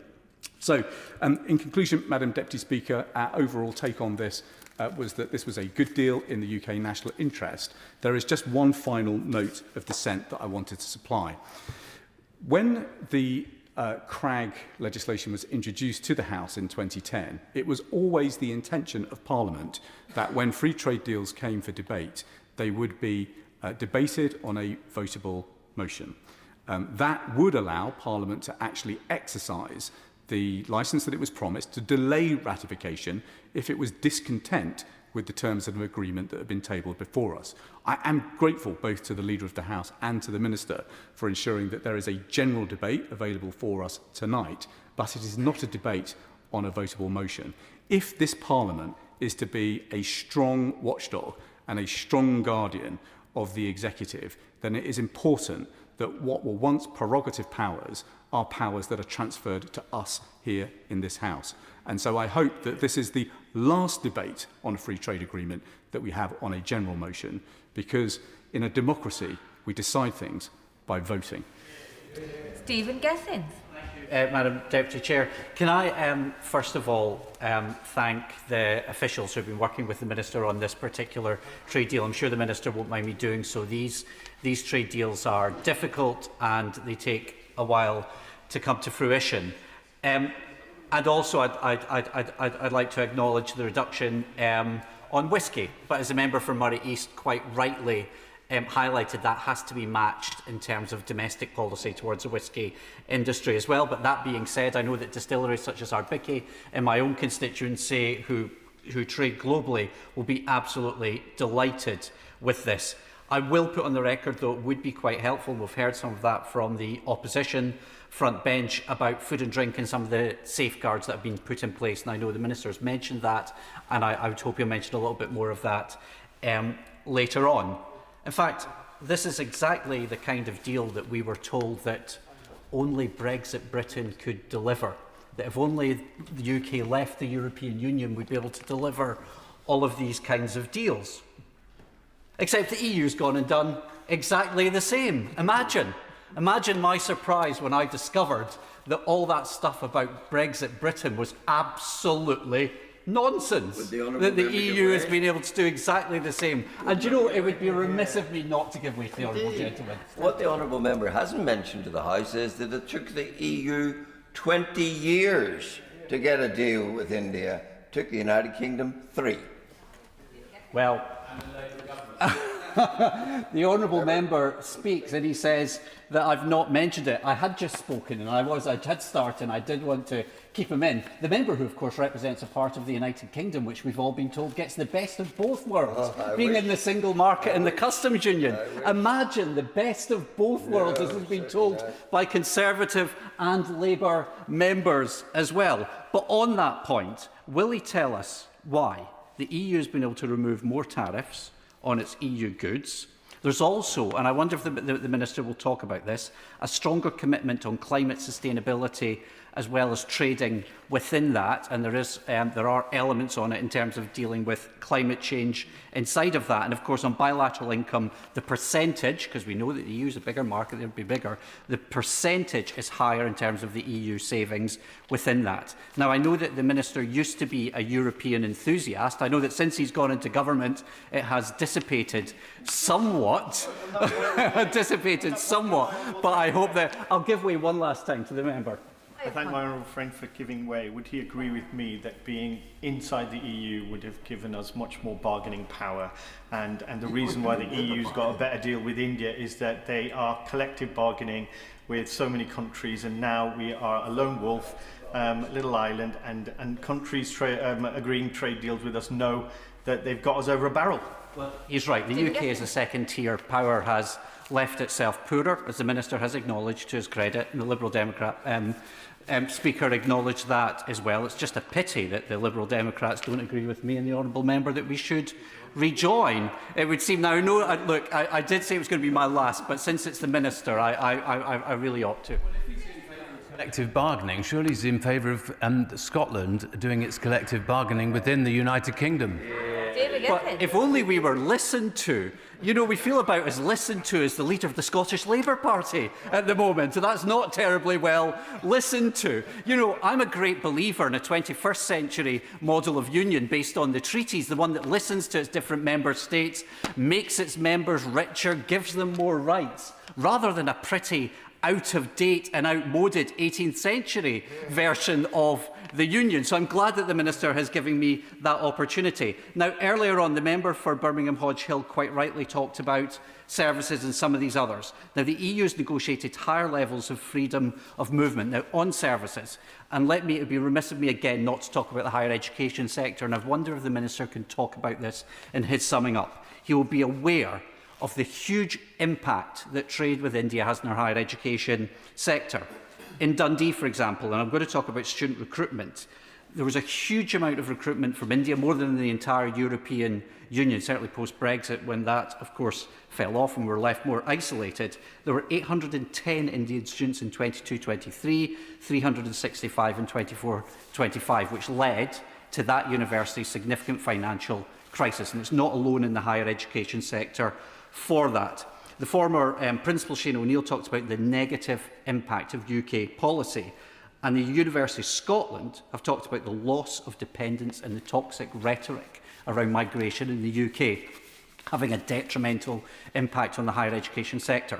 Can I also say, and I'll refer to my register of interest as somebody who still does a little bit of teaching at the University of St Andrews, I have to say the value that we get from having more international universities, not just in terms of income, but in the richness of the teaching regime, in terms of giving our students access to students from throughout the world, but also in terms of research as well, is exceptionally important. And I wonder if we'll touch on that point. It's had a hugely, UK policy has had a hugely detrimental impact on my constituency, and in particular the financial challenges that the University of Dundee faces. And I'm sorry to say, and I truly am sorry to say, when we saw a continuation of that toxic legacy around the Conservatives' migration policy being continued into government by the Labour Party.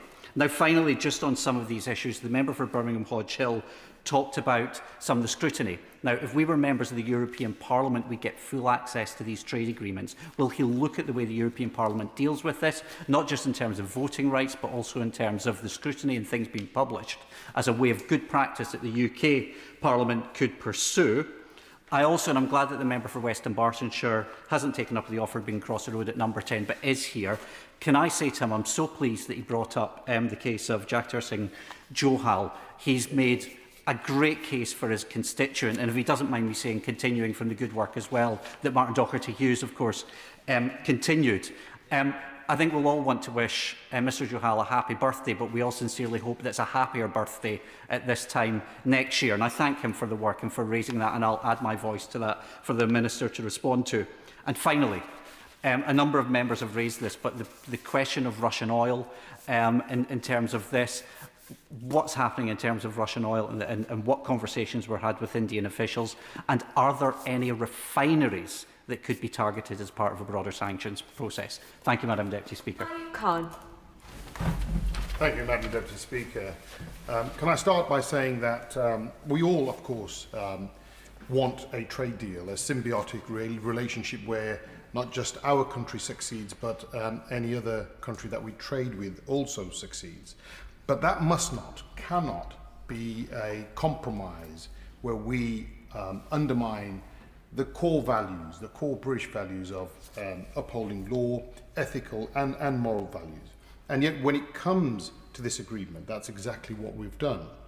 Our commitment to human rights, climate and justice have been sidelined for what is obviously a commercial gain.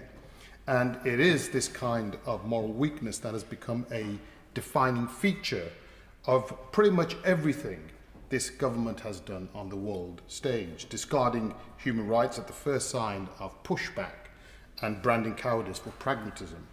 Time and time again, we've seen the same story. When the Prime Minister went to China, we all know that the Uyghurs facing forced assimilation, abuse and genocide in Xinjiang were the last item on his agenda, if not left out entirely. And with British Jimmy Lai having been sentenced to 20 years in jail today for defending democracy in Hong Kong, it's clear that any attempts to move the dial on that front have failed miserably. Without doubt, the same can be said of Sir Keir Starmer's trip to India. He promised to raise the case of Jagtar Singh Johal, and many honourable members have raised this, a British Sikh who has been imprisoned for 8 years without conviction, all because he stood up for the most basic human rights for Sikhs in India. The same can be said for environmental and labour standards, which have been neglected too. The government refused to even complete an independent human rights risk assessment, which would have highlighted the violations British money was at risk of perpetuating. That refusal speaks volumes. But nowhere is this government's moral abdication more glaring than in its silence on Kashmir. Hear, hear. A region born out of a catastrophic failure of partition in 1947, Kashmir has endured decades of broken promises and betrayed commitments. Yet the Prime Minister did not even pretend to raise its plight with the Prime Minister, Modi. For a people long accustomed to British indifference, this was simply the latest insult. It's a region that is not only occupied partly by India, but had its constitutional autonomy removed in 2019. For decades, the people of Kashmir have seen their most fundamental rights trampled upon. We have military occupation, political repression, arbitrary detentions, extrajudicial killings, restrictions of freedom of speech and assembly. The suffering endured by Kashmiri people at the hands of India is nothing short of horrifying. And yet it is in this context of systemic and unashamed oppression that Kashmiri people's fight for self-determination continues to be ignored, overlooked by nations that are more interested in kowtowing to an occupying power for economic gain. For more than 75 years, successive British governments have washed their hands of a crisis they helped create, hiding behind the fiction that it's merely a matter for India and Pakistan. Even now, while we have presidency of the United Nations Security Council, we are silenced by our political objectives, paralysed when it comes to addressing injustice around the world. This government is always talking about its non-tolerance of affronts to justice. But when the time comes to act on those promises, it falters. And it's not just about priorities. It is a sign of the discrimination that this government is willing to tolerate on our own shores when it suits their interests. It speaks to the responsibilities it is willing to flout when sorting out mess that our empire left behind. Wherever there's human rights violations, we cannot neglect our moral and legal obligations abroad for quick wins at home. Just as there should be with any trade deal struck by this nation, the free trade agreement should have included a clause that made the benefits of trade conditional upon the protection of human rights, the release of political prisoners, the enforcement of labour standards, and the liberation of the oppressed. And I hear the Minister make mention of the fact that we have a clause, but that it is not enforceable. And unfortunately, that might as well not have been included within the documentation because it has no bite. And because if there are no meaningful sanctions to deter nations from committing such atrocities, how can we expect them to change? And I would gently request that the government reflects on how committed it truly is to upholding international law and on its willingness to have tough conversations with our allies in a world, I'm afraid to say, we are seeing losing international law and values aligned to it. Britain must be a binding force that holds it together no matter what. And Madam Deputy Speaker, I do echo what my honourable member for Bradford East has said and has repeatedly said in this chamber. We must uphold the moral, legal obligations. Wherever there's injustice, we must be the force that stands up to it. Thank you. Cooper. Thank you, Madam Deputy Speaker. It would be remiss not to touch on the fact that the roots of this trade deal stretch back to the previous Conservative government, and to mention that the then Secretary of State Alistair Jack, now Lord Jack of Courants in the other place, sent an aircraft carrier stuffed with dancers and pipers from the Edinburgh military tattoo to India to highlight the unfairness of the regime that whisky faced out there and which this deal does so much to address. I have the pleasure of sitting on the Business and Trade Committee chaired adroitly by the Right Honourable Member for Birmingham, Hodge Hill and Solihull North. And one of the things that worries me on that committee when we talk about these trade deals, and he's touched on it himself here, is the government figures for these deals. We've heard time and again that the expected lift in GDP from this deal is around 4.8 billion, 0.13 of the UK's GDP. These figures seem incredibly low. And that may be a lack of ambition, I hope not. It may also be caution. Perfectly good that the government should do that. But I do think that it's incredible that we are expecting so little from these deals, and I think we could raise those figures. That must not be a ceiling, that must be a floor figure. We could do much better, I think. And the difficulty we've got is, and again, this has been touched on, the Department of Business and Trade is cutting its headcount now. The bloated state has to be reduced, of course it does. But we have to apply those cuts judiciously. And I think good that the in-house team, the in-country team in India are staying put, but the teams in the UK that will help businesses here export, if they go, then we have a problem and we kill growth. Again, I must touch on the CPTPP, easy for me to say, the Comprehensive and Progressive Agreement for Trans-Pacific Trade Partnership. Again, we are expecting very modest gains from that, and yet it offers us a tremendous market, an absolutely huge market, at a time when the EU's share of GDP is drifting away. The honourable member from the Liberal benches is very keen on returning us to a customs union. In fact, that customs union would commit us to applying EU-set tariffs. That would take away the freedoms that we have got from Brexit to strike out and do our own deals. Potentially, the EU is looking at CPTPP. We are already in. We have first mover advantage, and we should strike out with the confidence that Brexit gives us as a trading nation. This country, Adam Smith literally wrote the book on free trade. We are a trading nation. That's what built this country. We should get back to that confidence. I must also touch on the question of agriculture. The Business and Trade Committee heard evidence, both written and oral, from Tom Bradshaw, the NFU president, and he was concerned that while lamb exports could do well in this deal, dairying is once again left quite wide open to some difficulties. And that's a particular issue for me in my constituency, Dumfries and Galloway. We have some of the most productive grassland in the UK. We make fabulous Galloway cheddar. I would love to see more of that being exported to India. It's probably the case that not much paneer comes from India to this country at the moment, but that will change. India is moving at incredible pace. It's hard to believe that in 5 or even 10 years' time, the Indian dairy industry will not have moved on, and the licences that the Minister talked about will be in place, and there will be a flow this way from dairying. And that is a concern for that particular sector, one that is very, very sensitive. And the other thing that worries me on the Business and Trade Committee is the EU reset, the much-wanted EU reset which the government is currently seeking. Part of that is a sanitary and phytosanitary deal which will affect agriculture in the round. What impact can the Minister tell us might this have on future trade deals? Because these trade deals at the moment are struck with the UK based on UK rules and regulations. If we accept dynamic alignment with Europe, we are no longer rule makers in this area, we are rule takers. Will those countries with whom we are striking deals have to look to the EU then? Where does that leave us? Does it not hamstring us at a time when, again, as I say, we have this fantastic opportunity to strike our own deals and hopefully drive growth? Thank you. Jim McAllister. Thank you, Madam Deputy Speaker. The Minister, of course, was one of the most ardent Remainers that this House produced. So I'm sure the irony is not lost on him today that he comes to this House to propose a trade deal which wouldn't have been possible if he'd had his way, because it is only because of Brexit that it is possible for the United Kingdom to reach trade deals across the world.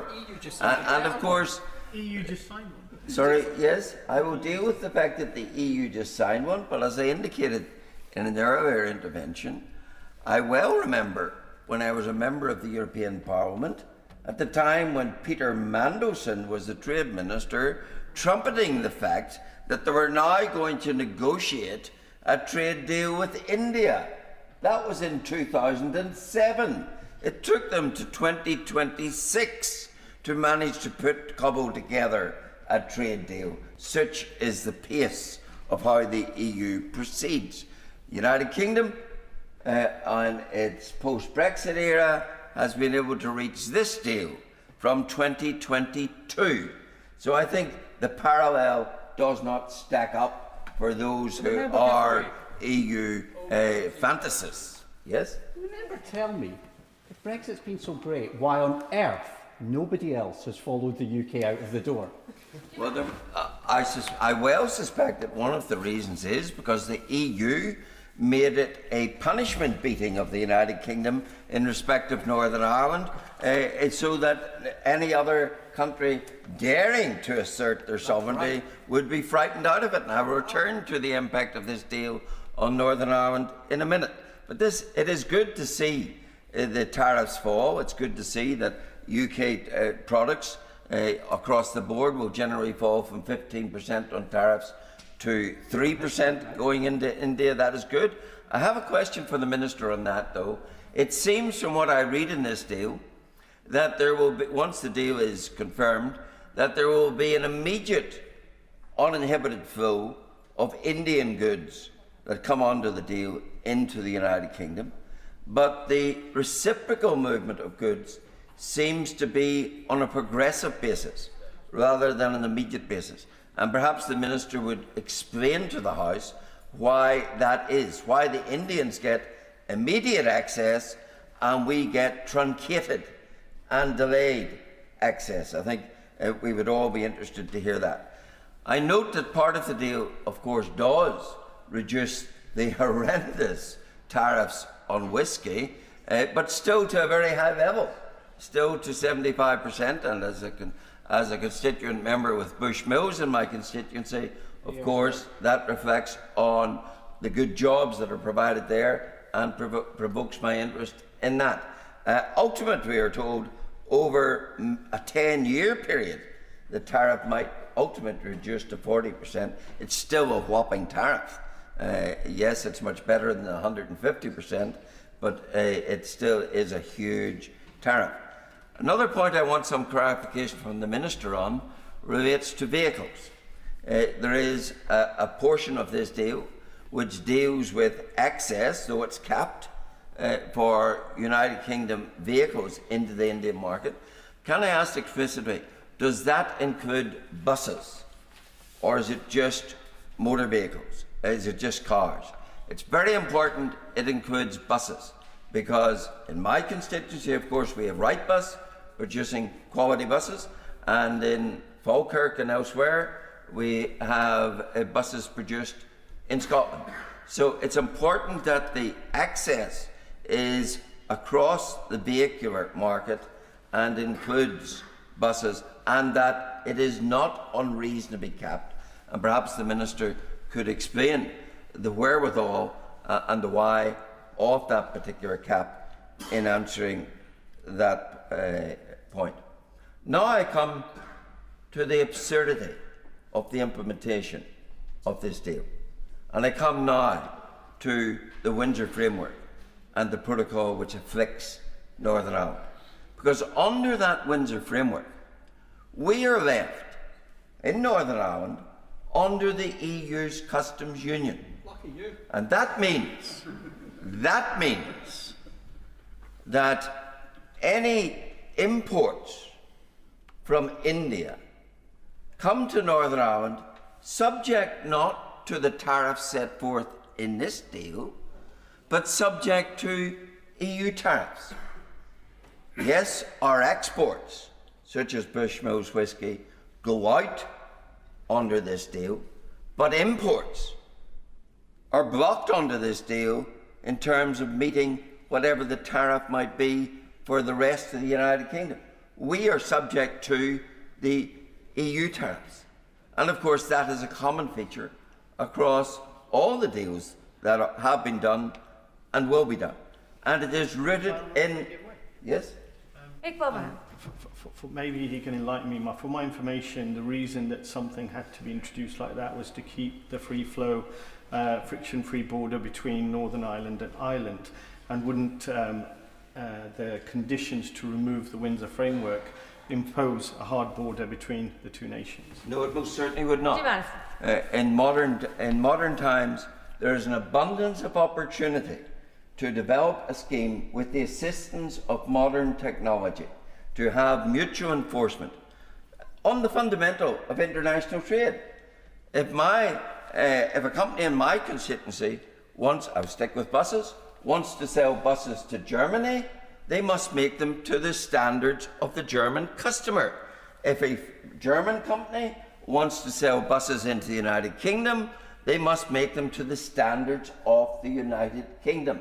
So that is the fundamental starting point for trade. You create a circumstance where each country mutually enforces the standards of the other, and thereby you protect the market of the other. And to underwrite it, you introduce a criminal sanction that if any country, any company in the United Kingdom breaches those rules, then there's criminal liability and you look for reciprocal arrangements. That's the essence of mutual enforcement. That would work, but instead we have sacrificed the sovereignty over part of our own country to a foreign jurisdiction, namely the EU, and said to them, we will subject all our economy to your rules, which we don't make and we can't change. And we do it utterly unnecessary.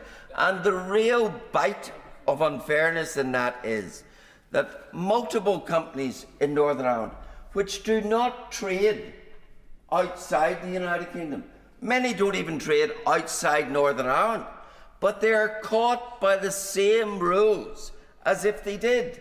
They must make their goods, produce their goods, market them in the way dictated by the foreign jurisdiction. Utterly no protection therein necessary for the EU single market, but just an incursion, an imposition of unnecessary restrictions. And it really does reduce to this. Are we a united kingdom? If we are a united kingdom, then the laws of this nation should be made by this united kingdom, not by a foreign jurisdiction imposed on my constituents in 300 areas of law. Laws we don't make and can't change, but are a supplicant rule taker on. And that is so fundamentally wrong. Now, the Minister will tell me, and he's told me before in a rather trite response, oh, that's all because of Brexit. Sorry, it's not. It's because we in Northern Ireland didn't get Brexit. The Windsor Framework denied us Brexit. It kept us. It kept us within the EU's customs union. It kept us within the EU's single market, whereas the rest of the United Kingdom escaped. And that is why we have this absurd situation where we do not get the full benefit of these trade deals. And that is something which I, as a representative from my constituency, say to the other members of this House: why are my constituents less important, less entitled than those of every other member from Great Britain when it comes to these matters? So I do say, and then we have some in this House, and the member for Arbroath is one of them, who wants us to all rejoin the customs union, so that we cannot make trade deals, so that we cannot have a deal with India, we cannot have a deal with any country, because we would only have the deals that someone else would make for us. Such absurdity. But those are the fundamental issues that I would like to see addressed. And as for getting the best of both worlds, sorry, the best of both worlds is a fantasy for Northern Ireland, for a very simple reason. If you might have access into the EU market, as indeed GB does, through its trade deal with the EU, but what you forget is that to bring all our goods from our main market, our raw materials, GB, they have to pass through an international customs border with paperwork and checks and extra costs. And therefore, not Brexit, the Windsor Framework, the denial of Brexit is what causes the RAC border.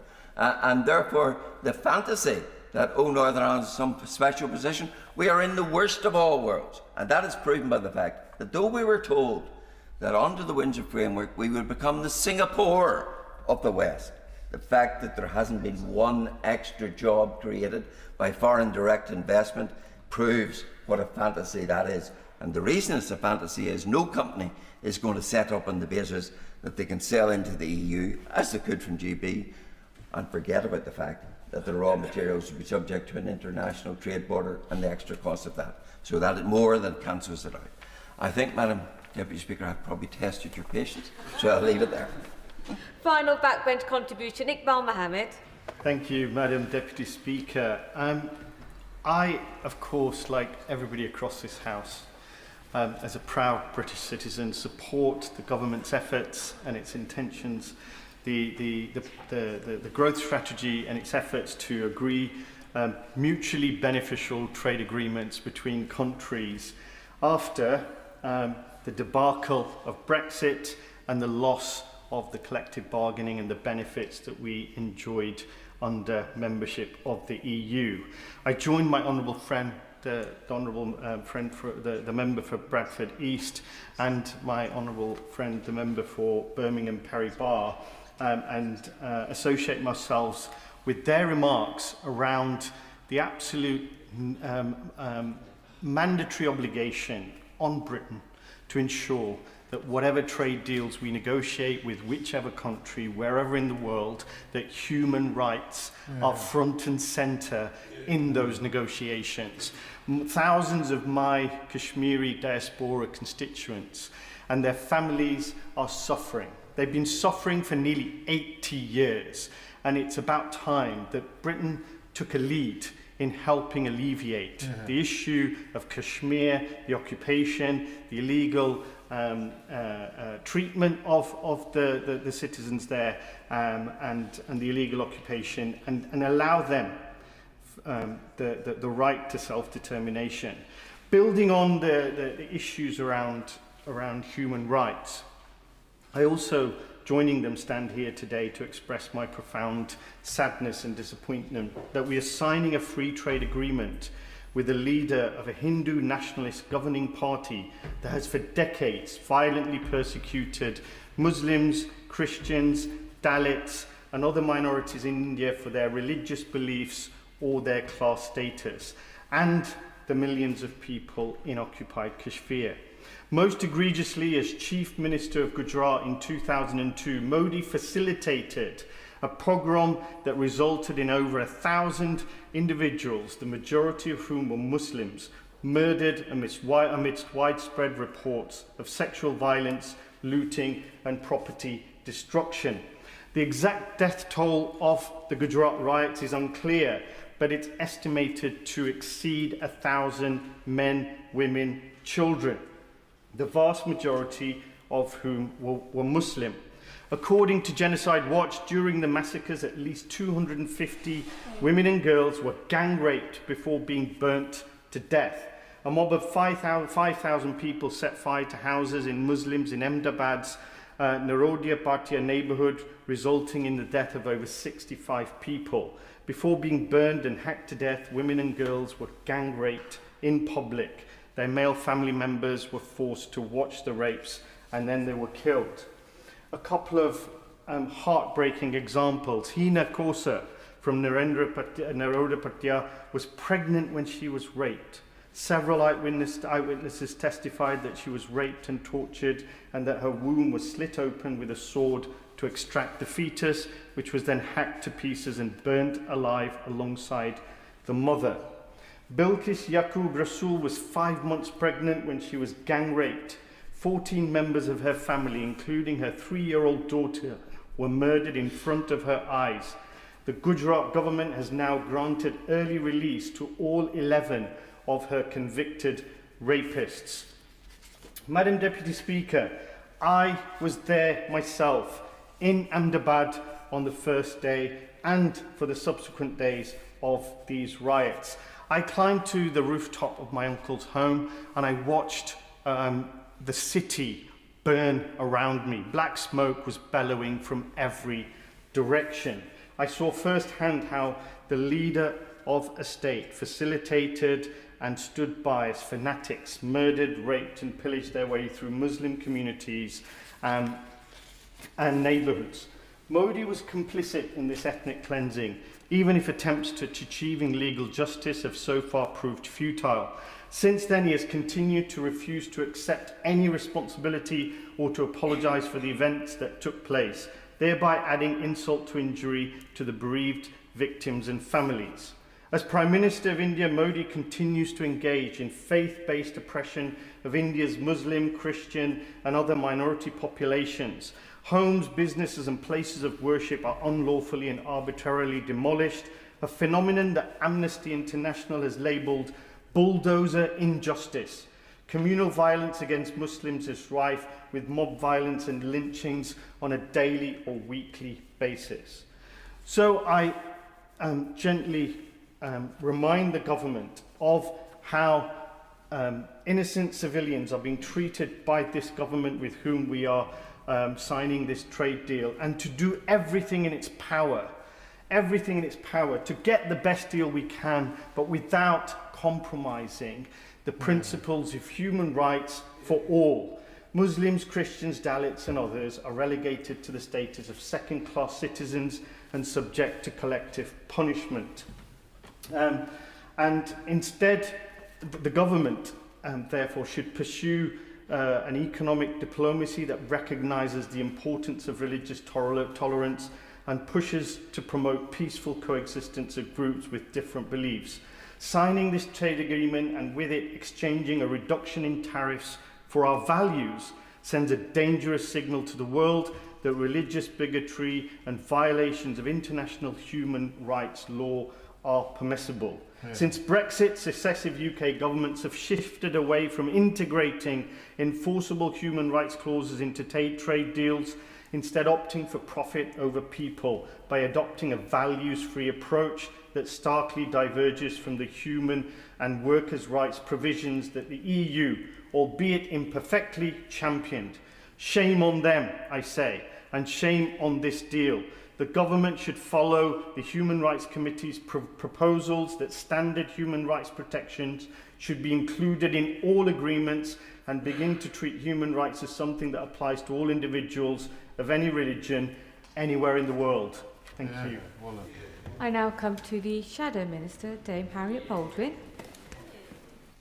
Thank you very much, Madam Deputy Speaker. Soggy poppadoms, buses, a lot of whiskey, pottery, bricks, some Galloway cheddar and even an aircraft carrier promoting whiskey. Those are some of the colourful items that were mentioned in this debate, which really bring to life the impact across all our constituencies of this UK-India Comprehensive Economic and Trade Agreement. And so it's a pleasure to close today's debate on the UK-India Comprehensive Economic and Trade Agreement, which forms part of the process that Parliament has adopted of constitutional reform and governance, whereby we spend 21 sitting days scrutinising this particular agreement. And despite the fact that there are other things happening in this building this evening that I think have perhaps distracted some of the attention, particularly on the government benches, I think we have heard that this is an agreement that has a lot of significance. In particular, in my closing remarks, I want to draw attention to a very excellent and detailed speech from my honourable friend, the member for the Weald of Kent, who highlighted some of the potential incentives or the economic incentives that will exist as a result of this agreement in terms of employment of British people versus Indian people to do the same jobs here in the UK. And I'm interested to hear the Minister elaborate his answer to those particular points. And in addition to my honourable friend, the member for Dumfries and Galloway, who raised an important issue around dairy, because while it is the case that today there are no licenses for dairy products, as I understand it, coming into the UK from India. That could, of course, change in the future, and it will be interesting to see what process the government would adopt to address that. Now, as my right honourable friend said in his opening speech, free trade is a key belief on these benches, and that is why we pursued the trade agreements with the EU, Japan, Australia, New Zealand, Norway, Iceland, Liechtenstein, and of course the Comprehensive and Progressive Agreement for Trans-Pacific Partnership. And indeed it was predecessors in the predecessor government who laid the groundwork for the agreement that we see before us today, and rightly acknowledged in many speeches this evening that it represents a Brexit dividend, the ability to pursue an independent trade policy and to deepen our relationship with one of the world's fastest growing economies. But recognising that that achievement doesn't mean that we can ignore the areas where the agreement falls short. Many of those points were raised by others in this debate. The chair of the Business and Trade Committee made the point that the government risks undermining the benefits of the agreement through its planned 40% cuts to UK export staff. And so I'm going to give the opportunity to the Minister once again to reconfirm to the House that the cut in export support staff does not include staff in India who will be working on the implementation of this deal. The House of Lords International Agreements Committee report highlights the stark disparity in this agreement between goods and services. And for a country whose economy is so overwhelmingly services-based, this imbalance does matter. There isn't any meaningful advance in this agreement on mutual recognition of qualifications, with the deal placing a 36-month target for conclusion on this. But I ask the Minister, what will happen if no agreement is reached within that 36-month period? And as my right honourable friend highlighted, the sequencing of market access is deeply asymmetric, with many Indian exporters gaining from immediate tariff reductions here, while UK exporters face phased access and quotas. A striking omission is that of legal services. The House of Lords International Agreements Committee again said, and I quote, "We view this as a missed opportunity given that legal services comprise a strategically important and growing sector of trade, both in their own terms and relation to supporting trade in other sectors."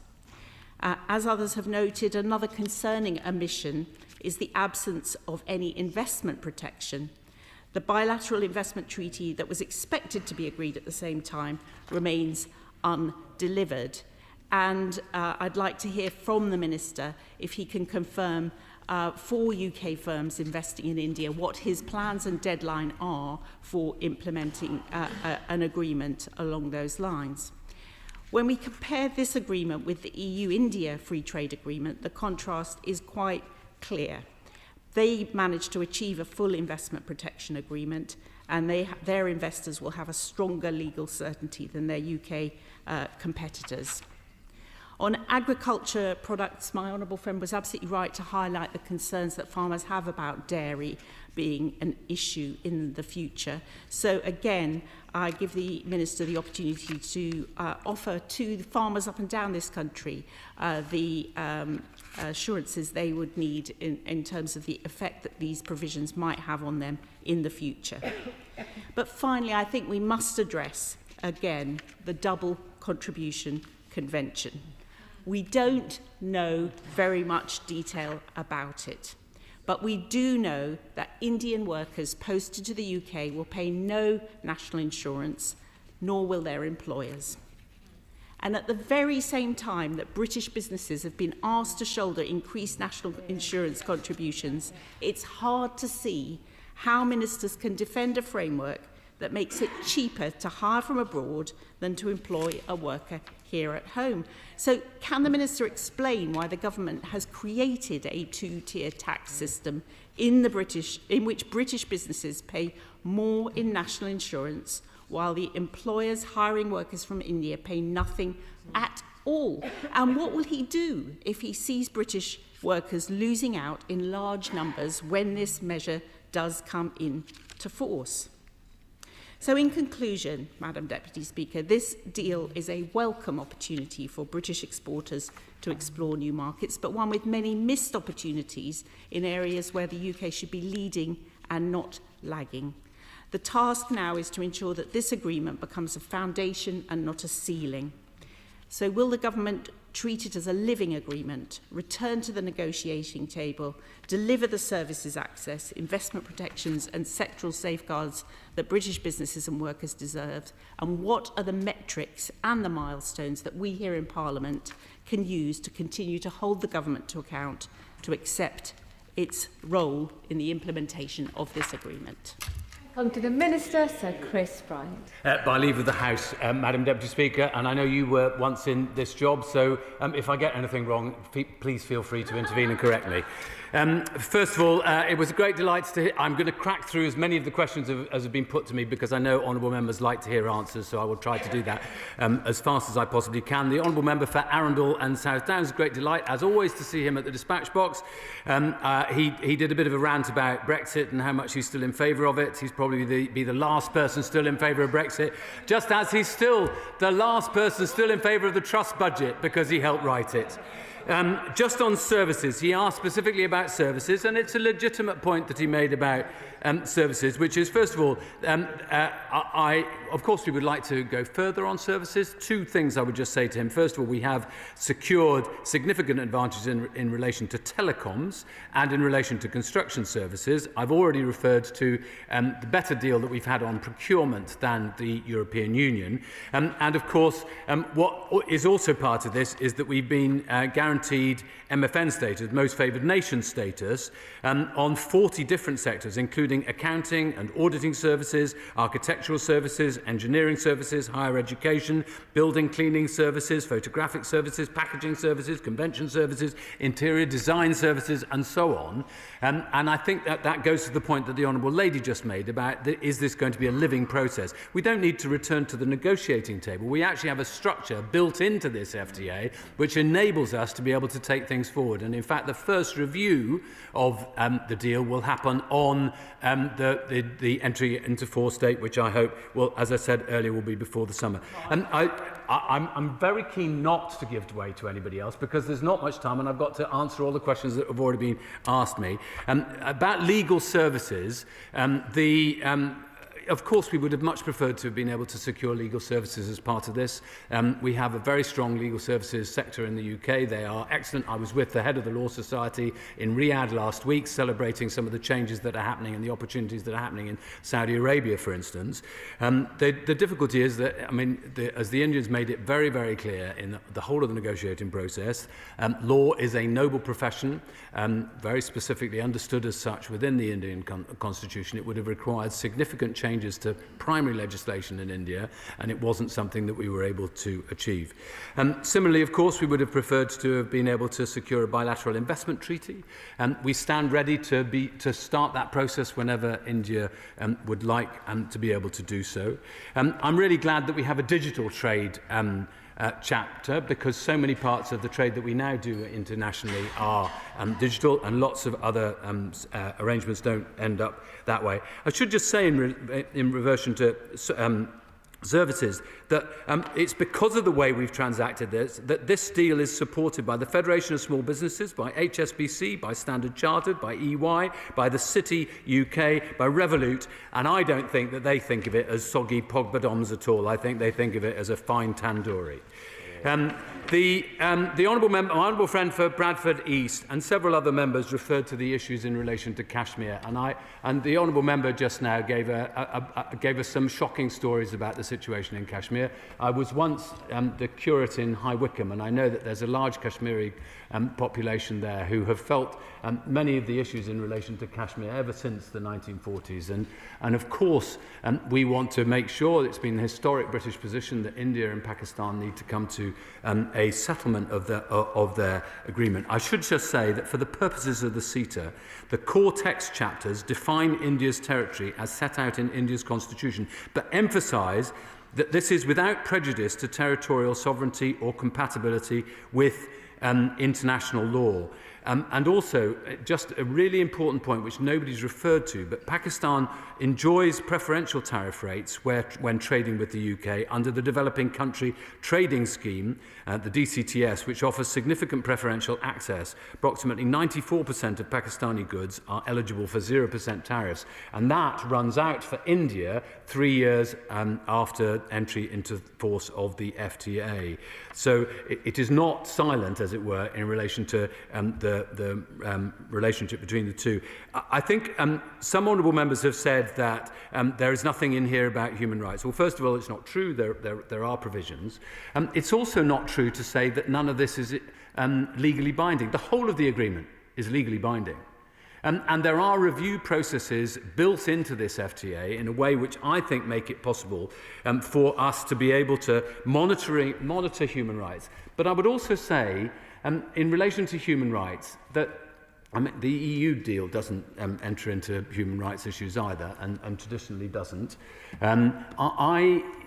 We of course want every element of what we engage with in another country to be able to reflect the values that we want to protect. And that, for instance, is an opposition to the death penalty, opposition to forced labour and so many other things. I'm not going to, if he doesn't mind, just if he lets me finish the point. But a lot of that toolkit lies outside trade. It lies with the monitoring of human rights that our High Commission in India does on a regular basis, and of course we raise all the individual issues that have been referred to. I will give way to him because I can never ever resist him. We used to be on a select committee together.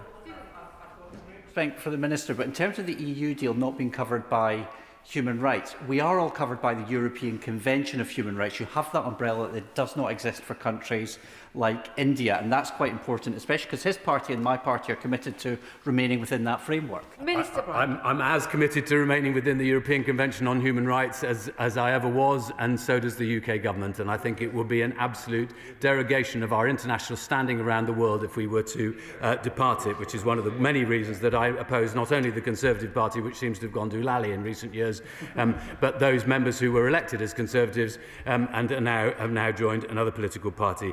I also want to make it absolutely clear to my honourable friend and to others who've referred to these issues that Kashmiri Britons are of course listened to, and the kind of stories that we heard are ones that that do concern us, of course. The honourable member for Witney, I mean, he pushed in the other direction in relation to Brexit, but he made a good point, which I completely agree with him in relation to the. I might slightly disagree with him about the precise amount of harm that Brexit has done to our trade opportunities in the UK. But I just note that a very large number of UK businesses no longer export into the European Union, and I think that that is a massive failure for the UK. And that's why we're very keen to secure a better deal with the European Union, and that's what we're working on. He talked about sanctions and Russia, and I know I'm appearing before the Select Committee on which he sits, so he gets many bites of this cherry. And I say to my honourable friend, the chair of the committee, that when I come to talk about trade sanctions in the next few weeks, I'm very happy to go into the very specific details that he's raised in relation to Russia.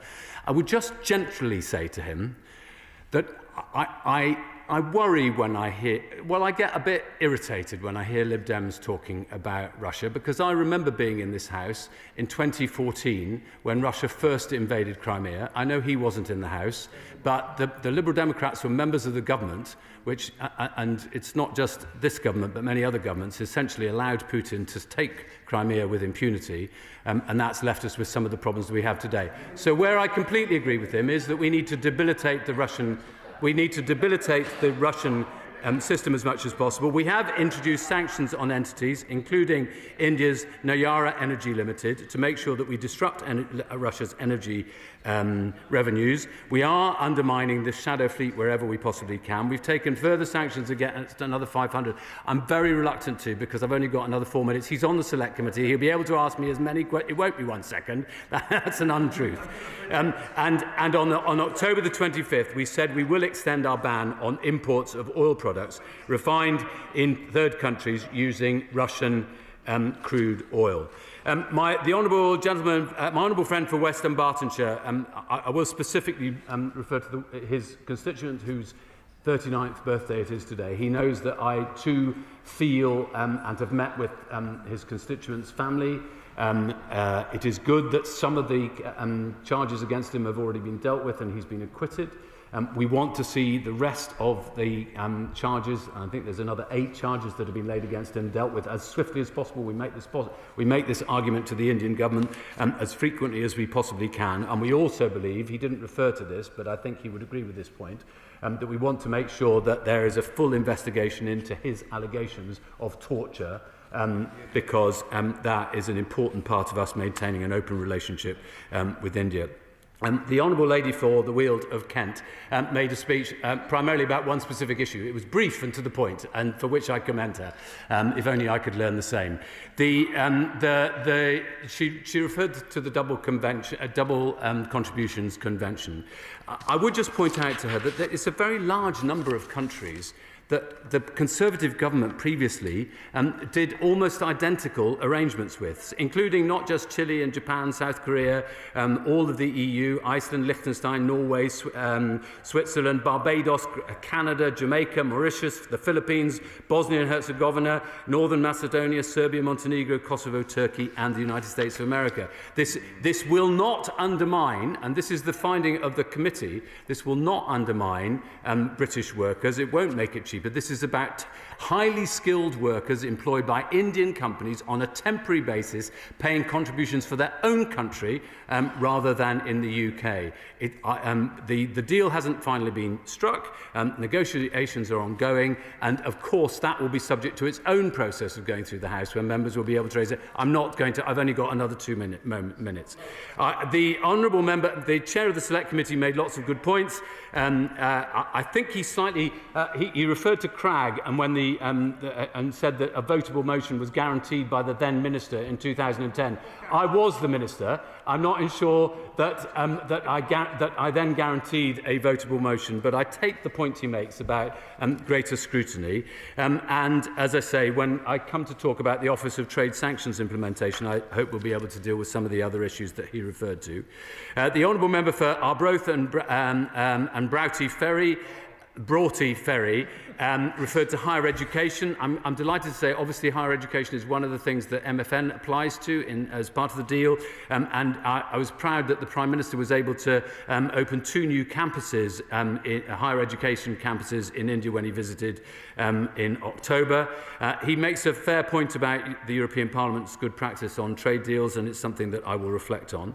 The honourable member for Perry Barr, I didn't agree with everything that I said, but I understood the sentiment with which he said it. I would just make the point to him that the whole of the agreement is legally binding, the whole thing. And that's why I'm glad that we've secured in our deal chapters that have not previously been in any others.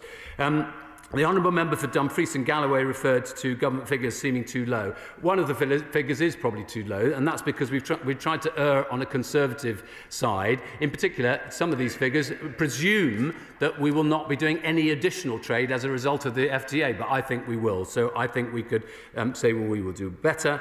The honourable member for North Antrim said, and I'll end with this point, if I may, Madam Deputy Speaker, he said that there's an enormous irony of a Remainer such as myself standing here and proclaiming this. Well, the thing is, I deal with the world as I find it, not as I would wish it to be. I can't unmake the past, but I can make sure that we exploit the present to the best benefit of British business, and I think that's what this trade deal does. The question is that this House has considered the UK-India Free Trade Agreement. As many of that opinion say aye? Aye. Of the contrary, no?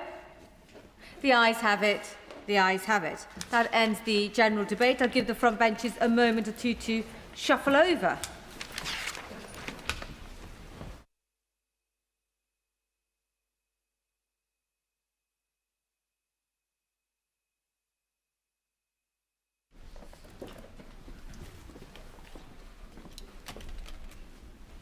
We now come to the backbench debate on increasing survival rates of brain tumours. And I call Dame Siobhan McDonough, who will speak for up to 15 minutes. Dame Siobhan McLaren. Thank you, Madam Deputy Speaker. I beg to move the motion in my name on the order paper. I thank the Backbench Committee for the allocation of this time, and I am grateful to have secured the debate alongside the Honourable Member for Witney following the publication of the National Cancer Plan.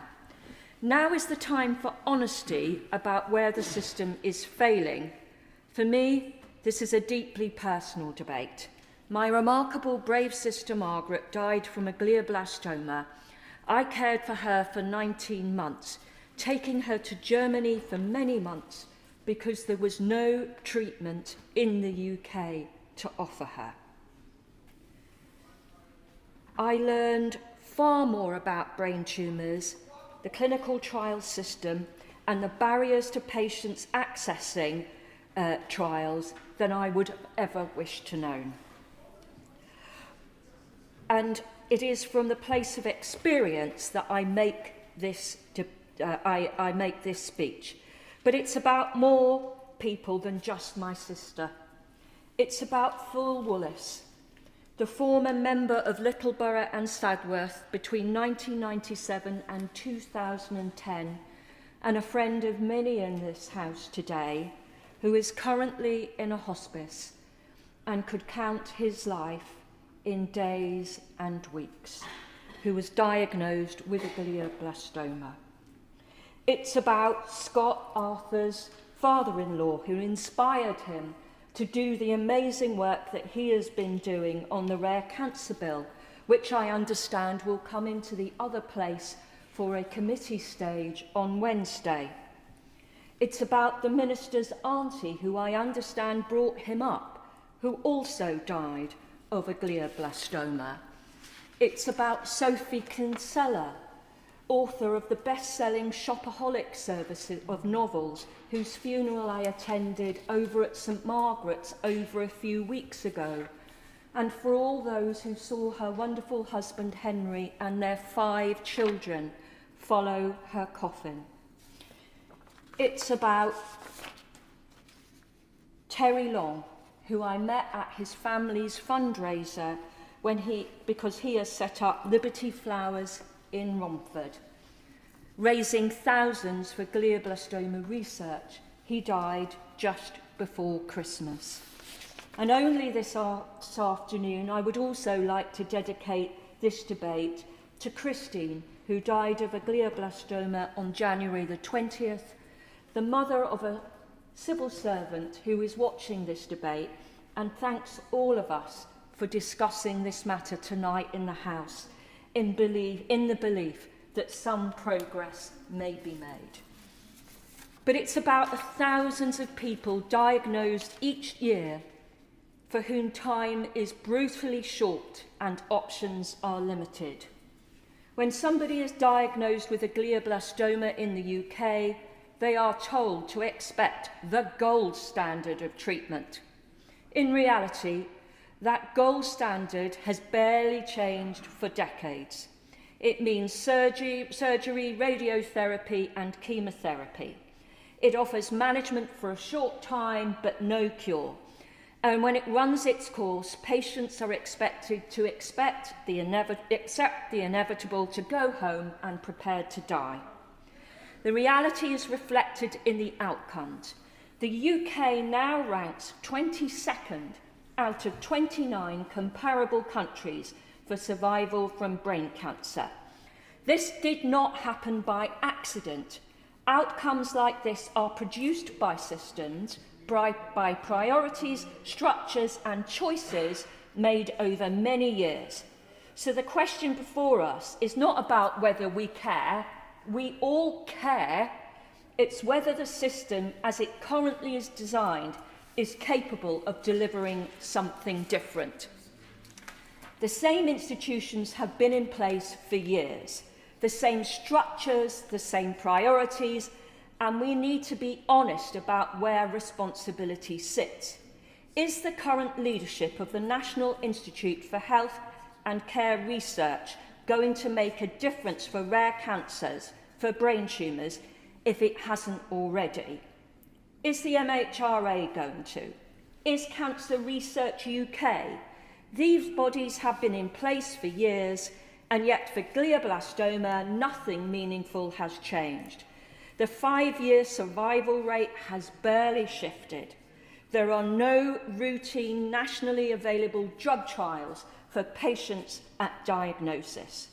For most people, the pathway remains exactly as it is presented at diagnosis: surgery, radiotherapy, chemotherapy, then reoccurrence. And this is not through a lack of talented clinicians. I have met some of the most brilliant, dedicated and innovative medical professionals through this journey, one of whom I call my closest friends. It is the result of something far more dangerous: a system content with the status quo and able to deliver the illusion of progress, and organisations that are not held to account. Because when strategies are published, when funds are ring-fenced and institutions endure, there is really a risk that activity is mistaken for progress. We cannot afford to confuse motion with change. Let me give one concrete example of what I mean. Cancer Research UK has recently highlighted what it describes as a flagship clinical trial for glioblastoma, a major national effort intended to bring new treatments to patients. For an organisation of this scale and influence, this is held up as the clearest example of what the system can offer patients. It's centre page of 77 of the cancer strategy. But would you know that at the moment, that trial has only recruited 13 patients since 2024. This is an organisation that spends £715 million in 2023-24 and committed £419 million to cancer research. This is not a criticism of this trial or the clinicians delivering it. I sincerely hope it delivers real benefit for those enrolled. But it is a criticism of how little the system has to offer people facing a diagnosis that amounts to a death sentence. For patients, this does not feel like progress. It feels like a system that has little to offer when it matters most. There is something else we also need to be honest. I know that many members across this House who have fought for change in our medical system will recognise this. The system feels like a club, and if you are not already part of that club, you are positively excluded. Too often, the largest and most established institutions set the pace, define the terms, and face no real consequence when progress is slow. New ideas, new approaches, new entrants face procedural barriers at every stage. Innovation is talked about constantly, but structurally discouraged. And that brings me to my own experience. Many in this House will know that against the odds, a glioblastoma drug trial is now underway in memory of my sister. Patients have been recruited, and while it remains at an early stage, we are encouraged by what we are seeing. But the road to starting this trial is an indictment of how the system treats rare cancers. It does not happen because the system was built to support rare cancer trials. It happened because an extraordinary number of obstacles were overcome by a small number of people driven by grief and a refusal to take no for an answer. It required the backing of an exceptional clinician based in a major London teaching hospital and supported by a leading university. It required a group of friends to campaign relentlessly and to raise more than £1 million in 2 years, from selling teas, running marathons and organising fundraisers. And it required the direct engagement of the Secretary of State for Health, who was willing to listen and to help us get the trial over the line. But even with all that in place, barriers were still put in our way.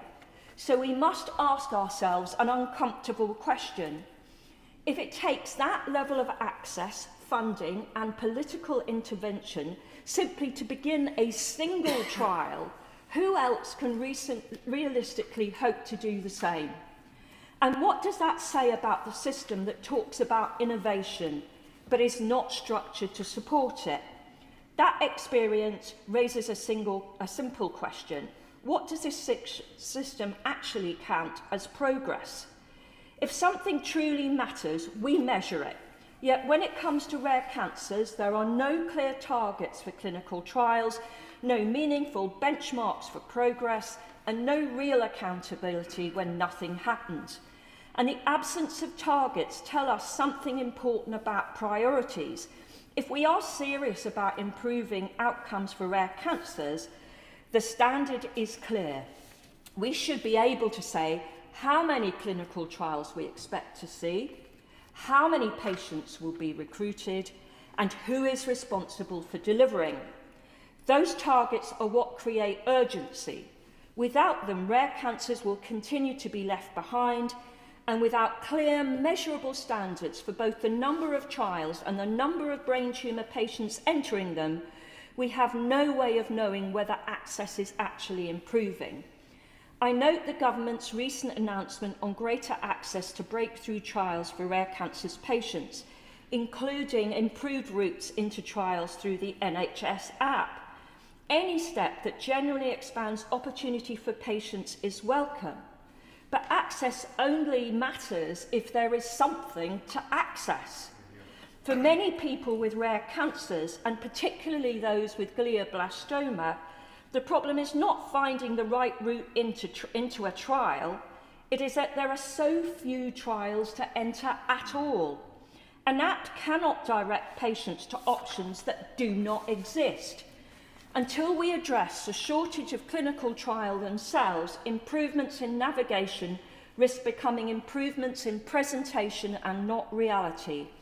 Much of the focus remains on the development of entirely new drugs. New science, of course, matters. In the hierarchy of research, the prestige rests with foundational research. It does not rest with repurposing drugs that already exist. There are countless existing drugs already licensed and already curing or controlling other cancers that could be tested for rare cancers, including brain tumours. I give way. Thank the Honourable Lady for giving way. She's giving a very powerful speech, and can I pay tribute to all her efforts on this? I have a dear friend who was diagnosed with glioblastoma last summer, who's actually been through surgery and radiotherapy and is in a clinical trial now at the Marsden. I'm not sure if it's the trial she was referring to. But could I ask her about a different drug that is actually licensed in the UK, vorasidenib, for low-grade glioma? I've got two constituents in my two residents in my constituency in their 20s who desperately need this drug. NICE is still considering whether it should be available on the NHS. Will she join me in urging the Minister to engage through NHS England and NICE to make sure that Servio makes this drug available so that these young patients can continue to live the lives that they're leading? I thank the Honourable Member for her intervention. Can I say that together with a number of members here in this debate today, we met with Servio and we have got people in receipt of that drug, and I'd be happy to talk with her about how we went about that.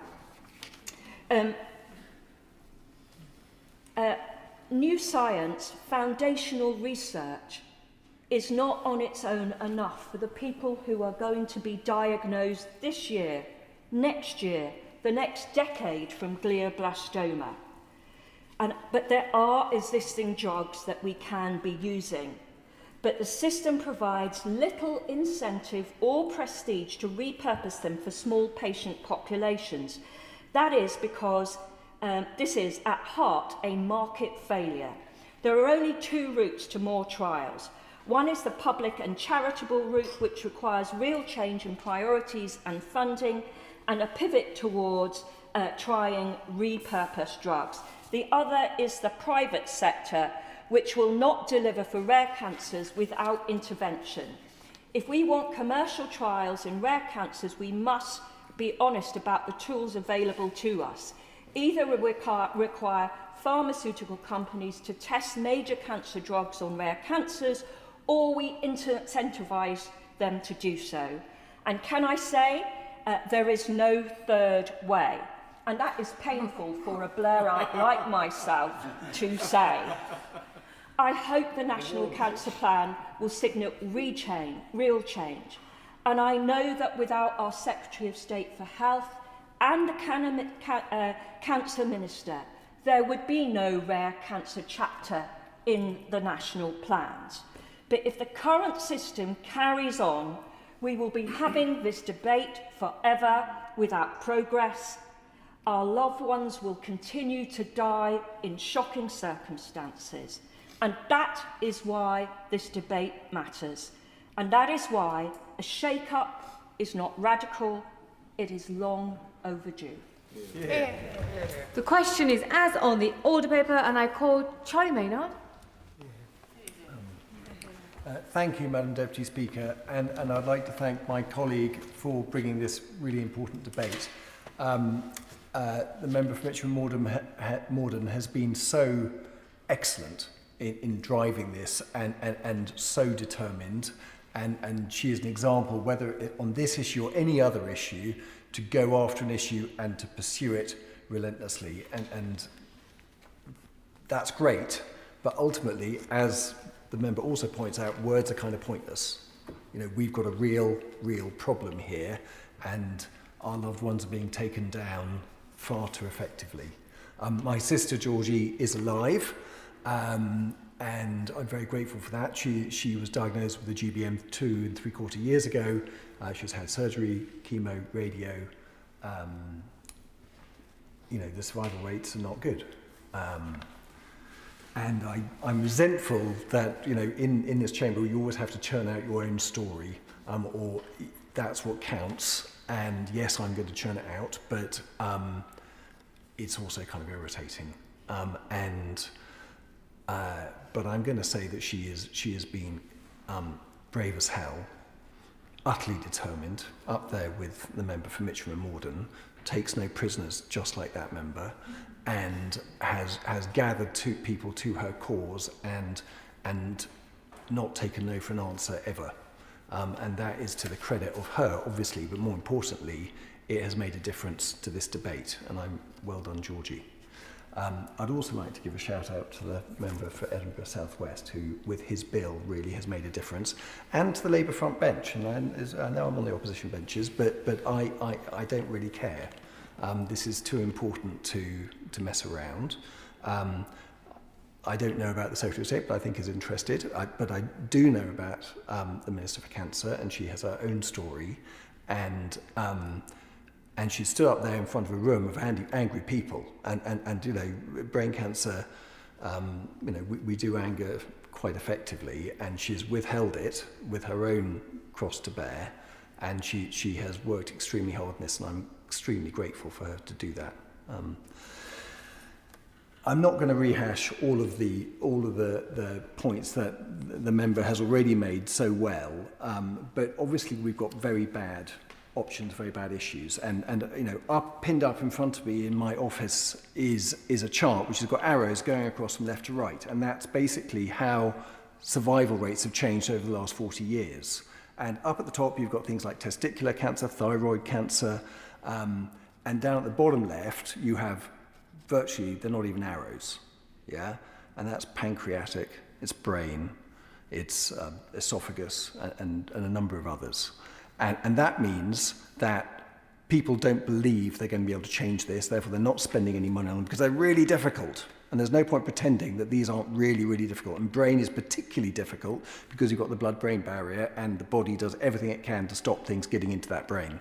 And that's mostly good for us, but in brain tumour, it's bad for us.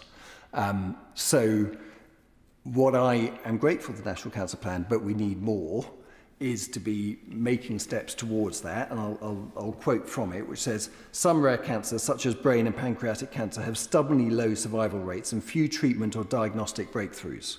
We need new diagnostic tools, research into biomarkers, and targeted therapies to achieve any major changes to survival. What we really need now on the back of this cancer plan is comprehensive, actionable strategy with specific, measurable goals and targets, each with clear deadlines to ensure accountability in critical areas like workforce recruitment and retention, infrastructure development, and incentives for pharmaceutical companies to develop drugs in these cancers where so little progress has been made. And I really do look to the Minister to, you've just published the plan, I get that, but to be taking this further and really, within a clear timeline, setting out as concrete a set of goals as possible. I'll go further on a few headings here. So, participation in research. The current regulatory landscape is too restrictive, often pushing families to seek treatment abroad where clinicians have greater freedom to investigate novel therapies. A lack of accessible, up-to-date information is contributing to missed opportunities to partake in research. Although some registries exist, such as the NIHR-B part of research, they are often difficult to navigate, with over 120 different types of brain tumour to search for, and they quickly become outdated. So the cancer plan states, we will make increasing research into rare cancers a priority for DHSC and NIHR with the support and oversight of our new National Lead for Rare Cancers Research. And I welcome the Minister's further details on how he and his team plans to affect this. Would the Honourable Member give way? Certainly. Bobby. I thank the Honourable Member for giving way. He's talking about the importance of research and also those low survival rates. And of course, this is a global problem and a global battle, but Britain has a unique opportunity to lead on this. Just last week, the London Cancer Hub was approved, £1 billion project centring around the Institute of Cancer Research and the Royal Marsden, two world-leading operators who want to expand it. So can he talk a little bit about how Britain has the opportunity to lead the world in discovering the solutions to these rare blood cancers?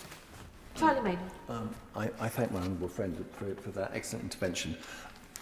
I mean, I'm going to talk out two sides of my face here, because on one side, the UK has got a lot going for it. On another side, the UK doesn't. So since Brexit, clinical trials in the UK are down 60%. Yeah? I mean, that is really bad news. And that's just business logic talking. It's like, why am I going to do my trial in the UK when the market is 6 times smaller than the EU? I'll do it in the EU.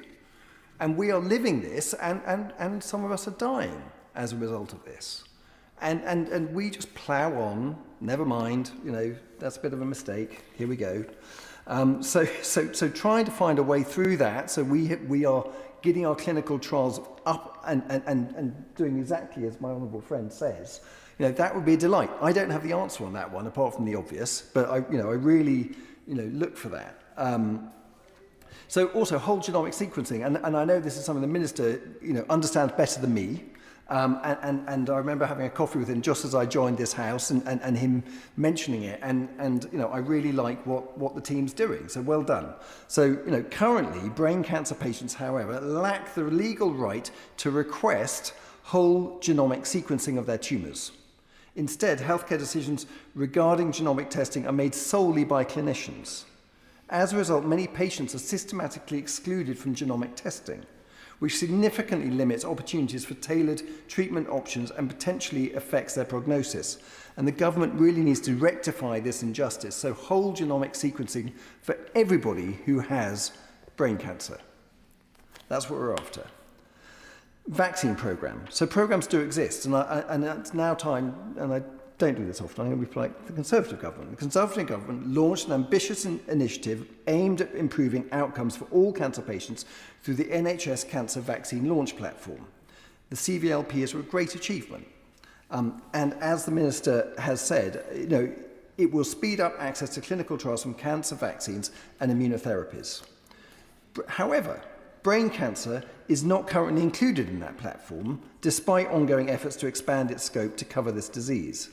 Furthermore, it remains unclear whether the pharmaceutical industry is fully aware of the platform. So why are brain cancer patients still left out of this programme? Question. Workforce and infrastructure. Key to achieving the government's cancer plan is encouraging multidisciplinary teamwork among oncologists, neurosurgeons, AI professionals, imaging experts and immunologists. The government needs to clarify how many, and I'm looking for numbers, new research fellowship and training positions will be introduced across neuro-oncology, neurosurgery, neuropathology and radiography. Secondly, what are the plans for setting up laboratories and trial facilities at major centres, and when are they expected to be up and running? I'm going to finish on tumour tissue. So we've got a real mess in terms of tumour tissue, and I really am looking for the Minister for help in sorting this out, because it's a real thicket of legal and medical complexity. This tumour tissue really matters, because when that tumour tissue is excised from a brain, how is it stored? What are the consents used? And what control does the patient have over that tumour tissue? And that's when the patient is alive, but also after death, in terms of what are the rules around that tumour tissue. Because we have got a whole load of tumour tissues around the UK which are locked down and not accessible for research. And I think many of those families would be absolutely delighted if that tumour tissue was used for research. So having a look, and what I'm really asking here is whether the Secretary of State or the Minister would convene a series of meetings with all key parties present, the Human Tissue Authority, the MHRA, the NHS, and anybody else you think needs to be in that room to work through that. Because we have got, we've made great progress on organ donation. Yeah? So a few years ago, the law changed there, and by default, that is given. We have good laws with regard to egg and sperm and what happens to that tissue. Can we try and get our cancer tumour tissues up to date so that is also there? So included in that, and I'm almost wrapping up, would be for the Minister to ensure a commitment to improving public and patient awareness of consent, including for tissue use in research and treatments, clear, consistent national messaging developed with experts, patients and carers about how consent works in cancer care, and support for the public to give advanced, informed digital consent rather than at moments of crisis. Thank you. Paul Davis. Thank you, Madam Deputy Speaker. Each year, around 13,000 people in the UK are diagnosed with a primary brain tumour, including 900 children and young people. Despite this scale, progress in survival rates has lagged behind other cancers. Just 13% of adults survive 5 years after a high-grade diagnosis, and brain tumours remain the leading cancer killer for children and adults under 40. I recently spoke with one of my constituents in Colne Valley, whose husband was diagnosed with 2 brain tumours earlier this year. He now faces a long period of recovery to relearn many of the day-to-day functions, most of which we take for granted. His courage and their campaign highlight the urgent need for renewed investment in brain tumour research, treatment and care so that everyone affected has the best chance at life. Brain tumour research currently receives just 1% of the total UK cancer research funding. I therefore welcome the Government's National Cancer Plan as a vital step forward, particularly the £13.7 million investment in NIHR Brain Tumour Research Consortium, which will accelerate much needed innovation.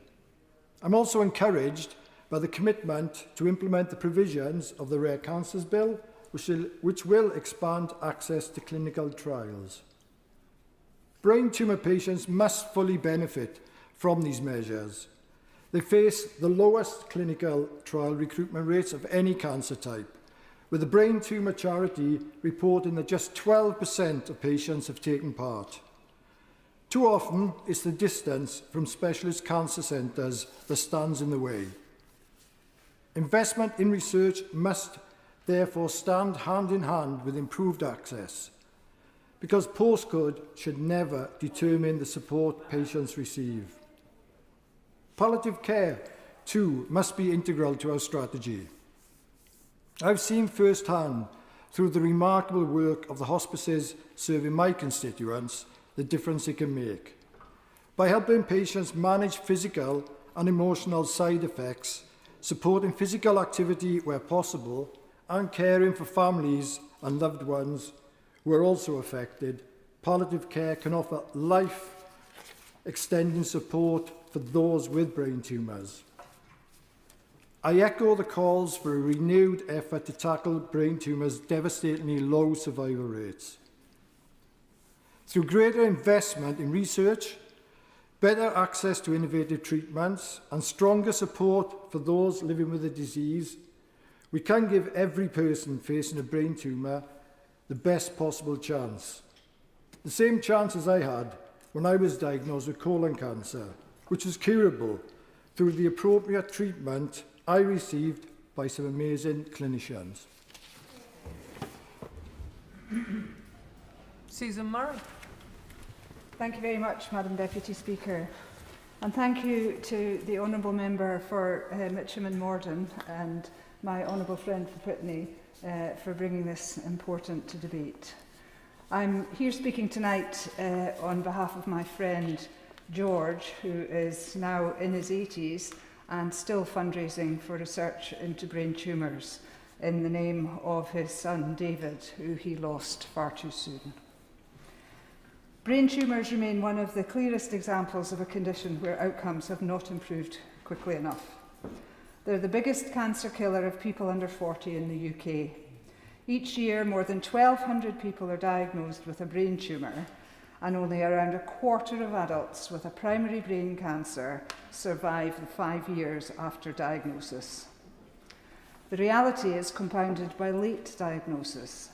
Studies have shown that around 45% of brain tumours are diagnosed in an emergency setting, far higher than other cancers, meaning too many people start their treatment far later than they should. This is why I support calls for a national cancer plan to increase survival rates of those diagnosed with brain tumours. We have national campaigns to spread information on bowel cancer and other types of cancer to raise awareness. And a campaign would allow people to spot the early signs of brain tumours, but awareness on its own is not enough, as we've been hearing. Early recognition has to be matched by specialist services that can respond quickly and consistently. Health and social care are devolved, but brain tumour patients should not find that their chance of being offered a trial or the speed of a referral depends on the nation in which they live. I'd therefore like to urge the Government to work with the Scottish Government and other devolved administrations on a joined approach, so research is supported properly across the UK and funding is used as effectively as possible. This is about improving outcomes and ensuring fair access. It requires cooperation between the UK Government, the devolved administrations and the research institutions. Research is central to saving lives, and it relies on the cooperation, shared strategy and consistent support for trials. A disjointed approach without coordination slows the innovation that's possible. That is a failure not just for the researchers, but for the patients and for the families of those affected. A national strategy is needed to push for awareness, to facilitate coordination, and most importantly, to save lives. Thank you. Dr. Scott Arthur. Thank you, Madam Deputy Speaker, and what an honour it is to follow my fellow Scot from Mid-Dunbartonshire on this topic. And so I do want to start by thanking the member from Mitcham and Morden for the way she introduced this debate. I think she said she's guided by experience, but I know she's also guided for the love that she has for her sister. So thank you for bringing this debate. And she did highlight there's a real inequality at the heart of all this, if you don't mind me saying, is that her sister was able to access the best treatment in Germany. And some people are able to pay a little bit more or run a crowdfunder when they're faced with a brain tumour or other types of rare cancer. But really, we should all have access to the same excellent treatment here in the UK. So I want to speak a little bit about my private member's bill and a little bit about the treatment for people with brain tumours in Scotland. So every year, over 1,000 people in Scotland will be diagnosed with a brain tumour. That may not sound like a large number, but while survival rates for many other cancers have improved, the needle for brain tumours has barely moved at all, as we've heard already. Only 15% of adults in Scotland diagnosed with a high-grade brain tumour will survive beyond 5 years. I know the weight of these numbers personally. My father-in-law was a fit, active and full of life at the time of his diagnosis. It turned out he had glioblastoma, the most aggressive form of brain tumour. He went from being a healthy man, enjoying time with his grandchildren, to having less than 6 months to live. That sudden, brutal trajectory is a story shared by far too many families, as we've heard. And I always say about him, he was a very dignified man, but the condition did not respect that at all in terms of the impact it had on him and my wife's family. He inspired my Rare Cancers Bill, as we've heard, which is a private member's bill which goes to its committee stage in the Lords on Wednesday, and let's hope there's no amendments. And I do thank everyone who's helped me get it this far, particularly the member from Mitcham Morden and her colleague Baroness Elliott, who's supporting us in the Lords very ably. But I do have to thank the Secretary of State for Health and Social Care for his support. Again, through the member from Mitcham and Morden, we arranged a meeting very early on. The Minister, the member for West Lancashire, the Minister who's with us today, the member for Glasgow South West, who's been a fantastic advocate right from day one, so I do thank him. And even the opposition bench spokesperson has been a fantastic supporter as well. And of course, I have to add to that the member for Wokingham. I was going to call him Mr. Cancer, but that doesn't sound like a great title. But he is passionate about this, and he's widely respected right across the sector. And of course, the member for Whitney as well. And I have met his sister many times. She's a very forthright person, if you could put it that way. But when I first met her, it was at some reception for a cancer charity. And she said that she was driven, not through self-interest, but because as a mother, she wanted to spend longer with her children and see them grown up. And who can really argue with that? And I also have to thank the many charities that have been supporting us, over 40, in particular in this debate, Brain Tumour Research and also the Brain Tumour Charity. And thank also Itch Advisors for the work they're doing and helping us keep the campaign all pointing in the right direction. Not always easy, I have to say. So over the past year, I've been moved by the courage of so many people, including Georgia actually, who have met both patients and families. Through meeting them and broader engagement with charities, clinicians and survivors, I've learned that there is no single easy solution to the problem that we face.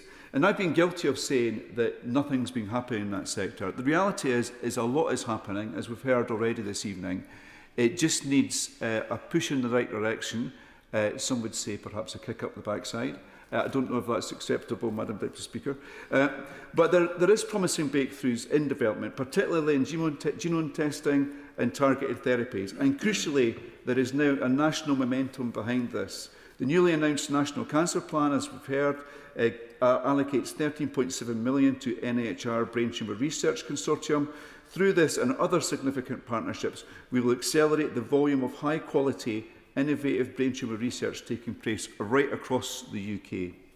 And I think this is a promise that all of us here, of course including the Minister, have a duty to make sure is delivered. And I really do hope that we debate this subject regularly, and I do hope that we can be impressed that the progress our government is making. Importantly, the plan recognises a long-standing problem in cancer research, that too much early-stage discovery science never makes it through to translational research that delivers real diagnostics and treatments for patients. The commitment to link discovery scientists with translational researchers, to connect research infrastructure and to co-fund the CRUK Brain Tumour Centres of Excellence is exactly the kind of approach that this field is needed for many years. But for Scotland to truly benefit from this progress, we must ensure our systems are ready to plug in to this UK-wide effort. One of my constituents, Dr. Faye Robertson, is a consultant clinical oncologist and honorary clinical senior lecturer at the University of Edinburgh. She's at the forefront of this fight. She is part of a team on a mission to deliver breakthrough treatments and pursue cures for thousands of patients and families facing devastating diagnoses each year. Their spin-out company, Trigenics, has secured £70 million in new financing to expand, upscale and develop. £70 million sounds like a lot, but I understand it's just a drop in the ocean if real progress is to be made. But it's fantastic work. Preclinical studies have shown that the biotech company's breakthrough Odysseus platform can kill cancerous brain cells and stimulate the immune system while leaving the surrounding health cells and tissues untouched. This massive investment will accelerate Trigenics' lead programme in glioblastoma multiforme, including a move to clinical trials. By chance, I was at a mosque just outside my constituency on Saturday evening, welcoming children from Gaza into the UK and meeting some of the health workers who have been supporting them. Amongst them was a neurologist who knew about this Trigenics work. And when I mentioned this, he said it's absolutely breathtaking, the progress this has made, but there's still a long way to go. And it really, work like that really does give me hope. Preclinical trials have shown that the technology can kill glioblastoma cancer cells, leaving nearby healthy cells untouched, in a way previous therapies have not managed. So whilst also activating the body's immune system against the tumours. So I've met Faye in my office. She's hugely impressive, fantastic communicator and a real intellect. If she's listening, I've probably embarrassed her. So, and I trust her when she says that, and this is her quote, whole genome sequencing is changing the outlook for treatment, for the treatment of many cancers, unlocking the promise of precision treatment, yet in Scotland our patients are still waiting. And this isn't a political point, it's just a matter of fact. And I also spoke to Dr. Sarah Kingdon, who's the Tessa Gill Neuro-Oncology Clinical Fellow at Beeston Centre, Glasgow, and this Edinburgh Cancer Centre, and also at the Edinburgh Cancer Centre. These people seem to always have long titles. And she absolutely agreed that there's a real gap in Scotland just now in terms of being able to access treatment because of this lack of testing. The neurologist I met on Saturday, he said he was sending samples way down to the south of England and they'd had to wait for those samples to return. Completely unacceptable. We don't have ready access to this technology in Scotland. So while other parts of the UK are moving toward routine whole genome sequencing, Scottish patients face what has been described as a genomic gap.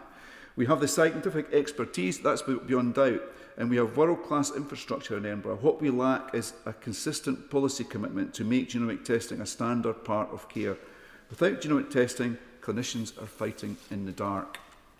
So we owe it to the families who have watched loved ones fade in a matter of months to ensure that Scotland is not just a place where research happens, but a place where research reaches the patient.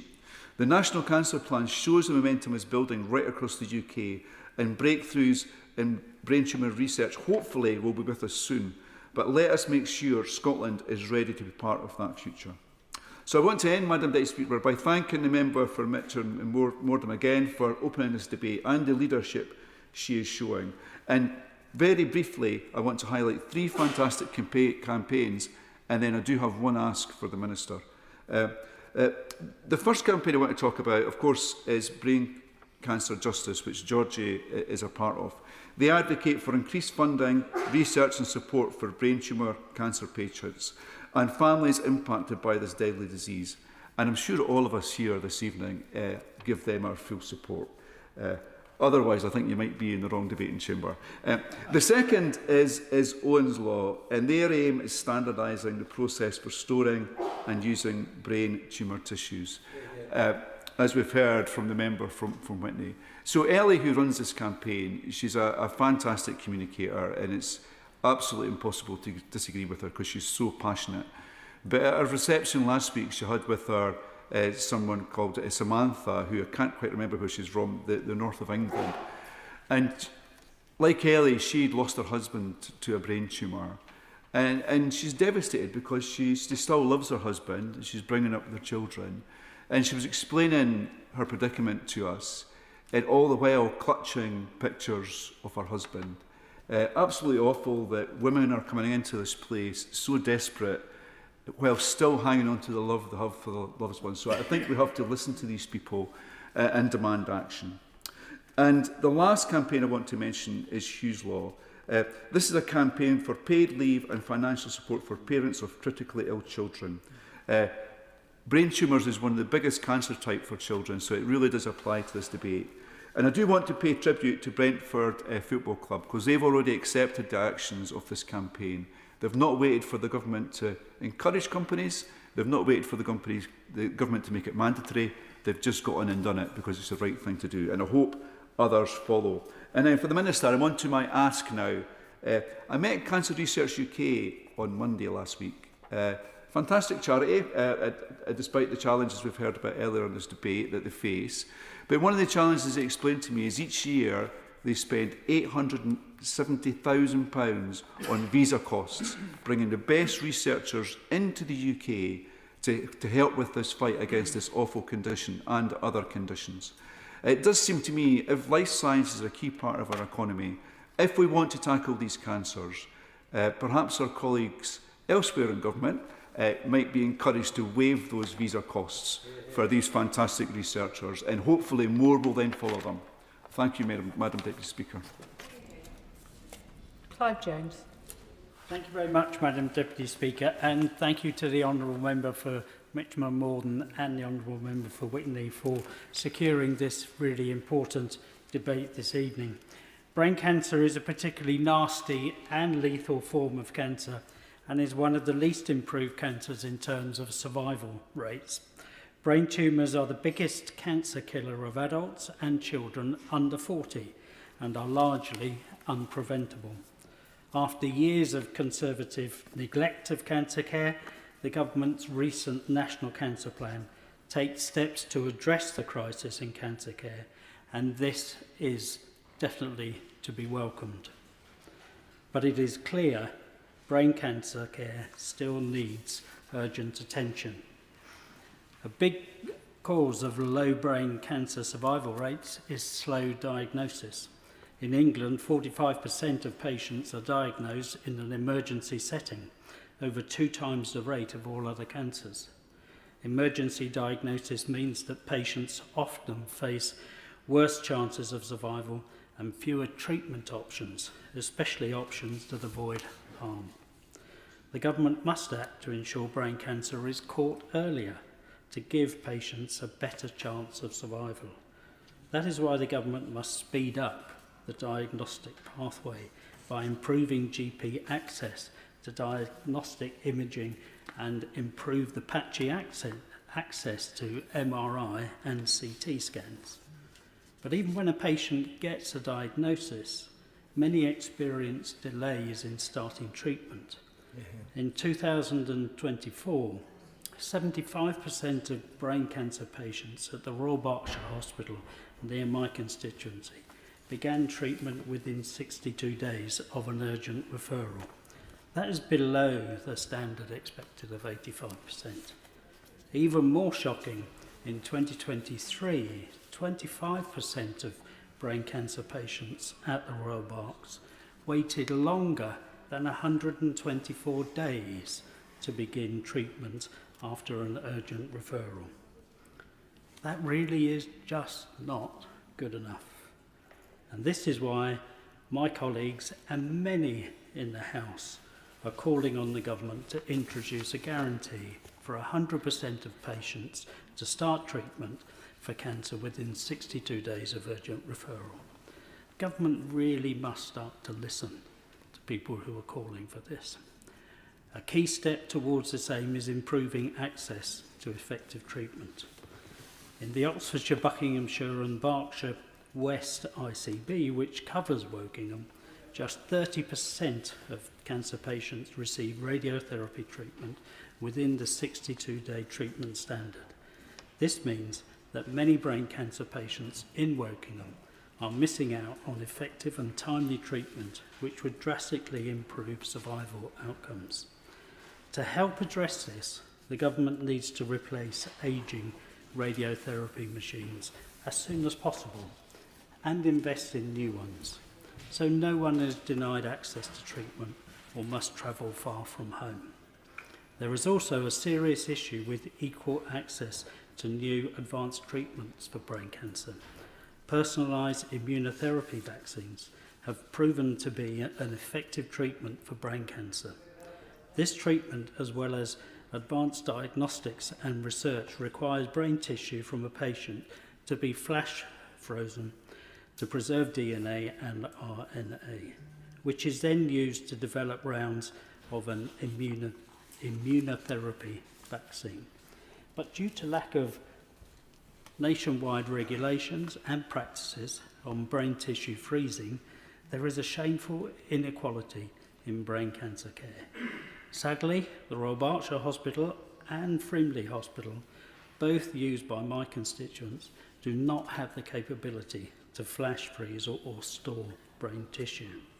As a result, many in Wokingham and across Berkshire cannot access advanced technologies like personalised immunotherapy treatment and more accurate genome sequencing, key to attacking the cancer effectively. That is why the government must ensure equal access to high-quality tissue storage pathways across the country.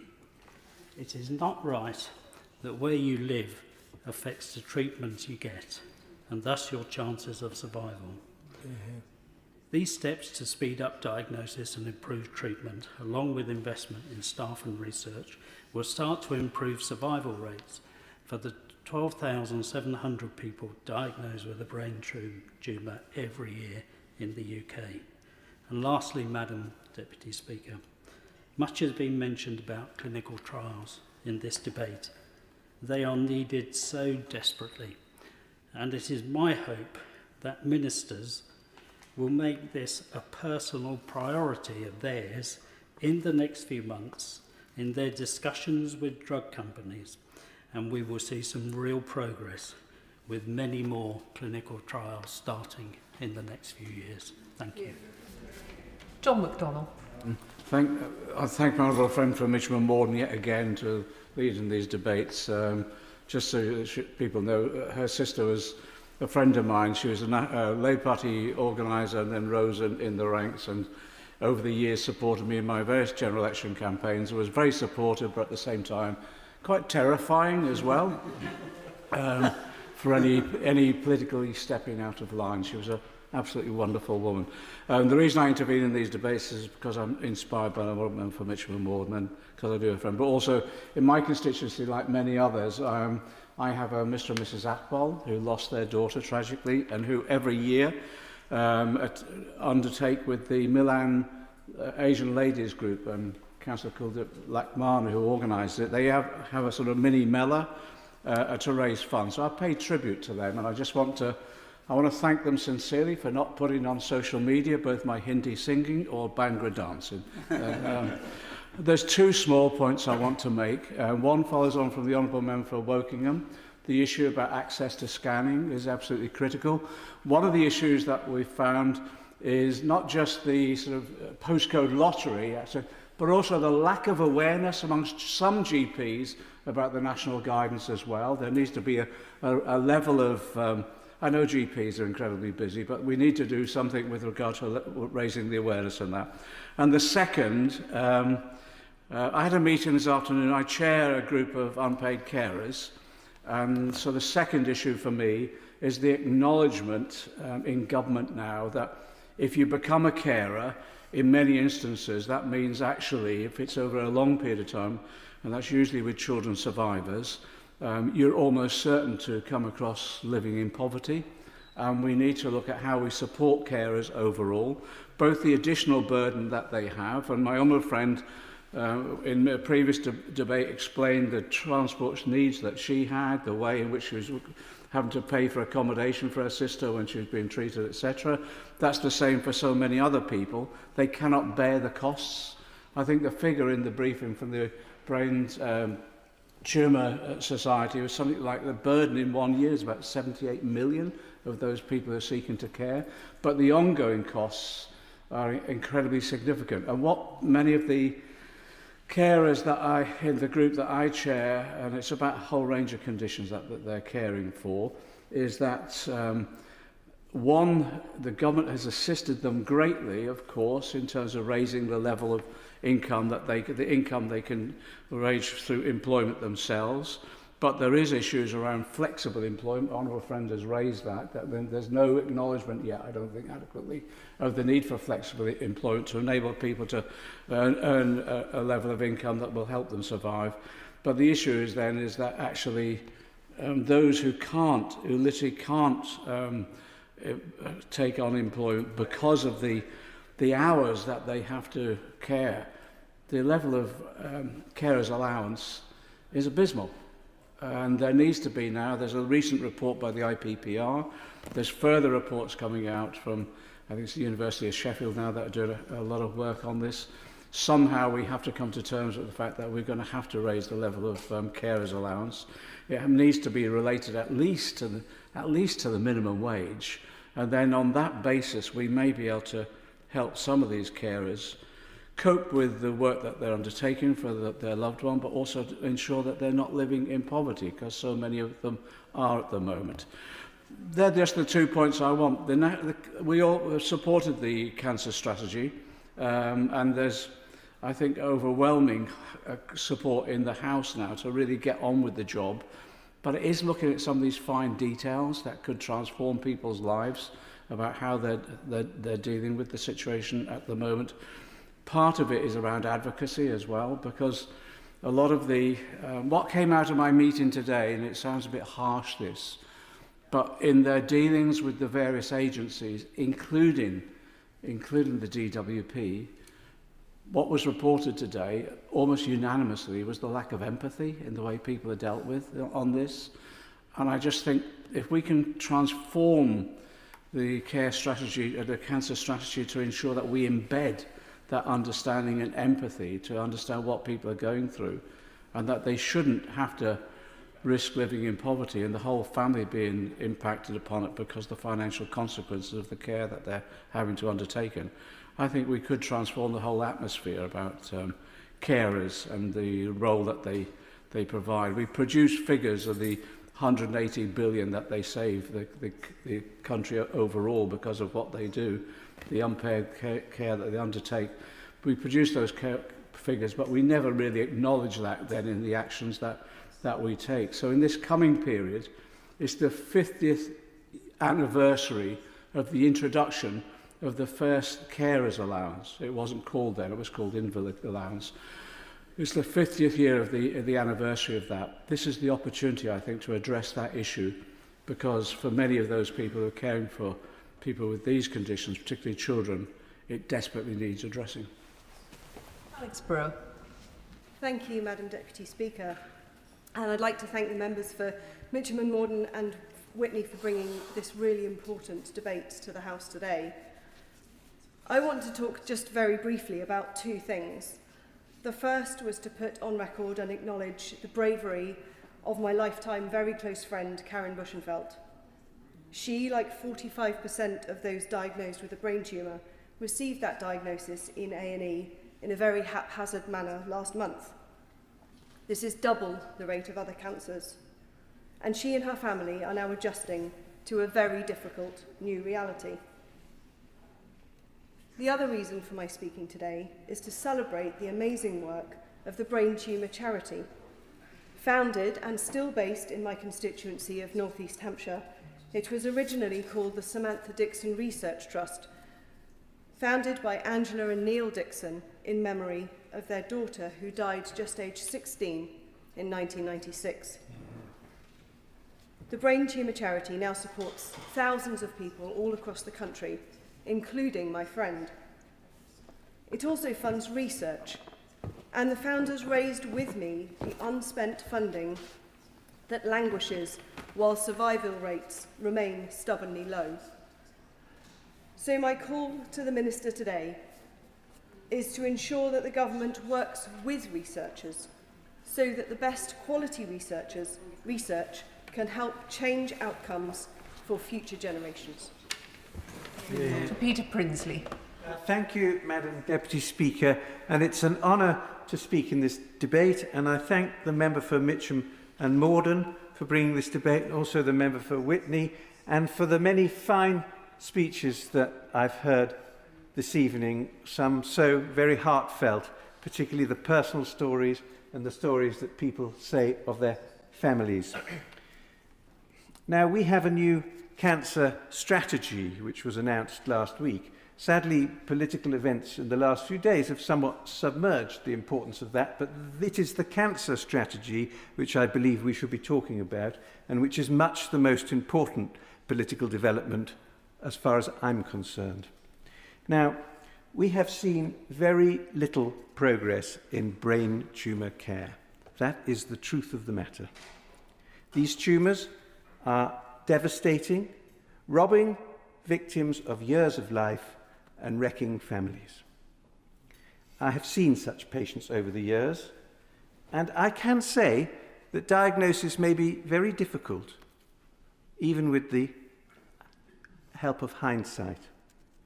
Now, an average general practitioner will see a new brain tumour once every 7 years. Once every 7 years, where they will see thousands of patients in that time. So it is not surprising that these tumours are difficult to diagnose.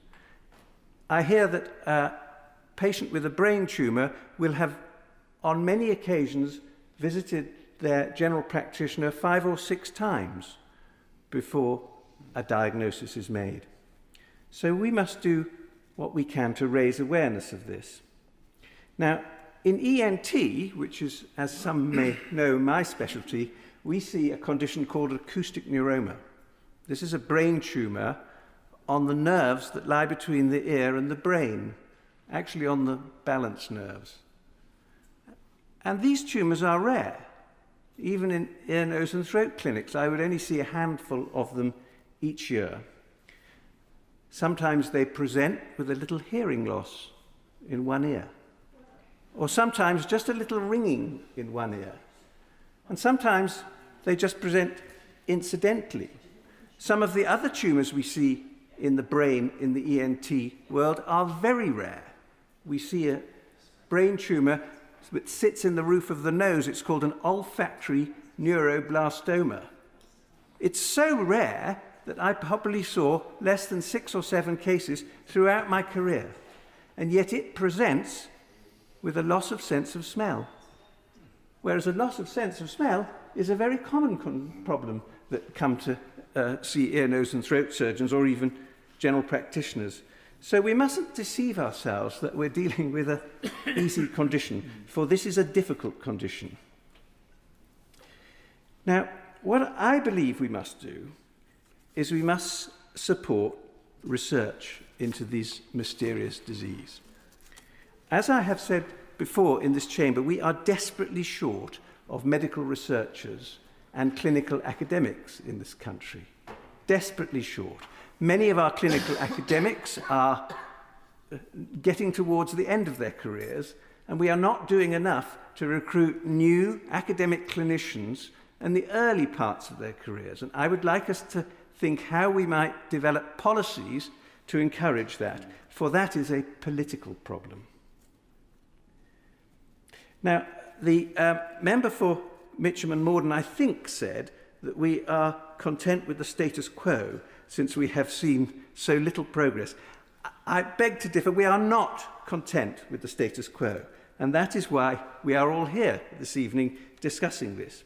Now, we know that this is a promising time for some areas of medical research. We know, for instance, that genetic research is now becoming very important. I'm not sure that whole genome sequencing, if that were available for everybody, would actually solve this problem, but it is the way we are going.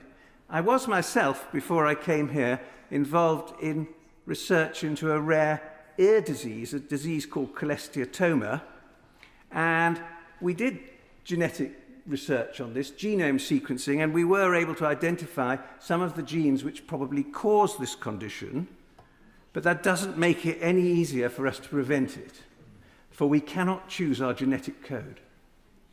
Now, the problem with these brain tumours is that they are deep-seated and inaccessible. You can't see them and you can't feel them. And that is why curative approaches are so elusive. You see, we can debate in this chamber till the cows come home, but the debate will not bring the cure. So we must decide what politically we can do to actually help. Now, I welcome the £32 million boost to the brain cancer research and our new approach to clinical trials. And I must thank the member for Edinburgh South. Southwest. Edinburgh Southwest. Got it? For his rare cancers bill, and I congratulate him on bringing it so far advanced for a new member of Parliament like myself. I am in awe that you have managed, that the member has managed to achieve this. The member has managed to achieve. You see, I am a new member of Parliament. You'll forget. Okay. So let's encourage clinical trials.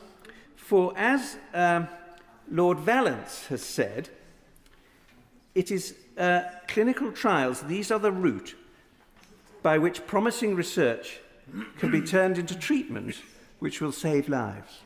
Thank you. Thank you. Jim Shannon. Thank you, Madam Deputy Speaker.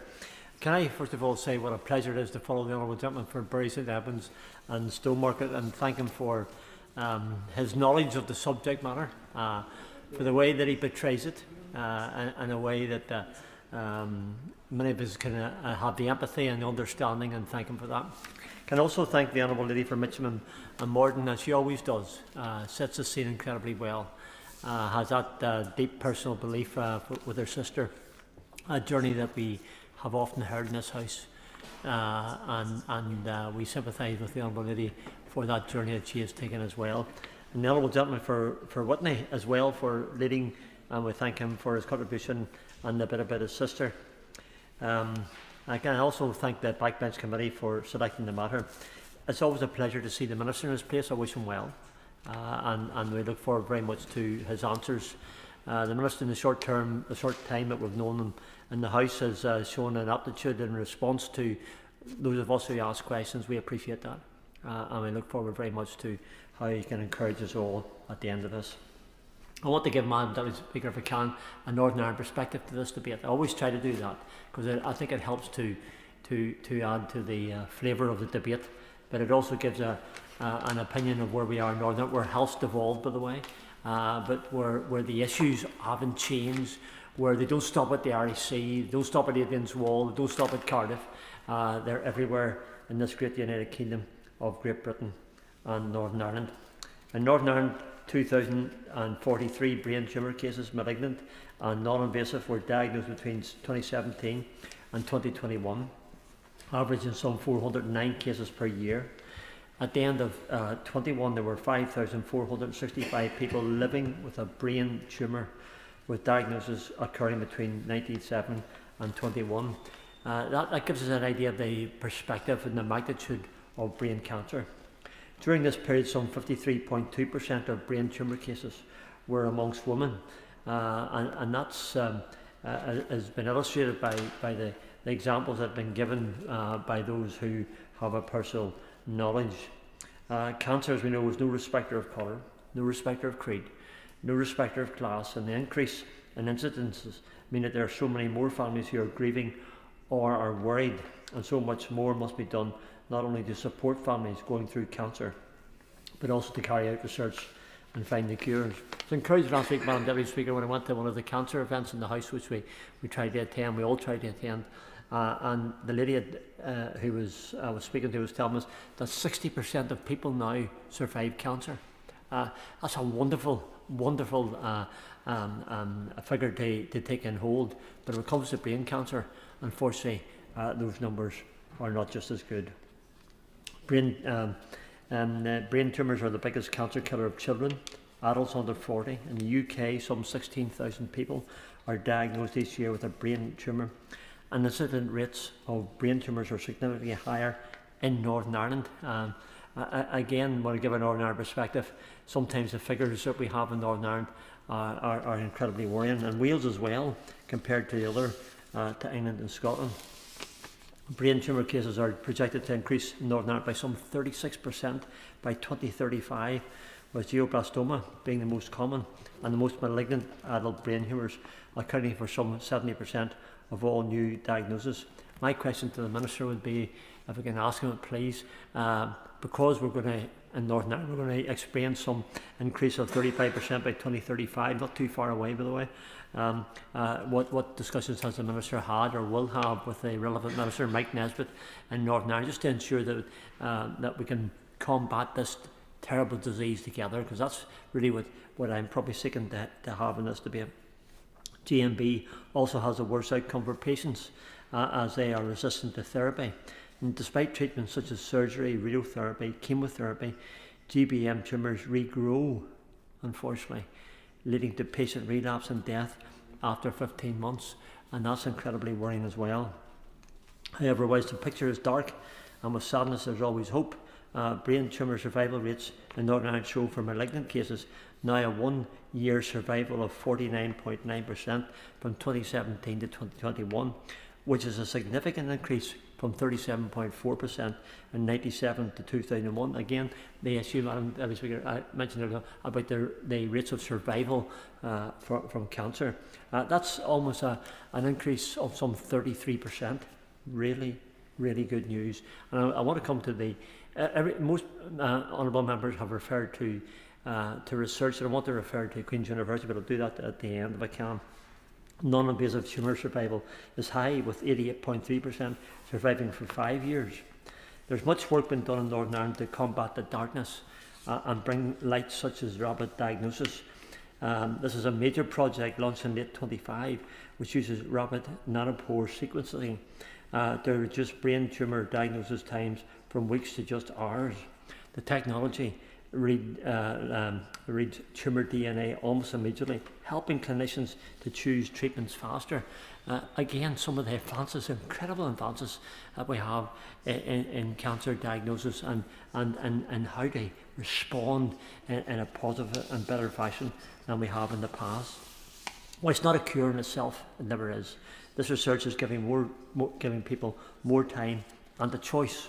Researchers have also identified existing FDA-approved drugs that could be potentially be repurposed to treat brain tumours. Again, the research that has taken place, specifically targeting how genes change as cancer progresses. All of these steps bring forward something that every cancer sufferer needs, which is of their loved ones, and they need it as well, and that's hope. Can I plug, as I always do, with Queen's University in Belfast and the wonderful work that they do in relation to cancer diagnosis, cancer cures. They've been to the forefront. It's a great pleasure for me to mention Queen's University in Belfast, and Northern Ireland is actively engaged in trying to find the cure. And they do that, and they do it with and partnerships with big business. They have students from all over the world, and they're always trying to find the cure. And when you listen to the adverts, Madam Deputy Speaker and honourable members, and TV and elsewhere, they always say about donating to cancer to find the ultimate cure. And it'll be a great day when we can find that ultimate cure for cancer, indeed for all those. But Queen's University are leading that way. Funding for cancer research based at Queen's University Belfast is bringing a dividend, and we can and must allow them to do more research and development to find the cure, the ultimate cure, the cure for cancer. More funding means more work, which means more breakthrough, and this also means more hope. And Madam Deputy Speaker, I think we can all agree that this House, this nation, this great nation of the United Kingdom, of Great Britain and Northern Ireland will certainly do better with the light of more hope. Thank you. Which brings us to the front bench, the Liberal Democrat spokesperson, Helen Maguire. Thank you, Madam Deputy Speaker, and I congratulate my honourable friends for Witney and for Mitcham and Morden for securing this really important debate this evening, and also for campaigning so tirelessly on this issue and on making sure that this debate did indeed come to the Chamber. I know how closely this affects families, including my honourable friends, and I was pleased to work with Georgie and Brain Cancer Trust on a letter to the Minister for Public Health and Prevention regarding brain cancer vaccination trials before Christmas. For brain cancer patients in the UK, there are no vaccine trials running. The National Cancer Plan published last week committed to delivering up to 10,000 cancer vaccines, with the ambition that these kind of treatments are more widely available by 2035. However, for many, this will be too late, because around 35 families every single day hear the news that a loved one has been diagnosed with a primary brain tumour, and many see this as a life sentence. I will give way. Directly on cancer vaccines, I have met with Moderna, who are a leading company in developing cancer vaccines. I asked if they would give UCL a cancer vaccine for free for a trial on glioblastoma brain tumours. They refused. Their excuse was that they couldn't make enough of the drug for 16 people. This is the rub. Commercial companies do not get involved because there simply isn't enough money in it without the government intervening. I thank my honourable friend for intervening, and she so brilliantly just described the picture of exactly what the real nub of the problem is here. And one constituent of mine, she got in touch with me to tell me that in the space of a few months, 4 people that she knew received a brain tumour diagnosis. From seizures to changes in behaviour, the diagnosis process of brain tumours can be dramatic, lengthy and hard-fought. And this is why we urgently need improvements in the diagnosis process. The National Cancer Plan aims to make great strides in speeding up diagnosis, but I was disappointed not to see the government take up the Liberal Democrat calls for 8,000 more GPs to make sure that everyone can get seen quickly and referred for treatment. Once a referral is successful, it should then be treated. So to see such delays because of equipment shortages is a disgrace. The government has pledged funding for 28 new radiotherapy machines, which is a step in the right direction, but the Liberal Democrats have long called for 200 new and fully staffed machines to end radiotherapy deserts and stop the delays to vital treatment. So will the Minister set out when we can expect funding for more machines? And now turning to brain cancer. It has a more complex element in that it does not occur in stages like other cancers, but is defined by grades. The grading system can also differ depending on the type of brain tumour that the patient has. The National Cancer Plan has looked to offer some relief to patients with a commitment for a clinical nurse specialist or other named lead to support them through diagnosis and treatment to hopefully make this path clearer. So I look forward to seeing how the government intends to support this ambition with enough staff in the 10-year workforce plan. So while we wait for this plan, will the Minister give some clarity as to how they plan to implement their commitment for 5,000 learning and training opportunities per year for the first 3 years of the plan for people in cancer-critical roles? It's also important that I mention benign brain tumours. Just because these tumours aren't cancerous doesn't mean that people don't experience a life-changing impact from diagnosis. Those living with benign brain tumours must also receive the right treatment, care and lifelong support as those with brain cancer. I really hope that we are now at a turning point for cancer care, especially for brain tumours, which kill more children and adults under the age of 40 than any other cancer. And I'm pleased to see many organisations, including Brain Tumour Research, welcome the National Cancer Plan, especially the proposed access to clinical trials and increased research. There is a lot of ambition in the plan that must be accounted for, so I ask again this evening, will the Minister confirm that the National Cancer Plan's annual summary of progress will be presented in the House every year for proper scrutiny? Thank you. Dr. Caroline Johnson. Yeah. Thank you, Madam Deputy Speaker, and I'd like to thank the Honourable Lady for Mitcham and Morden and the Honourable Gentleman for Whitney for bringing forward the debate today on this very, very important subject. At the beginning, the Honourable Lady for Mitcham and Morden talked about the different people that she had met who had experienced brain cancer and brain tumours, and this debate for me will be about my grandfather, who also died sadly of a brain tumour some years ago. There are 12,000 people a year, Madam Deputy Speaker, who have a brain tumour diagnosed, and this debate is supposed to be focused on how we improve the survival rates, which currently for this condition are very poor. It's the leading cause of cancer deaths amongst children and adults under 40, and the 5-year survival rate is poor, and unlike in many other cancers over the last few years, it hasn't really moved at all. So how can we improve the survival rates of people with brain tumours? There are essentially 3 areas that we could look at. We could look at prevention, early diagnosis and better treatments. For prevention, if we look on the NHS website to see how we could prevent a brain cancer or brain tumour, it talks about having a good diet, about preventing obesity, These things are important but not specific to brain cancer. It also talks about avoiding head injury, so wearing helmets to try and prevent head injury. So what about early diagnosis?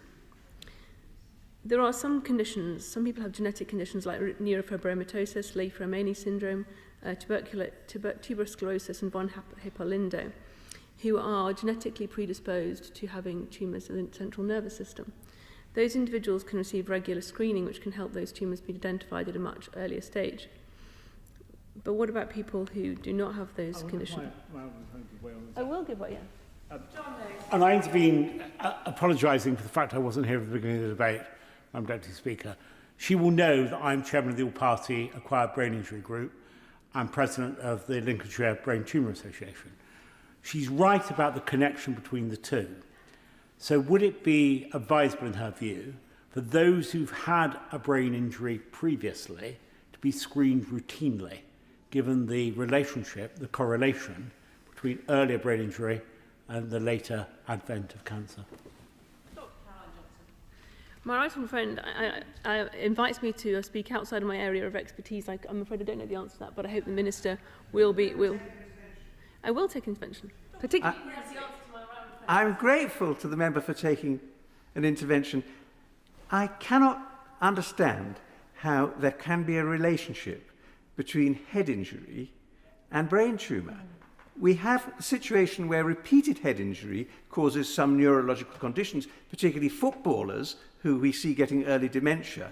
But I don't see a connection between head injury and brain tumour. Does she? It's certainly something that I have read about. I'm happy to be corrected by the honourable gentleman if he feels that the resources that I've read are incorrect. But certainly that was one of the suggestions in how to prevent these tumours. But I don't think prevention is going to be the major way in which we improve the survival rate. Nor is it necessarily going to be early diagnosis, but I would like to finish talking about early diagnosis. So regular screening for people with genetic disorders can really help to identify tumours early. The second thing that can help is access to diagnostic tests. So the Conservative government brought in the community diagnostic centres right across the country, which increased the number of scanners available to people who needed a scan to identify if they had a brain tumour. This government has said that they will double the number of scanners available, and I wondered if the Minister could comment on whether he is on track with that. We will also need the workforce plan so that we can interpret and perform the scans. We've got the people to interpret and perform the scans.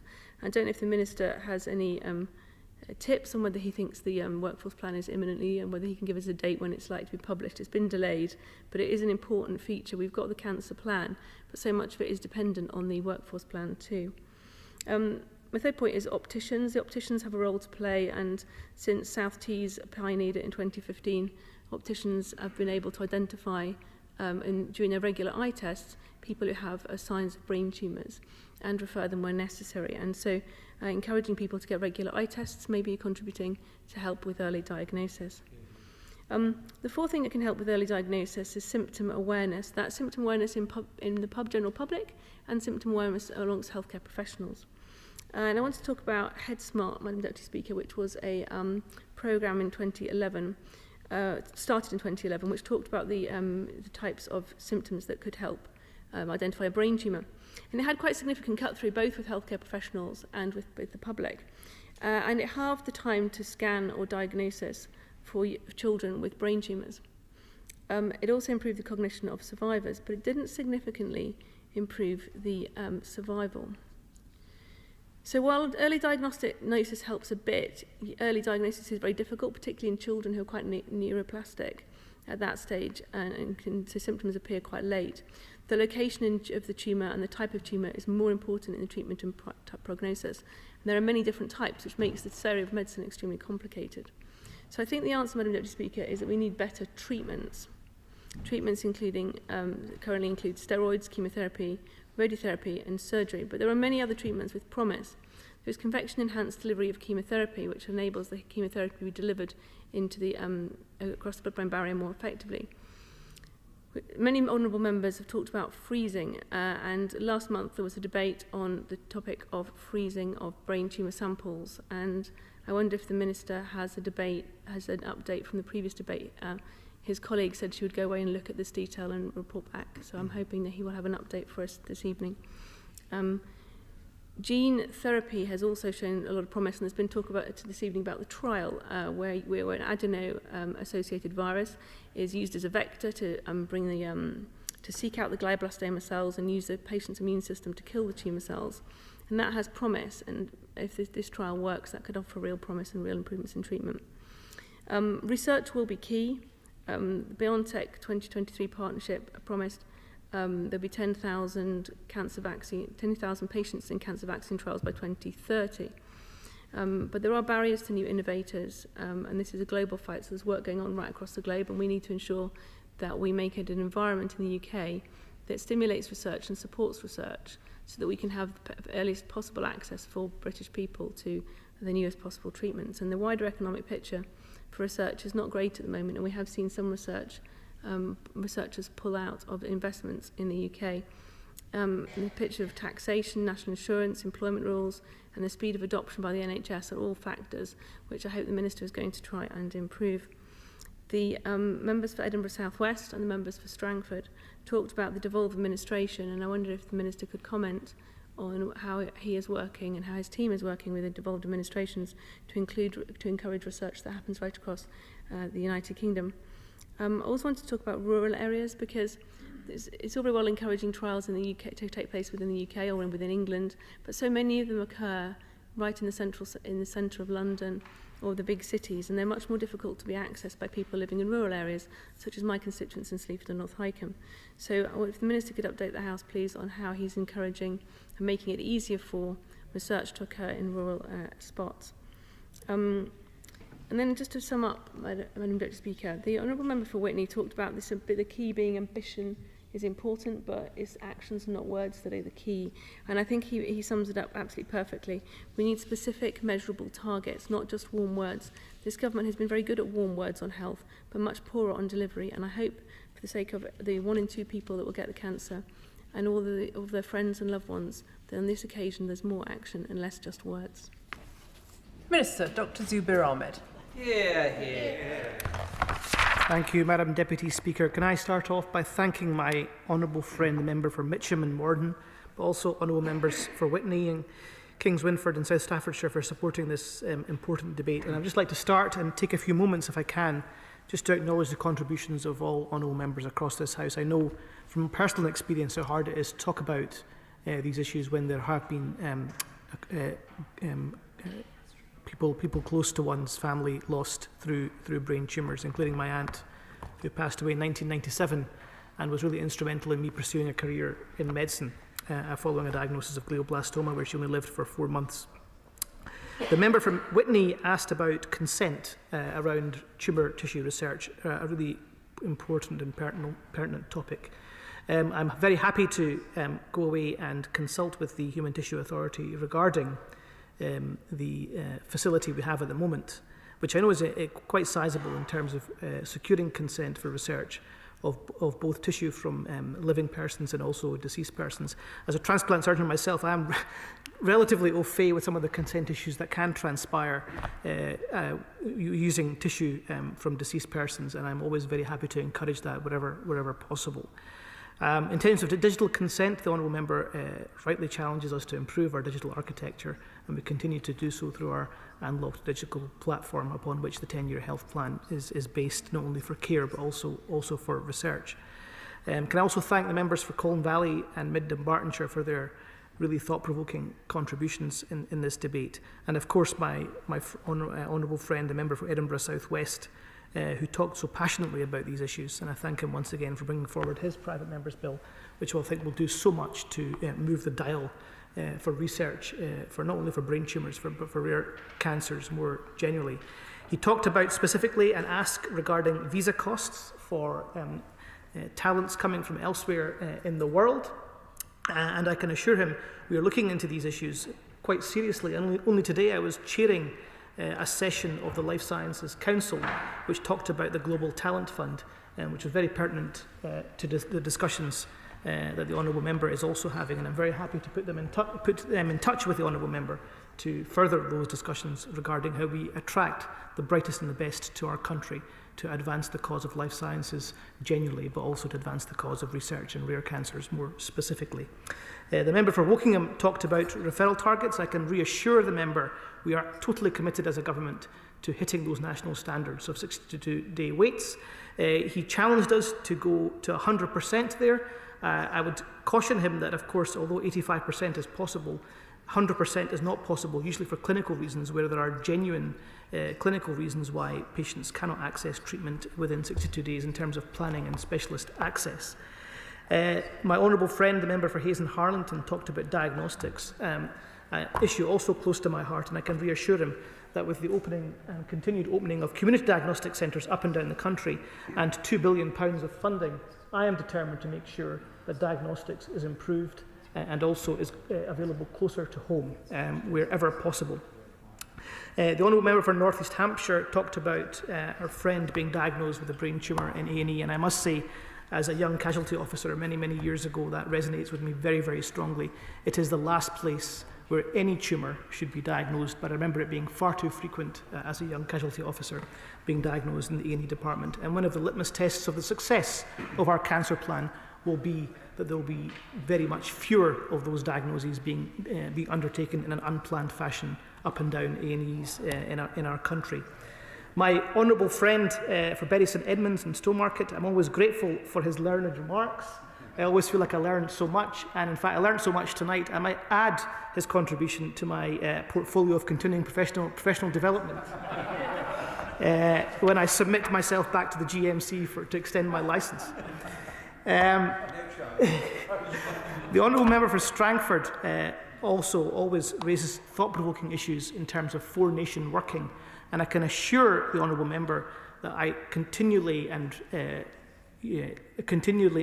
frequently discuss many matters pertaining to the health of our four nations with the Minister for Health in Northern Ireland, and I can also reassure him of our UK-wide commitment to the life sciences sector plan and life sciences project. And on that note, it was my great pleasure to meet academics from Queen's University in Belfast in this place only a few months ago to reaffirm to them of my commitment as Life Sciences Minister about the Life Sciences Sector Plan being a true four-nation project, which of course includes Northern Ireland, where I know personally through my own academic interests of many, many expertise that reside in Northern Ireland. And the honourable member for Epsom and Ewell talked about benign tumours not being forgotten. She's absolutely right. Those of us from a medical background know that it is very much a spectrum between benign and malignant tumours. Many benign tumours can of course evolve into malignant tumours, and they must of course be captured by plans such as the National Cancer Plan. She challenged me about publishing regular outcomes from the National Cancer Plan.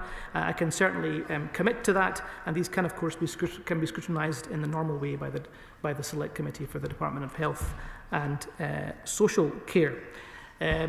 The opposition spokesperson talked about screening. She will know, as I know, screening is important when it is evidence-based, where the benefits outweigh the harms, and of course screening is never harm-free, which is important to make sure we're calculating these things based on expert evidence, and neither the member opposite or I are experts in screening, and we always defer therefore to the UK Screening Committee in terms of their deliberations and opinions on these matters. She asked me about workforce plan. I can assure her that is in play and will be published shortly in the spring or very early summer. She asked about how that might interact with diagnostic capacity, and I can assure her we're working at great speed to ramp up diagnostic capacity through the funding envelope that I mentioned already, and she will know it is important when we plan both for workforce and diagnostic capacity to take account of the fact that AI is moving at rapid pace. We have already been able to eliminate one radiologist from breast cancer diagnoses, and it is entirely possible we may be able to have similar impact with technology on the rates of other cancers, such as lung cancer diagnostics. It's really important as we work through that workforce plan that we're taking account of what the future will also look like in terms of planning for that workforce. Then we came on to the topic of the potential association of traumatic brain injury and brain tumours. And the honourable member of Bury and Stowmarket, Bury St Edmunds and Stowmarket, intervened on the opposition spokesperson. And the medical man in me couldn't help myself, but I went on PubMed there quickly to check if there was indeed an association. And I've picked out a paper which may be of interest to the medical people in this place. 24 years of data from Mass General Brigham Hospital, 75,000 patients on each arm looked at retrospectively, and there would seem to be a mild association between severe traumatic brain injury and the diagnosis of malignant brain tumours. Since it's on my specialist subject, I thought I'd better intervene. Although I defer, of course, to the member for Bury St Edmunds' immense experience in these matters. I think this is associated with lesions and scarring, and that's why there is a mild association. There's a much more profound association, as the honourable member said, with other neurological conditions, particularly dementia and other matters. But there is a mild association, I think, as the Minister said. While I'm on my feet, would you just address the issue of research? Because the member for Bury's right, diagnostics are terribly difficult. But research, 1% of the council spend on research currently goes on this. Can we increase that? I'm grateful to the honourable member for his remarks, and at risk of turning this into some sort of medical journal club, Madam Deputy Speaker, I will move on quite swiftly to say that the association is based on retrospective data, and we all know that we have to be a little bit cautious with retrospective data. To the honourable member's remarks regarding research, I can assure him we are committed to spending more of the £2 billion NIHR budget on rare cancer research, some of which is ring-fenced. To the honourable member opposite's ask of rural areas, certainly in the workforce plan we are committed to making sure. I certainly give way to my honourable friend. I thank my honourable friend for giving way. And on this point about funding, I apologise for not being here at the beginning of this debate, but I want to pay tribute to my two incredible constituents, Kuram and Yasmin. Their daughter Amani was diagnosed with a glioblastoma and tragically passed away in February 2022 at just 23 years old. Now, Amani's parents devoted themselves to taking care of her 24/7 as the cancer progressed, but they had to fundraise £100,000. Surely, does the Minister agree that parents and loved ones should be spending their time with their loved ones and not spending their time fundraising for experimental drugs? Minister. Can I thank my honourable friend for all of the advocacy that she does on behalf of all of her constituents, but particularly Amani's family, and the story of which I'm very, very, very familiar with. And can I reassure her of my commitment to make sure that medical research is properly funded. So indeed, it is not the duty of bereaved parents or parents. To give way? Very happy to give way. What we all know is while money is important, if the institutions that are given it do not spend it, we are all left frustrated and wondering what would happen. I have met council ministers of both the last Conservative government and this government, all well-intentioned, all meaning to bring progress, but it requires intervention with those organisations to actually see that the money that is made available is really spent. Madam Deputy Speaker, I am hearing my honourable friend's call to action loudly and clearly, and I can report to her, in addition to the other ongoing clinical trials in the area of brain tumours and glioma research, in October 2025, Recurrent GB opened for recruitment, a new UK multi-centre randomised controlled trial supported by nearly £2 million of NIHR funding, which will explore, for instance, whether surgery can improve the quality of life for patients with glioblastoma when the glioblastoma comes back after treatment. I know will hold our feet to the fire when it comes to recruitment and the spend of that money being used appropriately, and I'm delighted to continue working with her in that regard. Madam Deputy Speaker, since this government took office, over 213,000 more people are getting a cancer diagnosis on time. Over 36,000 are starting treatment. More than 36,000 more people are starting treatment on time, and rates of early diagnosis are hitting record highs.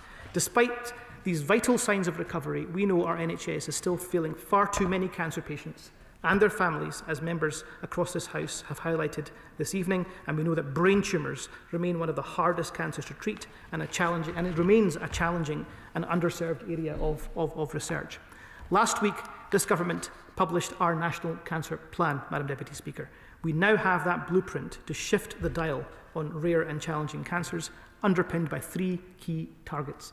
Firstly, to save 330,000 more lives by 2035, ensuring that 3 in every 4 people, 75%, diagnosed in 2035 will be cancer-free or living well with cancer after 5 years of diagnosis. We will also achieve the 3 cancer performance targets, I mentioned some of them earlier, by the end of March 2029. And finally, we will improve the quality of life of people living with cancer. Madam Deputy Speaker, rare and less common cancers are a priority for this government, and this is the first ever cancer plan with a whole chapter dedicated to rare cancers.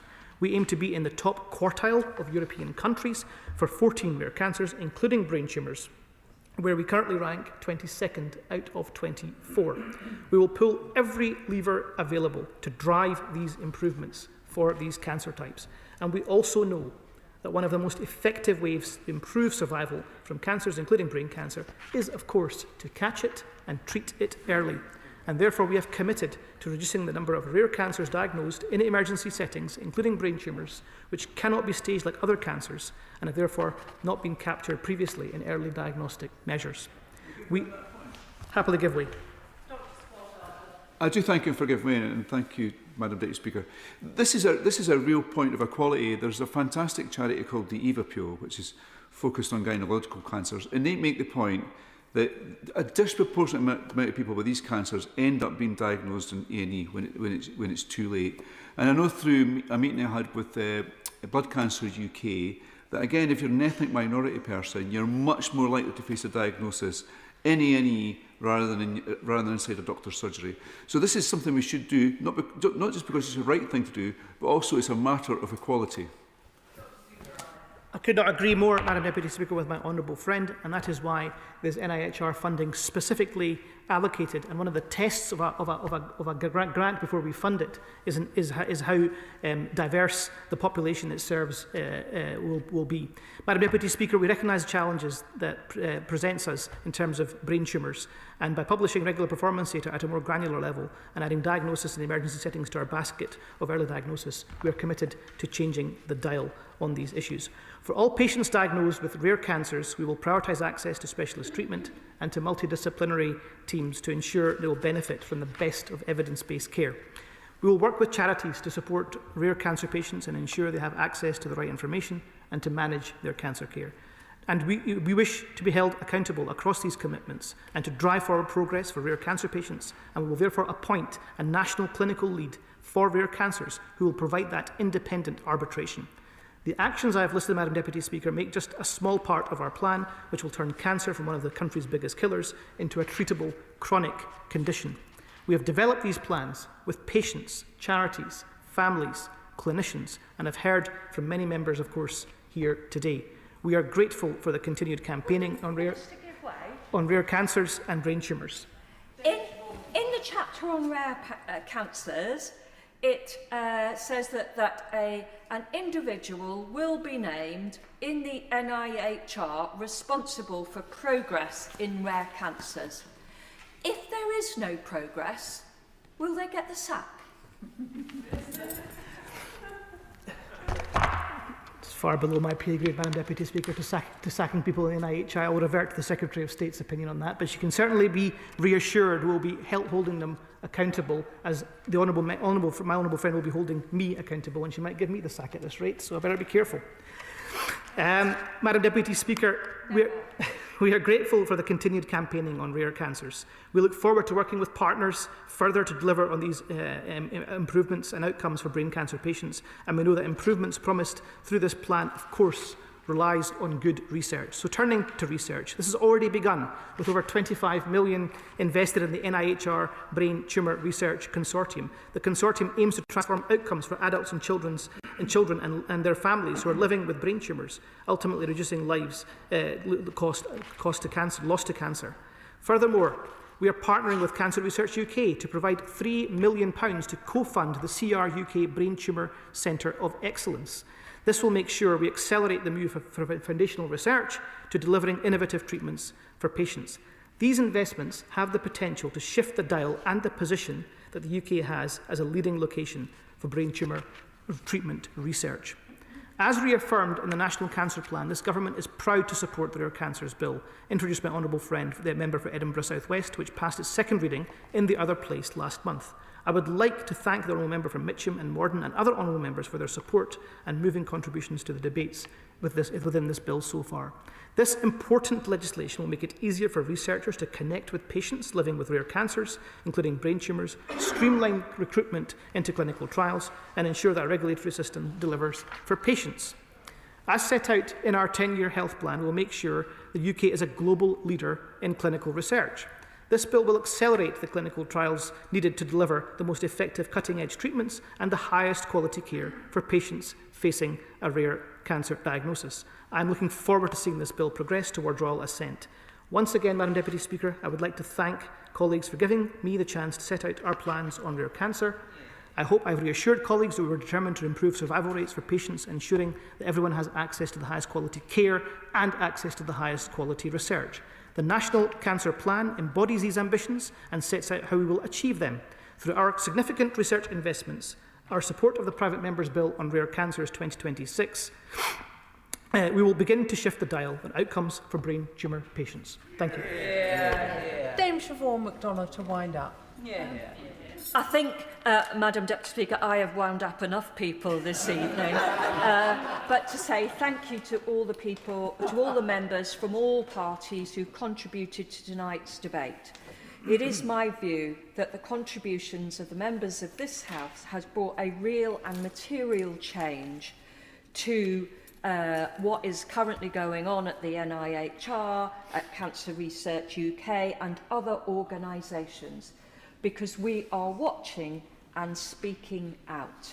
And we need to do that, because if we don't, they will simply continue along the same path, and we cannot allow that to happen.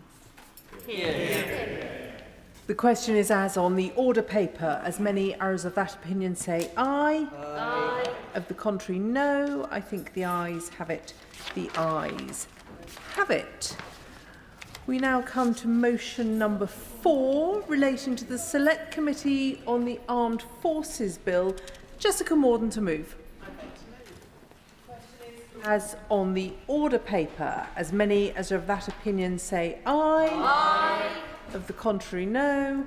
I think the ayes have it. The ayes have it. I beg to move that this House do now adjourn. The question is that this House do now adjourn. Sarah Owen. Thank you, Madam Deputy Speaker. And I have to confess, this is probably my first adjournment debate, so I am gutted that the Honourable Member for Strangford isn't here to actually intervene. Because is it an adjournment debate if he hasn't intervened? Probably not. I wish that I could carry on with that jovial tone, but unfortunately, we all hate being let down. I think many of us have been let down quite a lot this week, quite frankly, but especially so when you're led to believe a problem is about to be fixed, only to have the rug pulled from beneath your feet. Thousands of users of Leagrave Station in my constituency felt a huge sigh of relief, and thousands more would-be users who now can't use the station currently felt hope that they were being told just before the election that we were successful in gaining access for all funding for Leagrave Station, vital for our needs as a community, but as a station, for lifts at Leagrave Station, only to have this cruelly snatched away from us when we found out there was indeed no money for this scheme, and there never was. To put it bluntly, we were lied to as a community. But people in Luton North don't give up, and we want to know what the reasoning was for the lack of progression via the Access for All route funding. Also, when and how can we work with the new government to make progress on securing lifts at Leagrave Station? Now, Leagrave Station is a major transport hub for our town. Nearly 1.5 million journeys are made to and from that station every year. 1.5 million. Now, many of those that were approved for Access for All funding, I don't begrudge them. I'm very pleased for them. I'd love to live in hope that before I'm entirely grey, that we see all stations in every community entirely accessible for all. But I do wonder why it is that many of those stations that were approved for funding actually have fewer journeys coming from them than perhaps Leagrave Station. I will give way. I'm very grateful for the Honourable Lady give way, and it's an important debate. She would have heard, if she's been following the Bill Committee of the Railways Bill going through at the moment, that at the current rate it will take more than 100 years for step-free access to go around the full estate. Does she agree with the opposition on this instance that that is too long? Rare occasion. I thank my friend for that intervention. And yes, he is right. That takes far too long. Not only will I be grey, but I will also be dead. So progress is far too slow for us. But apologies, I was merely commenting that the Honourable Lady might not be. Longevity is certainly increasing. I mean, I have good genes, but I would have to have extraordinarily good genes for me to see that to fruition. But I think the Honourable gentleman makes a really good point. Progress is far too slow. And for many people, train journeys are just something completely out of their reach. And that is not the way that we should be, they're not the limit of our aspirations, quite frankly. Now, lots of... Yes, I will give way. I'm so grateful for the member opposite for giving way in this very important debate. And this is an issue that I think affects constituencies across the country, including mine, with problems with the Weybridge station. Can I just draw to our attention my new clause 69 to the Railways Bill, which sets out a requirement for an accessibility strategy that the government has to report on. I intervene on her now because I also hope to intervene on the Minister for his comments a bit later on regarding that. I thank the honourable gentleman for his intervention, and I would want to look at the details of an amendment along those lines. But in principle, absolutely, we do need to have a strategy. I think many people would understand that this is not something that we can click our fingers and that it happens overnight. But we need to be travelling on this journey together, excuse the pun, because we cannot be saying that public transport is out of bounds if you are not able to walk up and down stairs. It's out of bounds if you're a parent with a pushchair. It's out of bounds if you have an unruly child like mine that doesn't necessarily do as they're told, and you are absolutely terrified of using those stairs. And in many cases, those staircases, as I will go on to talk about, are in utter disrepair and are in a shocking state. So in Luton North, we can take advantage of our close links to the capital to travel to work, to see friends and families, or head to the airport on holiday. Some people do have holidays, not necessarily all of us, but many people use Luton Airport to go on holiday, for travel for work, to see friends and loved ones. We should be enabling everybody, not just those from travelling from London on the Thameslink, but those travelling from Bedford and every station in between to go to Luton Airport on the train. For anyone who cannot use stairs, wheelchair users, people with heavy luggage, prams or pushchairs, two main platforms cannot be accessed at all. And I have to say, it is a real sick joke that it is listed as semi-disabled access friendly, our station, when in fact, any train heading north from Leagrave stops at a platform that cannot be accessed step-free. So if you're coming back from London or heading to Bedford, you have no choice to use those stairs or to use a different station. I do not believe any station that is only accessible on some platforms can be called accessible in any description whatsoever. Now, I've been campaigning to get lifts at Leagrave since I was first elected in 2019, since I was heavily pregnant with my daughter. And when she was born, like every other parent that uses Leagrave Station, I tackled those steep steps with a pram. Now, there was always somebody there willing to help, a member of the public, because that's just how Luton is. But we shouldn't have to rely on the kindness of strangers to ensure that we can get our children up and down those stairs safely. And then, as I've described, I've nervously held her hand while she was a toddler up and down those really dangerous stairs. And I see parents do this every day, battling with those unsafe stairs. And to the extent that I took the former rail minister to see Leagrave Station for himself. And I he was shocked to see the state of it, but I also took my child with me so that he could see how impossible it is to navigate safely if you have a pram, if you have a small child, or if you have any difficulty with accessibility whatsoever.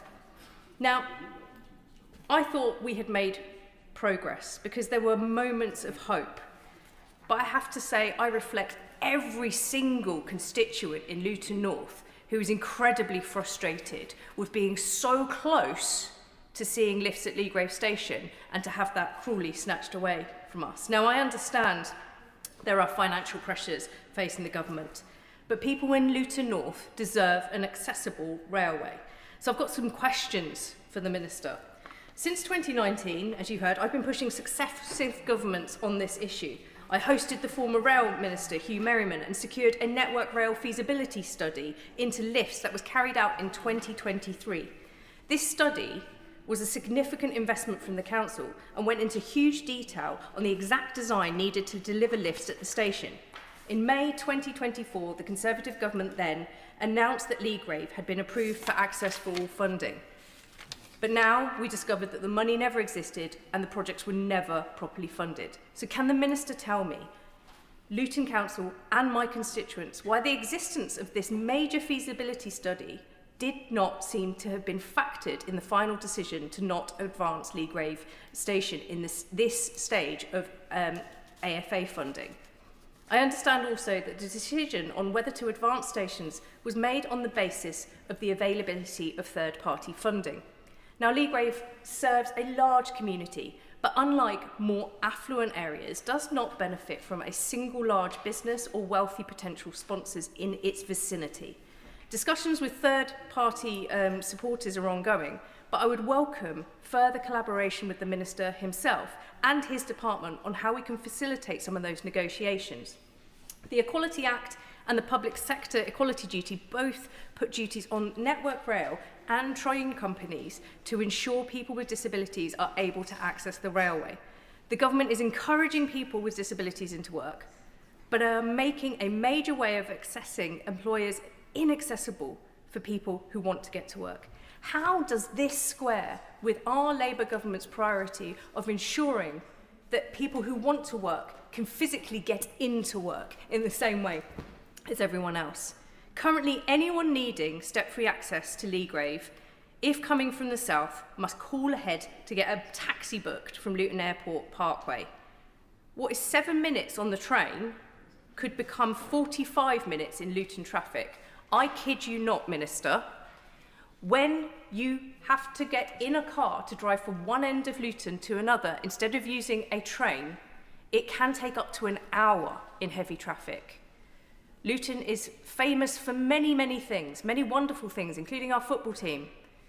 Our traffic congestion is possibly one of the things I am least happy that we are famous for. Network Rail and Thameslink do their best to facilitate arrangements for disabled passengers, but I'm sure that the Minister will agree that this is not ideal in terms of cost for passengers as well as the length of time it takes to travel. But there are lots of positive reasons why Leagrave Station should be invested in. And the opportunities that this government is presenting to our town. We've got the Oxford-Cambridge Growth Arc, which we are part of. We've got Universal Studios in Bedford, which is going to be coming on. I will not be going on any of their roller coasters. I'd just be happy to get on an accessible train, to be honest. We've got Luton Airport expansion. We've got Goodman's taking over the Vauxhall site. All of these are positive markers for investment in our town. But local people have to feel the investment for themselves too. So can the Minister, also in his role as Minister for Aviation, tell me how he hopes to achieve Luton Airport's expansion goals for public transport use if the north of our town cannot access the airport step-free? And can the Minister tell us, if we had match funding tomorrow, when is the earliest date that we could get spades in the ground? And to conclude, I'm not giving up on campaigning for lifts at Leagrave Station. I will continue banging on about this every time I visit that station, and it is not as good as the people of Luton North deserve. And I know the Minister will understand that I must continue to push for my constituents to get the step-free access they deserve. I am nothing but persistent. It is welcome that the government is putting money into communities like ours in Luton North. Between Pride in Place funding, a fairer council settlement, big projects like the airport and Universal, Luton is getting the love that we have not had for a very long time. But that is why it is so important that we follow through on projects like Lifts for Leagrave to show residents in areas like mine that towns like Luton deserve the investment in our transport and infrastructure. I look forward to continuing to work with DfT over the next few years to ensure we get the step-free access that my constituents deserve. I beg to move that this House do now adjourn. The question is that this House do now adjourn. Minister Keir Mather. Thank you and good evening, Madam Deputy Speaker. It is a privilege to respond to this important debate on the potential merits of step-free upgrades at Leagrave Railway Station. And I congratulate my honourable friend, the member for Luton North, for securing it and for her tireless advocacy on behalf of her constituents on this very important matter. I know well just how deeply she cares about her community and how tirelessly she campaigns for improved public transport and safer, more accessible stations. Now, for many residents, Leagrave Station is not simply a station. It is a gateway to work, to education, to healthcare and to family life. But as my honourable friend has so clearly set out, for too many users, especially those with mobility challenges, parents with buggies, older passengers, or anyone travelling with heavy luggage, this gateway does not offer the accessibility that they expect. She is also right to say that the travelling experience must be safe, comfortable and inclusive for all, and that sits at the heart of this government's commitment to a more accessible and passenger-focused rail network. Across Britain, many stations were constructed long before modern equality and accessibility standards existed. And while around 56% of stations are now step-free, and around 2/3 of journeys take place between such stations, we recognise that this is just not enough. And I may be one of the younger members of Parliament, but I doubt even I will see the full realisation if we carry on at the rate that was expressed by the Honourable Member for Broadham and Fakenham. So there is a lot more hard work to do.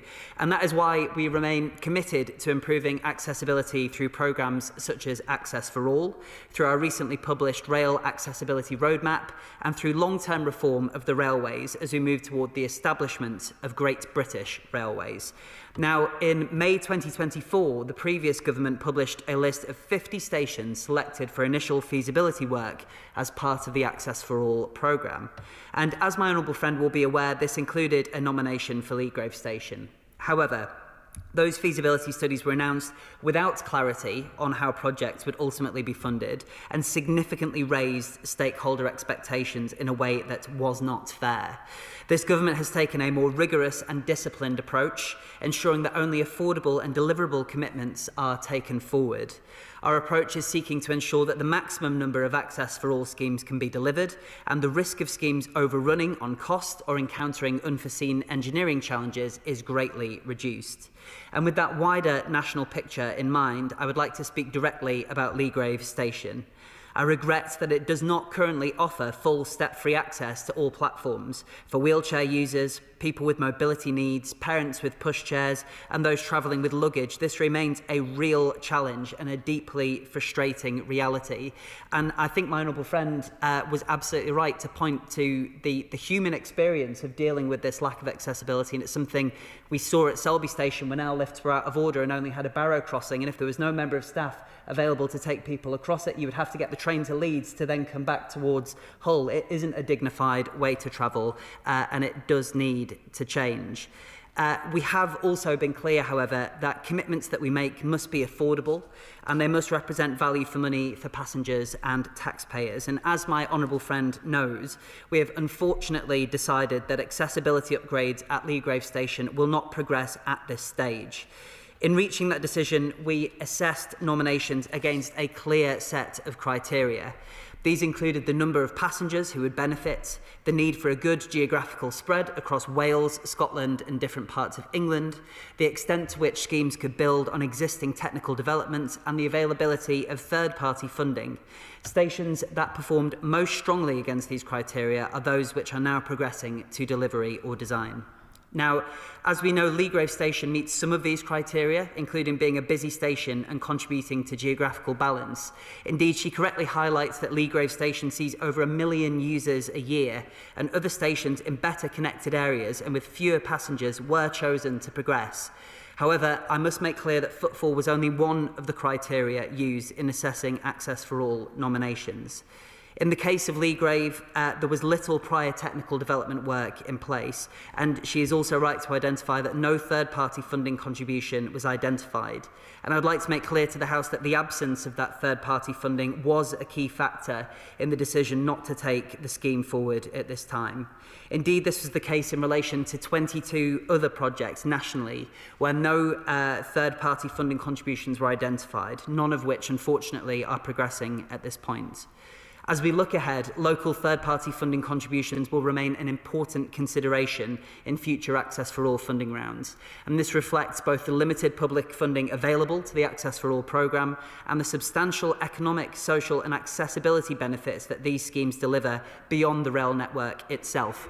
I'll gladly give way to the Honourable Member. Dr. Ben Spencer. I thank you for giving way. Just on the specific point of third-party funding, would you agree with me that when it comes to infrastructure projects such as airport expansion, noting Heathrow's proximity to my constituency, airport really should be a key target in terms of further funding to improve accessibility in our railways? Well, the Honourable Member preempts me, as I'm to turn to how this particular issue to do with rail service intersects with the needs of the aviation sector, but he is of course right to point to the fact that surface access must play a really important role in the considerations around how we grow our aviation sector, both in a way that is sustainable but also meets those accessibility requirements of which he and my honourable friend spoke about so powerfully. So it's therefore reasonable that organisations and developments which benefit directly from improved step-free access, such as local authorities, major employers, developers and transport hubs, including Luton Airport, should also play a role in contributing to their delivery. Even partial local funding would significantly strengthen a future case for accessibility upgrades at Leagrave Station and help demonstrate shared local commitment to the scheme. Would you give way? I'd be glad to give way. I thank my honourable friend for giving way and for noting how important Luton Airport is to our wider community. Would he be open to facilitating greater collaboration between the department, Luton Airport and also our railways to ensure that we see greater surface travel through public transport and our railways? Minister. Absolutely, and the government wants to see the benefits of the aviation sector, the economic potential it can bring, but also, as my honourable friend pointed to so powerfully as it pertains to rail, the human benefit of being able to be connected to loved ones and to be able to access new places. And these two things need to work in tandem, and I would be glad to engage in those conversations further. I would also just add that local partners are also encouraged to develop a local funding package, drawing on opportunities such as Section 106, developer contributions and city regions sustainable transport settlements. And these can be used to match fund Access for All projects and are another way to bring forward accessibility projects. Further detail is set out on this matter in the written ministerial statement published on the 15th of January 2026.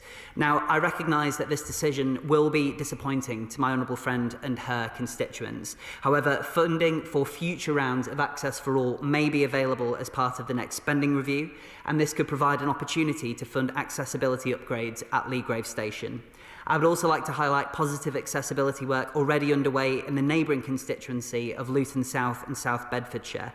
At Luton Station, an Access for All project is currently under construction, and this will provide step-free access across the station and make a tangible difference for passengers. Luton Airport Parkway nearby also provides full step-free access to all platforms, less than a 20-minute drive away from Leagrave Station, but we have heard powerfully from my honourable friend about how traffic and dealing with Luton traffic is a key barrier for people being able to access those accessibility benefits. And I'll give way to her to add some further context. I thank the Minister for giving way. If anybody can get from Leagrave, from the north of the town, to Luton Airport Parkway in 20 minutes, they must be travelling in some different vehicle that I have never travelled in, because it will take at least half an hour to 45 minutes in bad traffic. And with note on the Luton South, I know that my honourable friend from Luton South and South Bedfordshire is really pleased, and many of us in the town are pleased to see finally work taking place in Luton South. But that has been over 10 years in the making. Please, could the Minister tell me it won't be over 10 years until Leagrave sees the same? Minister. Well, my honourable friend is right, first of all, to enlighten me as to the reality of motoring your way through Luton to access certain areas, and she sets me a formidable challenge, which I don't take on, given the advice that she has given me. And likewise, I congratulate and respect the work of our honourable friend, the member for Luton South, in securing those improvements. But she is right to point to the fact that for people in her constituency who need to benefit from that accessibility at their doorstep, they need those improvements to come faster and further. And that's why through Great British Railways and the work we are progressing through the rail bill, but also through the next spending review and other ongoing work, we hope to make sure those accessibility improvements are available to people across the country. I can understand her impatience, and I thank her for it, because it keeps our feet to the fire. I'll give way very briefly to the member. Ben Spencer. I thank him for giving way. He knew this was coming. He just mentioned the Railways Bill. Would you care to comment on my new clause 69, which is to require the selling out of an accessible rail strategy, not only in terms of step-free access, but also in terms of lifts downtime? I feel a bit guilty in a sense, whereas one of the biggest problems we have in my constituency in Weybridge, we have lifts, but they're not functional quite a lot of the time. And so people travelling almost sort of play a Russian roulette as to whether the lifts are going to be available or not before the disruption that follows. Could you please comment on that sort of strategy as I'm proposing? Minister. I thank the honourable member for his contribution. I appreciate and respect the sentiment that lies behind the new clause that he has proposed to the Railways Bill. What I would say to him is that through Clause 18 of the bill, we give Great British Railways a specific legal duty to promote the interests of passengers, particularly passengers with disabilities. We've got a tough new passenger watchdog to enforce consumer standards, but also to put accessibility at the heart of the railways that intersects with the long-term rail strategy that should provide him with the assurances that he needs that accessibility is at the heart of the future railway under GBR. But, Madam Deputy Speaker, I want to make a little bit of progress. My honourable friend also shared her concerns about the current state of the footbridge at Leagrave Station. Let me just reassure her briefly that Network Rail carefully monitors the conditions of its assets, and whenever the rail industry installs, replace or renews station infrastructure, the work must comply with current accessibility standards, and I'd be happy to talk with her further if she feels that those standards are not met. My honourable friend also notes that plans for Luton Airport expansion is likely to increase overall demand on local transport networks, including rail, and that point is very well made. Whilst at this stage there's limited evidence that we have to confirm the scale or certainty of the impact, indeed, as I've previously mentioned, a future round of Access for All may be funded as part of the next spending review, and this could provide an opportunity to fully or partially fund accessibility upgrades at Leagrave Station. So let me just close again by thanking and congratulating my honourable friend for securing this debate and for her tireless representation of her constituents' needs. I'm aware that the Rail Minister will meet my honourable friend on the 16th of March to explain the decisions made in relation to accessibility at Leagrave, and I look forward to continuing to work with her, with GTR and Network Rail to ensure that Leagrave Station is well placed to serve its community now and into the future. The question is that this House do now adjourn, as many are of that opinion say aye. Aye. The ayes have it. Order, order. We got that one.